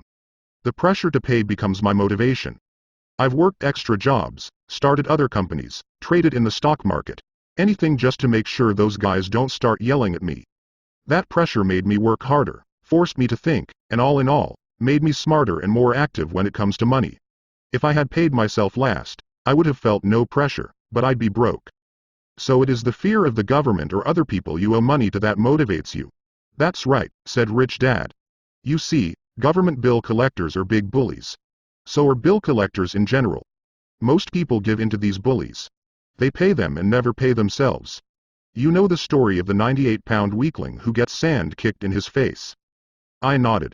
I see that ad for weightlifting and bodybuilding lessons in the comic books all the time. Well, most people let the bullies kick sand in their faces. I decided to use the fear of the bully to make me stronger. Others get weaker. Forcing myself to think about how to make extra money is like going to the gym and working out with weights. The more I work my mental money muscles out, the stronger I get. Now I'm not afraid of those bullies. I liked what Rich Dad was saying. So if I pay myself first, I get financially stronger, mentally and fiscally. Rich Dad nodded.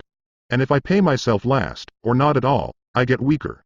So people like bosses, managers, tax collectors, bill collectors, and landlords push me around all my life just because I don't have good money habits. Rich Dad nodded. Just like the 98-pound weakling. Overcoming arrogance, what I know makes me money. What I don't know loses me money. Every time I have been arrogant, I have lost money. Because when I'm arrogant, I truly believe that what I don't know is not important, Rich Dad would often tell me. I have found that many people use arrogance to try to hide their own ignorance. It often happens when I am discussing financial statements with accountants or even other investors. They try to bluster their way through the discussion. It is clear to me that they don't know what they're talking about. They're not lying, but they are not telling the truth. There are many people in the world of money, finances, and investments who have absolutely no idea what they're talking about. Most people in the money industry are just spouting off sales pitches like used car salesmen. When you know you are ignorant in a subject, start educating yourself by finding an expert in the field or a book on the subject. Chapter 8, Getting Started, There is Gold Everywhere. Most people are not trained to see it. I wish I could say acquiring wealth was easy for me, but it wasn't. So in response to the question, how do I start? I offer the thought process I go through on a day-to-day basis. It really is easy to find great deals. I promise you that. It's just like riding a bike. After a little wobbling, it's a piece of cake. But when it comes to money, it takes determination to get through the wobbling. That's a personal thing. To find million-dollar deals of a lifetime requires us to call on our financial genius. I believe that each of us has a financial genius within us. The problem is that our financial genius lies asleep, waiting to be called upon. It lies asleep because our culture has educated us into believing that the love of money is the root of all evil. It has encouraged us to learn a profession so we can work for money, but failed to teach us how to have money work for us. It taught us not to worry about our financial future because our company or the government would take care of us when our working days are over. However, it is our children, educated in the same school system, who will end up paying for this absence of financial education. The message is still to work hard, earn money, and spend it, and when we run short, we can always borrow more. Unfortunately, 90% of the Western world subscribes to the above dogma, simply because it's easier to find a job and work for money. If you are not one of the masses, I offer you the following 10 steps to awaken your financial genius. I simply offer you the steps I have personally followed. If you want to follow some of them, great. If you don't, make up your own. Your financial genius is smart enough to develop its own list. While in Peru, I asked a gold miner of 45 years how he was so confident about finding a gold mine. He replied, "There is gold everywhere. Most people are not trained to see it." And I would say that is true. In real estate, I can go out and in a day come up with 4 or 5 great potential deals, while the average person will go out and find nothing, even looking in the same neighborhood. The reason is that they have not taken the time to develop their financial genius. I offer you the following 10 steps as a process to develop your God-given powers over which only you have control. 1. Find a reason greater than reality. The power of spirit. If you ask most people if they would like to be rich or financially free, they would say yes. But then reality sets in. The road seems too long with too many hills to climb. It's easier to just work for money and hand the excess over to your broker. I once met a young woman who had dreams of swimming for the U.S. Olympic team. The reality was that she had to get up every morning at 4 o'clock to swim for 3 hours before going to school. She did not party with her friends on Saturday night. She had to study and keep her grades up, just like everyone else. When I asked her what fueled her superhuman ambition and sacrifice, she simply said, "I do it for myself and the people I love. It's love that gets me over the hurdles and sacrifices." A reason or a purpose is a combination of wants and don't wants. When people ask me what my reason for wanting to be rich is, I tell them that it is a combination of deep emotional wants and don't wants. I will list a few. First, the don't wants, for they create the wants. I don't want to work all my life. I don't want what my parents aspired for, which was job security in a house in the suburbs. I don't like being an employee. I hated that my dad always missed my football games because he was so busy working on his career. I hated it when my dad worked hard all his life and the government took most of what he worked for at his death. He could not even pass on what he worked so hard for when he died. The rich don't do that. They work hard and pass it on to their children. Now the wants. I want to be free to travel the world and live in the lifestyle I love. I want to be young when I do this. I want to simply be free. I want control over my time and my life. I want money to work for me. Those are my deep-seated emotional reasons. What are yours? If they are not strong enough, then the reality of the road ahead may be greater than your reasons. I have lost money and been set back many times, but it was the deep emotional reasons that kept me standing up and going forward. I wanted to be free by age 40. But it took me until I was 47, with many learning experiences along the way. As I said, I wish I could say it was easy. It wasn't. But it wasn't that hard either. I've learned that, without a strong reason or purpose, anything in life is hard. If you do not have a strong reason, there is no sense reading further. It will sound like too much work. 2. Make daily choices. The power of choice is the main reason people want to live in a free country. We want the power to choose. Financially, with every dollar we get in our hands, we hold the power to choose our future, to be rich, poor, or middle class. Our spending habits reflect who we are. Poor people simply have poor spending habits. The benefit I had as a boy was that I loved playing Monopoly constantly. Nobody told me Monopoly was only for kids, so I just kept playing the game as an adult. I also had a rich dad who pointed out to me the difference between an asset and a liability. So a long time ago, as a little boy, I chose to be rich, and I knew that all I had to do was learn to acquire assets, real assets. My best friend, Mike, had an asset column handed to him, but he still had to choose to learn to keep it. Many rich families lose their assets in the next generation simply because there was no one trained to be a good steward over their assets. Most people choose not to be rich. For 90% of the population, being rich is too much of a hassle. So they invent sayings that go, "I'm not interested in money. I'll never be rich. I don't have to worry. I'm still young. When I make some money, then I'll think about my future. My husband-wife handles the finances." The problem with those statements is that they rob the person who chooses to think such thoughts of 2 things. One is time, which is your most precious asset. The second is learning. Having no money should not be an excuse to not learn. But that is a choice we all make daily. The choice of what we do with our time, our money, and what we put in our heads. That is the power of choice. All of us have choice. I just choose to be rich, and I make that choice every day. Invest first in education. In reality, the only real asset you have is your mind, the most powerful tool we have dominion over. Each of us has the choice of what we put in our brain once we're old enough. You can watch TV, read golf magazines, or go to ceramics class or class on financial planning. You choose. Most people simply buy investments rather than first investing and learning about investing. A friend of mine recently had her apartment burglarized. The thieves took her electronics and left all the books. And we all have that same choice.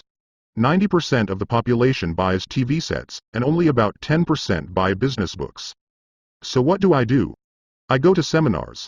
I like it when they are at least 2 days long because I like to immerse myself in a subject. In 1973, I was watching this guy on TV who was advertising a 3-day seminar on how to buy real estate for nothing down. I spent $385 and that course has made me at least $2 million, if not more. But more importantly, it bought me life. I don't have to work for the rest of my life because of that one course. I go to at least 2 such courses every year. I love CDs and audiobooks. The reason? I can easily review what I just heard. I was listening to an investor say something I completely disagreed with. Instead of becoming arrogant and critical, I simply listened to that 5-minute stretch at least 20 times, maybe more. But suddenly, by keeping my mind open, I understood why he said what he said. It was like magic. I felt like I had a window into the mind of one of the greatest investors of our time. I gained tremendous insight into the vast resources of his education and experience. The net result? I still have the old way I used to think, and I now have a new way of looking at the same problem or situation. I have 2 ways to analyze a problem or trend, and that is priceless. Today, I often say, how would Donald Trump do this, or Warren Buffett or George Soros? The only way I can access their vast mental power is to be humble enough to read or listen to what they have to say. Arrogant or critical people are often people with low self-esteem who are afraid of taking risks. That's because, if you learn something new, you are then required to make mistakes in order to fully understand what you have learned. If you have read this far, arrogance is not one of your problems. Arrogant people rarely read or listen to experts. Why should they? They are the center of the universe. There are so many intelligent people who argue or defend when a new idea clashes with the way they think. In this case, their so-called intelligence combined with arrogance equals ignorance. Each of us knows people who are highly educated, or believe they are smart, but their balance sheet paints a different picture. A truly intelligent person welcomes new ideas, for new ideas can add to the synergy of other accumulated ideas. Listening is more important than talking. If that were not true, God would not have given us 2 ears and only 1 mouth. Too many people think with their mouth instead of listening in order to absorb new ideas and possibilities. They argue instead of asking questions. I take a long view on my wealth. I do not subscribe to the get-rich-quick mentality most lottery players or casino gamblers have. I may go in and out of stocks, but I am long on education. If you want to fly an airplane, I advise taking lessons first. I am always shocked at people who buy stocks or real estate, but never invest in their greatest asset, their mind. Just because you bought a house or 2 does not make you an expert at real estate. 3. Choose friends carefully. The power of association. First of all, I do not choose my friends by their financial statements. I have friends who have actually taken a vow of poverty as well as friends who earn millions every year. The point is that I learn from all of them. Now, I will admit that there are people I have actually sought out because they had money. But I was not after their money. I was seeking their knowledge. In some cases, these people who had money have become dear friends. I've noticed that my friends with money talk about money. They don't do it to brag. They're interested in the subject. So I learn from them, and they learn from me. My friends who are in dire financial straits do not like talking about money, business, or investing. They often think it rude or unintellectual. So I also learn from my friends who struggle financially. I find out what not to do. I have several friends who have generated over $1 billion in their short lifetimes. The 3 of them report the same phenomenon. Their friends who have no money have never come to them to ask them how they did it. But they do come asking for one of 2 things, or both: a loan, or a job. Warning. Don't listen to poor or frightened people. I have such friends, and while I love them dearly, they are the chicken littles of life. To them, when it comes to money, especially investments, it's always, the sky is falling. The sky is falling. They can always tell you why something won't work. The problem is that people listen to them. But people who blindly accept doom and gloom information are also chicken littles. As that old saying goes, birds of a feather flock together. If you watch business channels on TV, they often have a panel of so-called experts. One expert will say the market is going to crash, and the other will say it's going to boom. If you're smart, you listen to both. Keep your mind open, because both have valid points. Unfortunately, most poor people listen to Chicken Little. I have had many close friends try to talk me out of a deal or an investment. Not long ago, a friend told me he was excited because he found a 6% certificate of deposit. I told him I earned 16% from the state government. The next day he sent me an article about why my investment was dangerous. I have received 16% for years now, and he still receives 6%. I would say that one of the hardest things about wealth building is to be true to yourself and to be willing to not go along with the crowd. This is because, in the market, it is usually the crowd that shows up late that is slaughtered. If a great deal is on the front page, it's too late in most instances. Look for a new deal. As we used to say as surfers, there is always another wave. People who hurry and catch a wave late usually are the ones who wipe out. Smart investors don't time the markets. If they miss a wave, they search for the next one and get themselves in position. This is hard for most investors because buying what is not popular is frightening. Timid investors are like sheep going along with the crowd. Or their greed gets them in when wise investors have already taken their profits and moved on. Wise investors buy an investment when it's not popular. They know their profits are made when they buy, not when they sell. They wait patiently. As I said, they do not time the market. Just like a surfer, they get in position for the next big swell. It's all insider trading. There are forms of insider trading that are illegal, and there are forms of insider trading that are legal. But either way, it's insider trading. The only distinction is, how far away from the inside are you? The reason you want to have rich friends is because that is where the money is made. It's made on information. You want to hear about the next boom, get in, and get out before the next bust. I'm not saying do it illegally, but the sooner you know, the better your chances are for profits with minimal risk. That is what friends are for, and that is financial intelligence. 4. Master a formula and then learn a new one. The power of learning quickly in order to make bread. Every baker follows a recipe, even if it's only held in their head. The same is true for making money. Most of us have heard the saying, you are what you eat. I have a different slant. I say, you become what you study. In other words, be careful what you learn, because your mind is so powerful that you become what you put in your head. For example, if you study cooking, you then tend to cook. If you don't want to be a cook anymore, then you need to study something else. When it comes to money, the masses generally have one basic formula they learned in school, and it's this: work for money. The predominant formula I see in the world is that every day millions of people get up, go to work, earn money, pay bills, balance checkbooks, buy some mutual funds, and go back to work. That is the basic formula, or recipe. If you're tired of what you're doing, or you're not making enough, it's simply a case of changing the formula via which you make money. Years ago, when I was 26, I took a weekend class called How to Buy Real Estate Foreclosures. I learned a formula. The next trick was to have the discipline to actually put into action what I had learned. That is where most people stop. For 3 years, while working for Xerox, I spent my spare time learning to master the art of buying foreclosures. I've made several $1 million using that formula. So after I mastered that formula, I went in search of other formulas. For many of the classes, I did not directly use the information I learned, but I always learned something new. I have attended classes designed for derivative traders, commodity option traders, and chaologists. I was way out of my league, being in a room full of people with doctorates in nuclear physics and space science. Yet, I learned a lot that made my stock and real estate investing more meaningful and lucrative.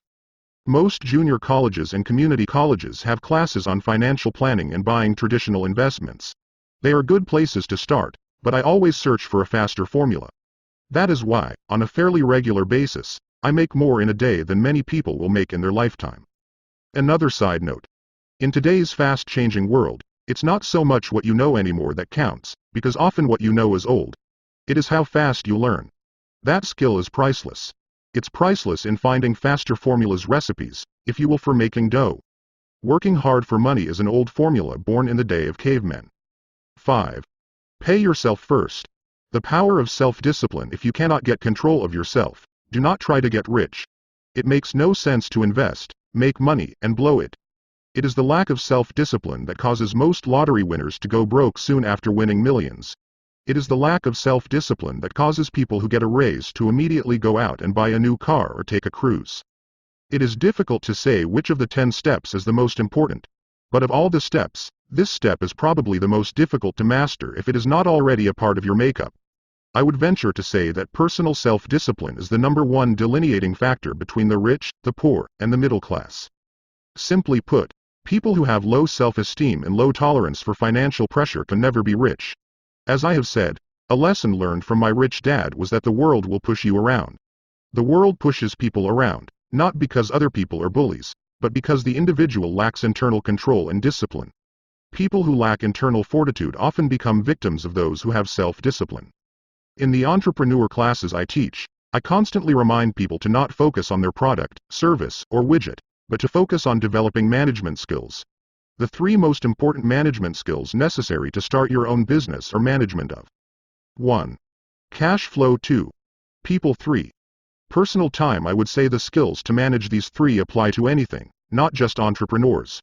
The 3 matter in the way you live your life as an individual, or as part of a family, a business, a charitable organization, a city, or a nation. Each of these skills is enhanced by the mastery of self-discipline. I do not take the saying, "Pay yourself first," lightly. The statement, "Pay yourself first," comes from George Clayson's book, The Richest Man in Babylon. Millions of copies have been sold. But while millions of people freely repeat that powerful statement, few follow the advice. As I said, financial literacy allows one to read numbers, and numbers tell the story. By looking at a person's income statement and balance sheet, I can readily see if people who spout the words, "Pay yourself first," actually practice what they preach. A picture is worth 1,000 words. So let's review the financial statements of people who pay themselves first against someone who doesn't. Study the diagrams and see if you can pick up some distinctions. Again, it has to do with understanding cash flow, which tells the story. Most people look at the numbers and miss the story. Do you see it? The diagram reflects the actions of individuals who choose to pay themselves first. Each month, they allocate money to their asset column before they pay their monthly expenses. Although millions of people have read Clayson's book and understand the words, "Pay yourself first," in reality they pay themselves last. Now I can hear the howls from those of you who sincerely believe in paying your bills first. And I can hear all the responsible people who pay their bills on time. I am not saying be irresponsible and not pay your bills. All I am saying is do what the book says, which is, pay yourself first. And the previous diagram is the correct accounting picture of that action. If you can truly begin to understand the power of cash flow, you will soon realize what is wrong with the previous diagram, or why 90% of people work hard all their lives and need government support like Social Security when they are no longer able to work. Kim and I have had many bookkeepers, accountants, and bankers who have had a major problem with this way of looking at, pay yourself first. The reason is that these financial professionals actually do what the masses do. They pay themselves last. There have been times in my life when, for whatever reason, cash flow was far less than my bills. I still paid myself first. My accountant and bookkeeper screamed in panic, "They're going to come after you. The IRS is going to put you in jail. You're going to ruin your credit rating. They'll cut off the electricity." I still paid myself first. Why? You ask. Because that's what the story, The Richest Man in Babylon, was all about. The power of self-discipline and the power of internal fortitude. As my rich dad taught me the first month I worked for him, most people allow the world to push them around. A bill collector calls and you, "Pay or else." A sales clerk says, "Oh, just put it on your charge card." Your real estate agent tells you, "Go ahead." The government allows you a tax deduction on your home. That is what the book is really about, having the guts to go against the tide and get rich. You may not be weak, but when it comes to money, many people get wimpy. I am not saying be irresponsible. The reason I don't have high credit card debt and doodad debt is because I pay myself first. The reason I minimize my income is because I don't want to pay it to the government. That is why my income comes from my asset column, through a Nevada corporation. If I work for money, the government takes it. Although I pay my bills last, I am financially astute enough to not get into a tough financial situation. I don't like consumer debt. I actually have liabilities that are higher than 99% of the population, but I don't pay for them. Other people pay for my liabilities. They're called tenants. So rule number 1 in paying yourself first is, Don't get into consumer debt in the first place. Although I pay my bills last, I set it up to have only small unimportant bills that are due. When I occasionally come up short, I still pay myself first. I let the creditors and even the government scream. I like it when they get tough. Why? Because those guys do me a favor. They inspire me to go out and create more money. So I pay myself first, invest the money, and let the creditors yell. I generally pay them right away anyway. Kim and I have excellent credit. We just don't cave into pressure and spend our savings or liquidate stocks to pay for consumer debt. That is not too financially intelligent. To successfully pay yourself first, keep the following in mind. 1. Don't get into large debt positions that you have to pay for. Keep your expenses low. Build up assets first. Then buy the big house or nice car. Being stuck in the rat race is not intelligent. 2. When you come up short, let the pressure build and don't dip into your savings or investments. Use the pressure to inspire your financial genius to come up with new ways of making more money, and then pay your bills. You will have increased your ability to make more money as well as your financial intelligence. So many times I have gotten into financial hot water and used my brain to create more income while staunchly defending the assets in my asset column. My bookkeeper has screamed and dived for cover, but I was like a good soldier defending the fort assets. Poor people have poor habits. A common bad habit is innocently called dipping into savings. The rich know that savings are only used to create more money, not to pay bills. I know that sounds tough, but as I said, if you're not tough inside, the world will always push you around anyway. If you do not like financial pressure, then find a formula that works for you. A good one is to cut expenses, put your money in the bank, pay more than your fair share of income tax, buy safe mutual funds, and take the vow of the average.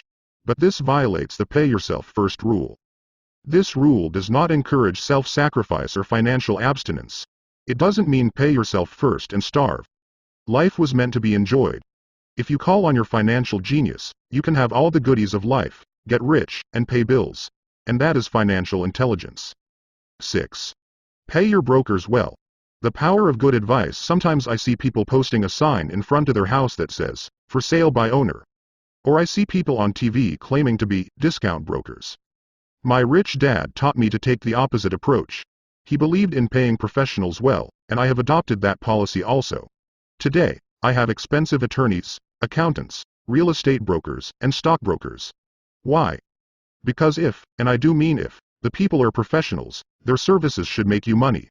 And the more money they make, the more money I make. We live in the information age. Information is priceless. A good broker should provide you with information, as well as take the time to educate you. I have several brokers who do that for me. Some taught me when I had little or no money, and I am still with them today. What I pay a broker is tiny in comparison with what kind of money I can make because of the information they provide.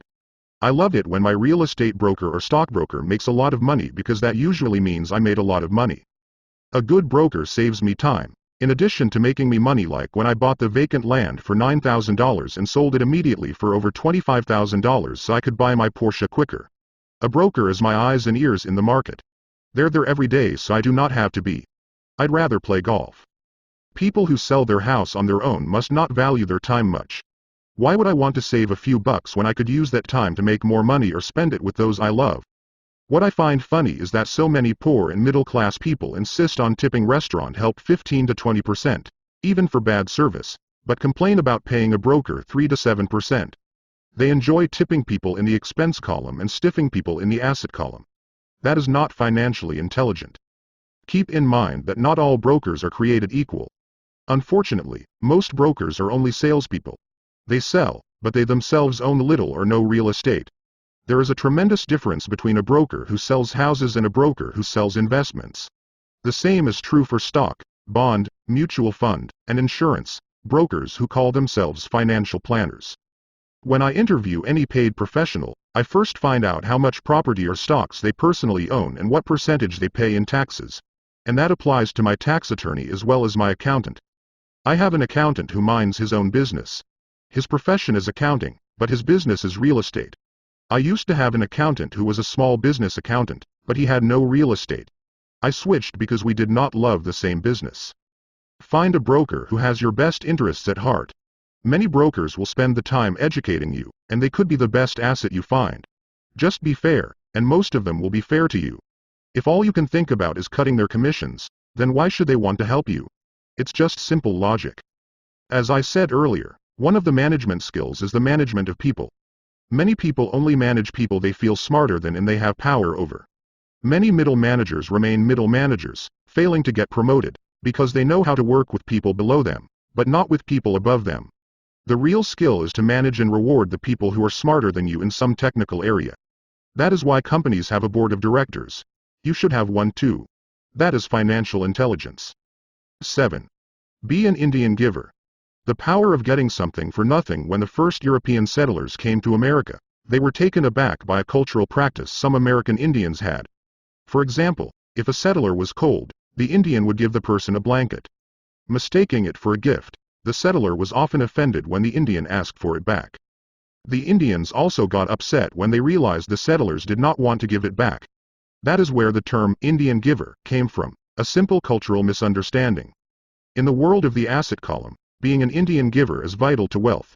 The sophisticated investor's first question is, how fast do I get my money back? They also want to know what they get for free, also called a piece of the action. That is why the ROI, or return on investment, is so important. For example, I found a small condominium that was in foreclosure a few blocks from where I lived. The bank wanted $60,000, and I submitted a bid for $50,000, which they took, simply because, along with my bid, was a cashier's check for $50,000. They realized I was serious. Most investors would say, aren't you tying up a lot of cash? Would it not be better to get a loan on it? The answer is, not in this case. My investment company uses this condominium as a vacation rental in the winter months when the snowbirds come to Arizona. It rents for $2,500 a month for 4 months out of the year. For rental during the off-season, it rents for only $1,000 a month. I had my money back in about 3 years. Now I own this asset, which pumps money out for me, month in and month out. The sophisticated investor's first question is, how fast do I get my money back? The same is done with stocks.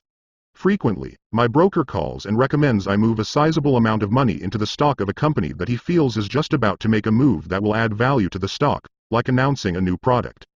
I will move my money in for a week to a month while the stock moves up. Then I pull my initial dollar amount out, and stop worrying about the fluctuations of the market, because my initial money is back and ready to work on another asset. So my money goes in, and then it comes out, and I own an asset that was technically free. True, I have lost money on many occasions, but I only play with money I can afford to lose. I would say, on an average 10 investments, I hit home runs on 2 or 3, while 5 or 6 do nothing, and I lose on 2 or 3. But I limit my losses to only the money I have in at that time. People who hate risk put their money in the bank. In the long run, safe savings are better than no savings.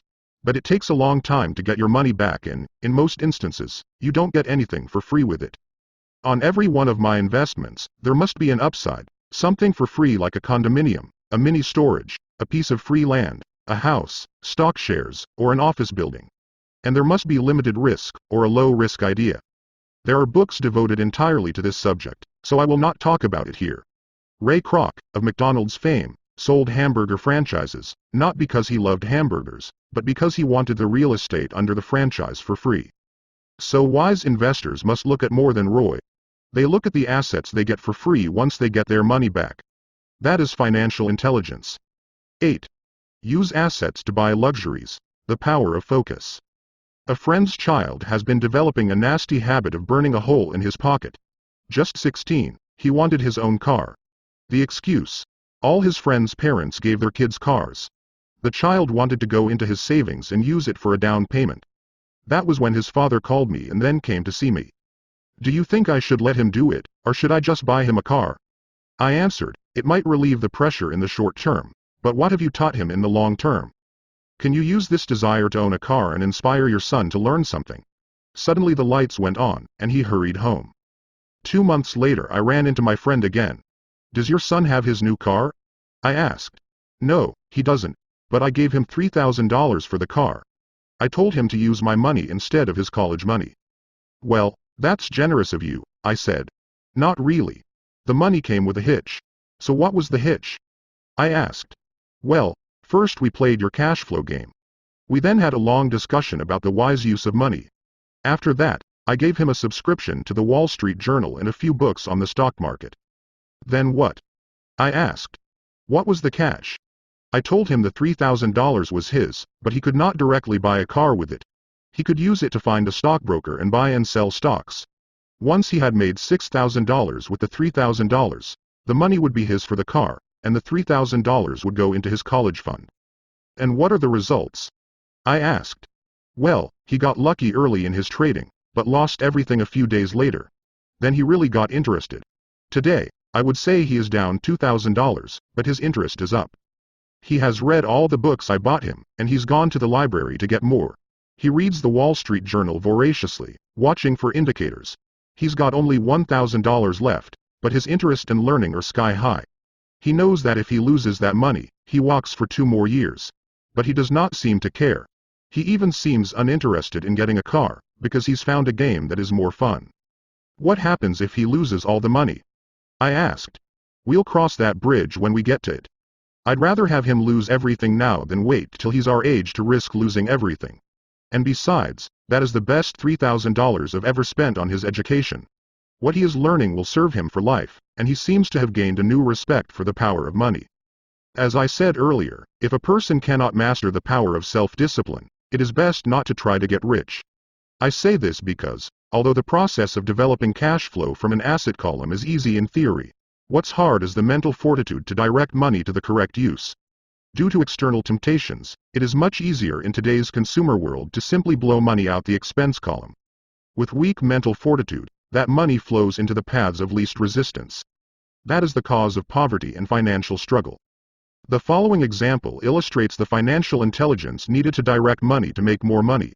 If we give 100 people $10,000 at the start of the year, I believe that at the end of the year, 80 would have nothing left. In fact, many would have created greater debt by making a down payment on a new car, refrigerator, electronics, or a holiday. 16 would have increased that $10,000 by 5–10%. 4 would have increased it to $20,000 or into the millions. We go to school to learn a profession so we can work for money. It is my opinion that it's just as important to learn how to have money work for you. I love my luxuries as much as anyone else. The difference is I don't buy them on credit. It's the keep up with the Joneses trap. When I wanted to buy a Porsche, the easy road would have been to call my banker and get a loan. Instead of choosing to focus in the liability column, I chose to focus in the asset column. As a habit, I use my desire to consume to inspire and motivate my financial genius to invest. Too often today, we focus on borrowing money to get the things we want instead of focusing on creating money. One is easier in the short term, but harder in the long term. It's a bad habit that we as individuals, and as a nation, have gotten into. Remember, the easy road often becomes hard, and the hard road often becomes easy. The earlier you can train yourself and those you love to be masters of money, the better. Money is a powerful force. Unfortunately, people use the power of money against themselves. If your financial intelligence is low, money will run all over you. It will be smarter than you. If money is smarter than you, you will work for it all your life. To be the master of money, you need to be smarter than it. Then money will do as it is told. It will obey you. Instead of being a slave to it, you will be the master of it. That is financial intelligence. 9. Choose heroes. The power of myth. When I was a kid, I greatly admired Willie Mays, Hank Aaron, and Yogi Berra. They were my heroes, and I wanted to be just like them. I treasured their baseball cards. I knew their stats, the RBIs, the ERAs, their batting averages, how much they got paid, and how they came up from the minor leagues. As a 9-year-old kid, when I stepped up to bat or played first base or catcher, I wasn't me. I pretended I was a famous baseball player. It's one of the most powerful ways we learn, and we often lose that as adults. We lose our heroes. Today, I watch young kids playing basketball near my home. On the court they're not little Johnny. They're pretending to be their favorite basketball hero. Copying or emulating heroes is true power learning. I have new heroes as I grow older. I have golf heroes and I copy their swings and do my best to read everything I can about them. I also have heroes such as Donald Trump, Warren Buffett, Peter Lynch, George Soros, and Jim Rogers. I know their stats just like I knew the eras and RBIs of my childhood baseball heroes. I follow what Warren Buffett invests in, and I read anything I can about his point of view on the market and how he chooses stocks. And I read about Donald Trump, trying to find out how he negotiates and puts deals together. Just as I was not me when I was up to bat, when I'm in the market or I'm negotiating a deal, I am subconsciously acting with the bravado of Trump. Or when analyzing a trend, I look at it as though Warren Buffett were doing it. By having heroes, we tap into a tremendous source of raw genius. But heroes do more than simply inspire us. Heroes make things look easy. Making it look easy convinces us to want to be just like them. If they can do it, so can I. When it comes to investing, too many people make it sound hard. Instead, find heroes who make it look easy. 10. Teach and you shall receive. The power of giving. Both of my dads were teachers. My rich dad taught me a lesson I have carried all my life: the necessity of being charitable or giving. My educated dad gave a lot of his time and knowledge, but almost never gave away money. He usually said that he would give when he had some extra money, but of course there was rarely any extra. My rich dad gave money as well as education. He believed firmly in tithing. If you want something, you first need to give, he would always say. When he was short of money, he gave money to his church or to his favorite charity. If I could leave one single idea with you, it is that idea. Whenever you feel short or in need of something, give what you want first and it will come back in buckets. That is true for money, a smile, love, or friendship. I know it is often the last thing a person may want to do, but it has always worked for me. I trust that the principle of reciprocity is true, and I give what I want. I want money, so I give money, and it comes back in multiples. I want sales, so I help someone else sell something, and sales come to me. I want contacts, and I help someone else get contacts. Like magic, contacts come to me. I heard a saying years ago that went, God does not need to receive, but humans need to give. My rich dad would often say, poor people are more greedy than rich people. He would explain that if a person was rich, that person was providing something that other people wanted. In my life, whenever I have felt needy or short of money or short of help, I simply went out or found in my heart what I wanted, and decided to give it first. And when I gave, it always came back. It reminds me of the story of the guy sitting with firewood in his arms on a cold, freezing night. He is yelling at the pot-bellied stove, when you give me some heat, then I'll put some wood in you. And when it comes to money, love, happiness, sales, and contacts, all one needs to remember is to give first. Often just the process of thinking of what I want, and how I could give that to someone else, breaks free a torrent of bounty.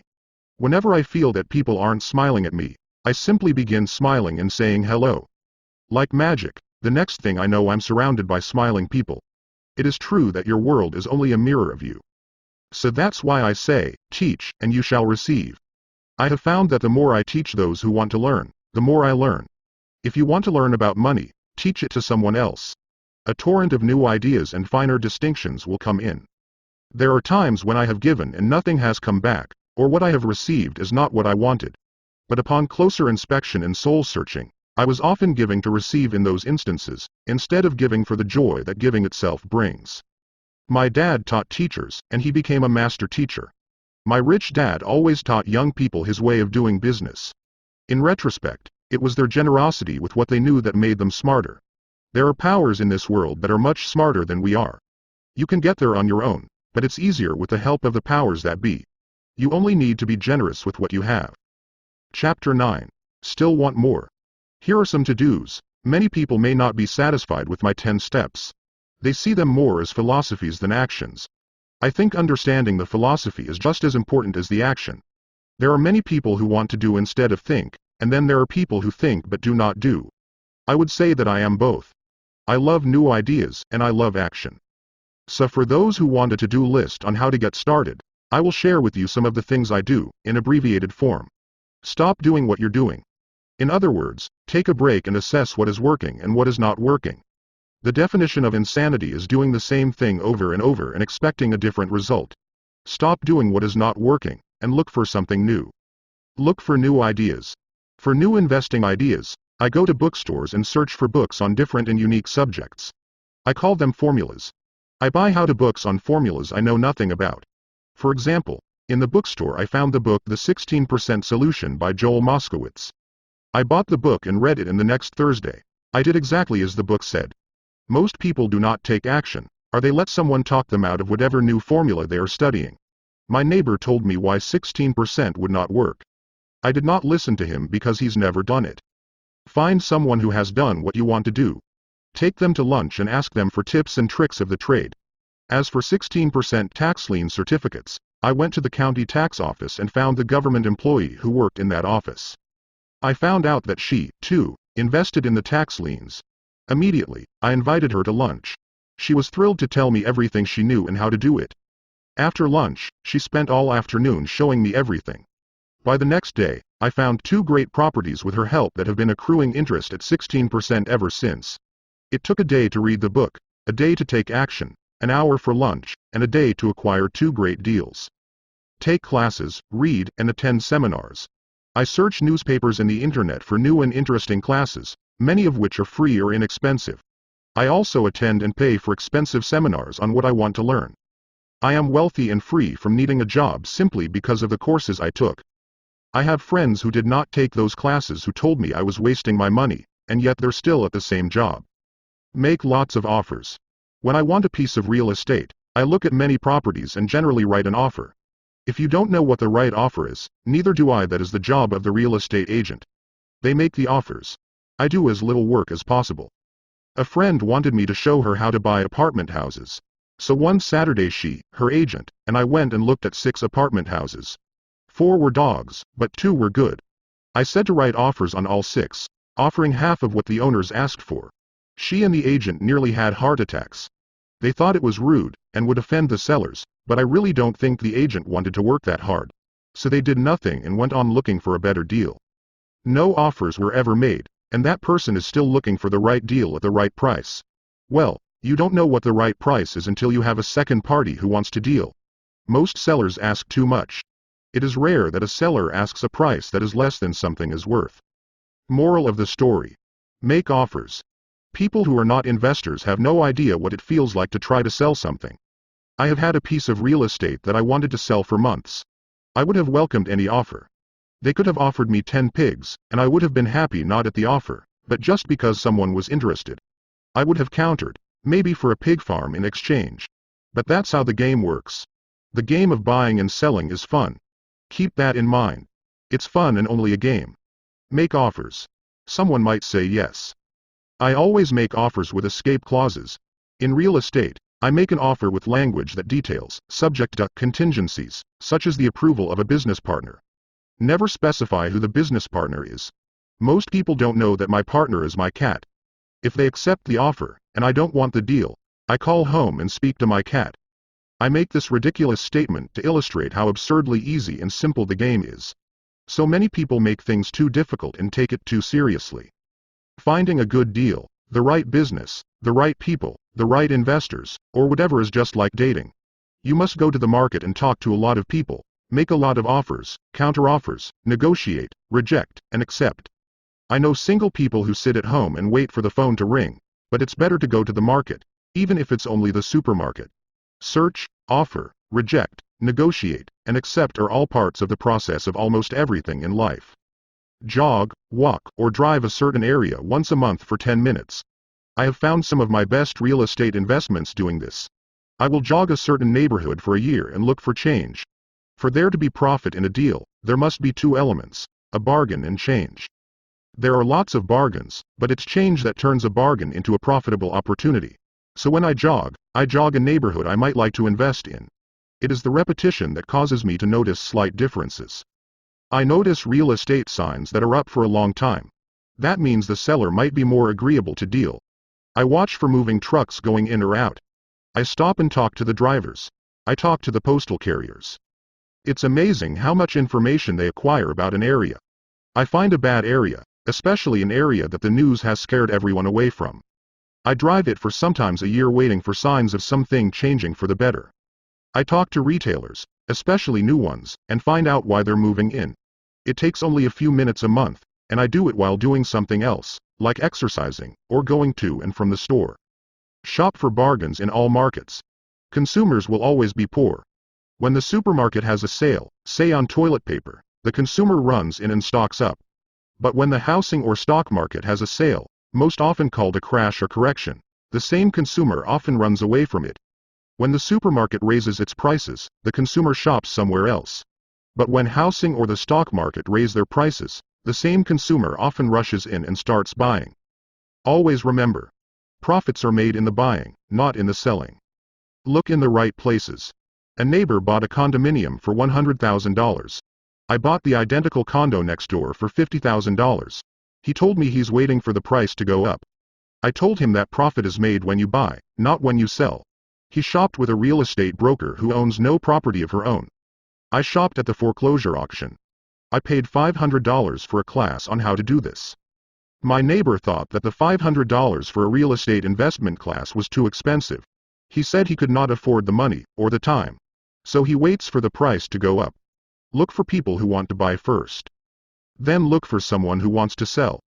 A friend was looking for a certain piece of land. He had the money but did not have the time.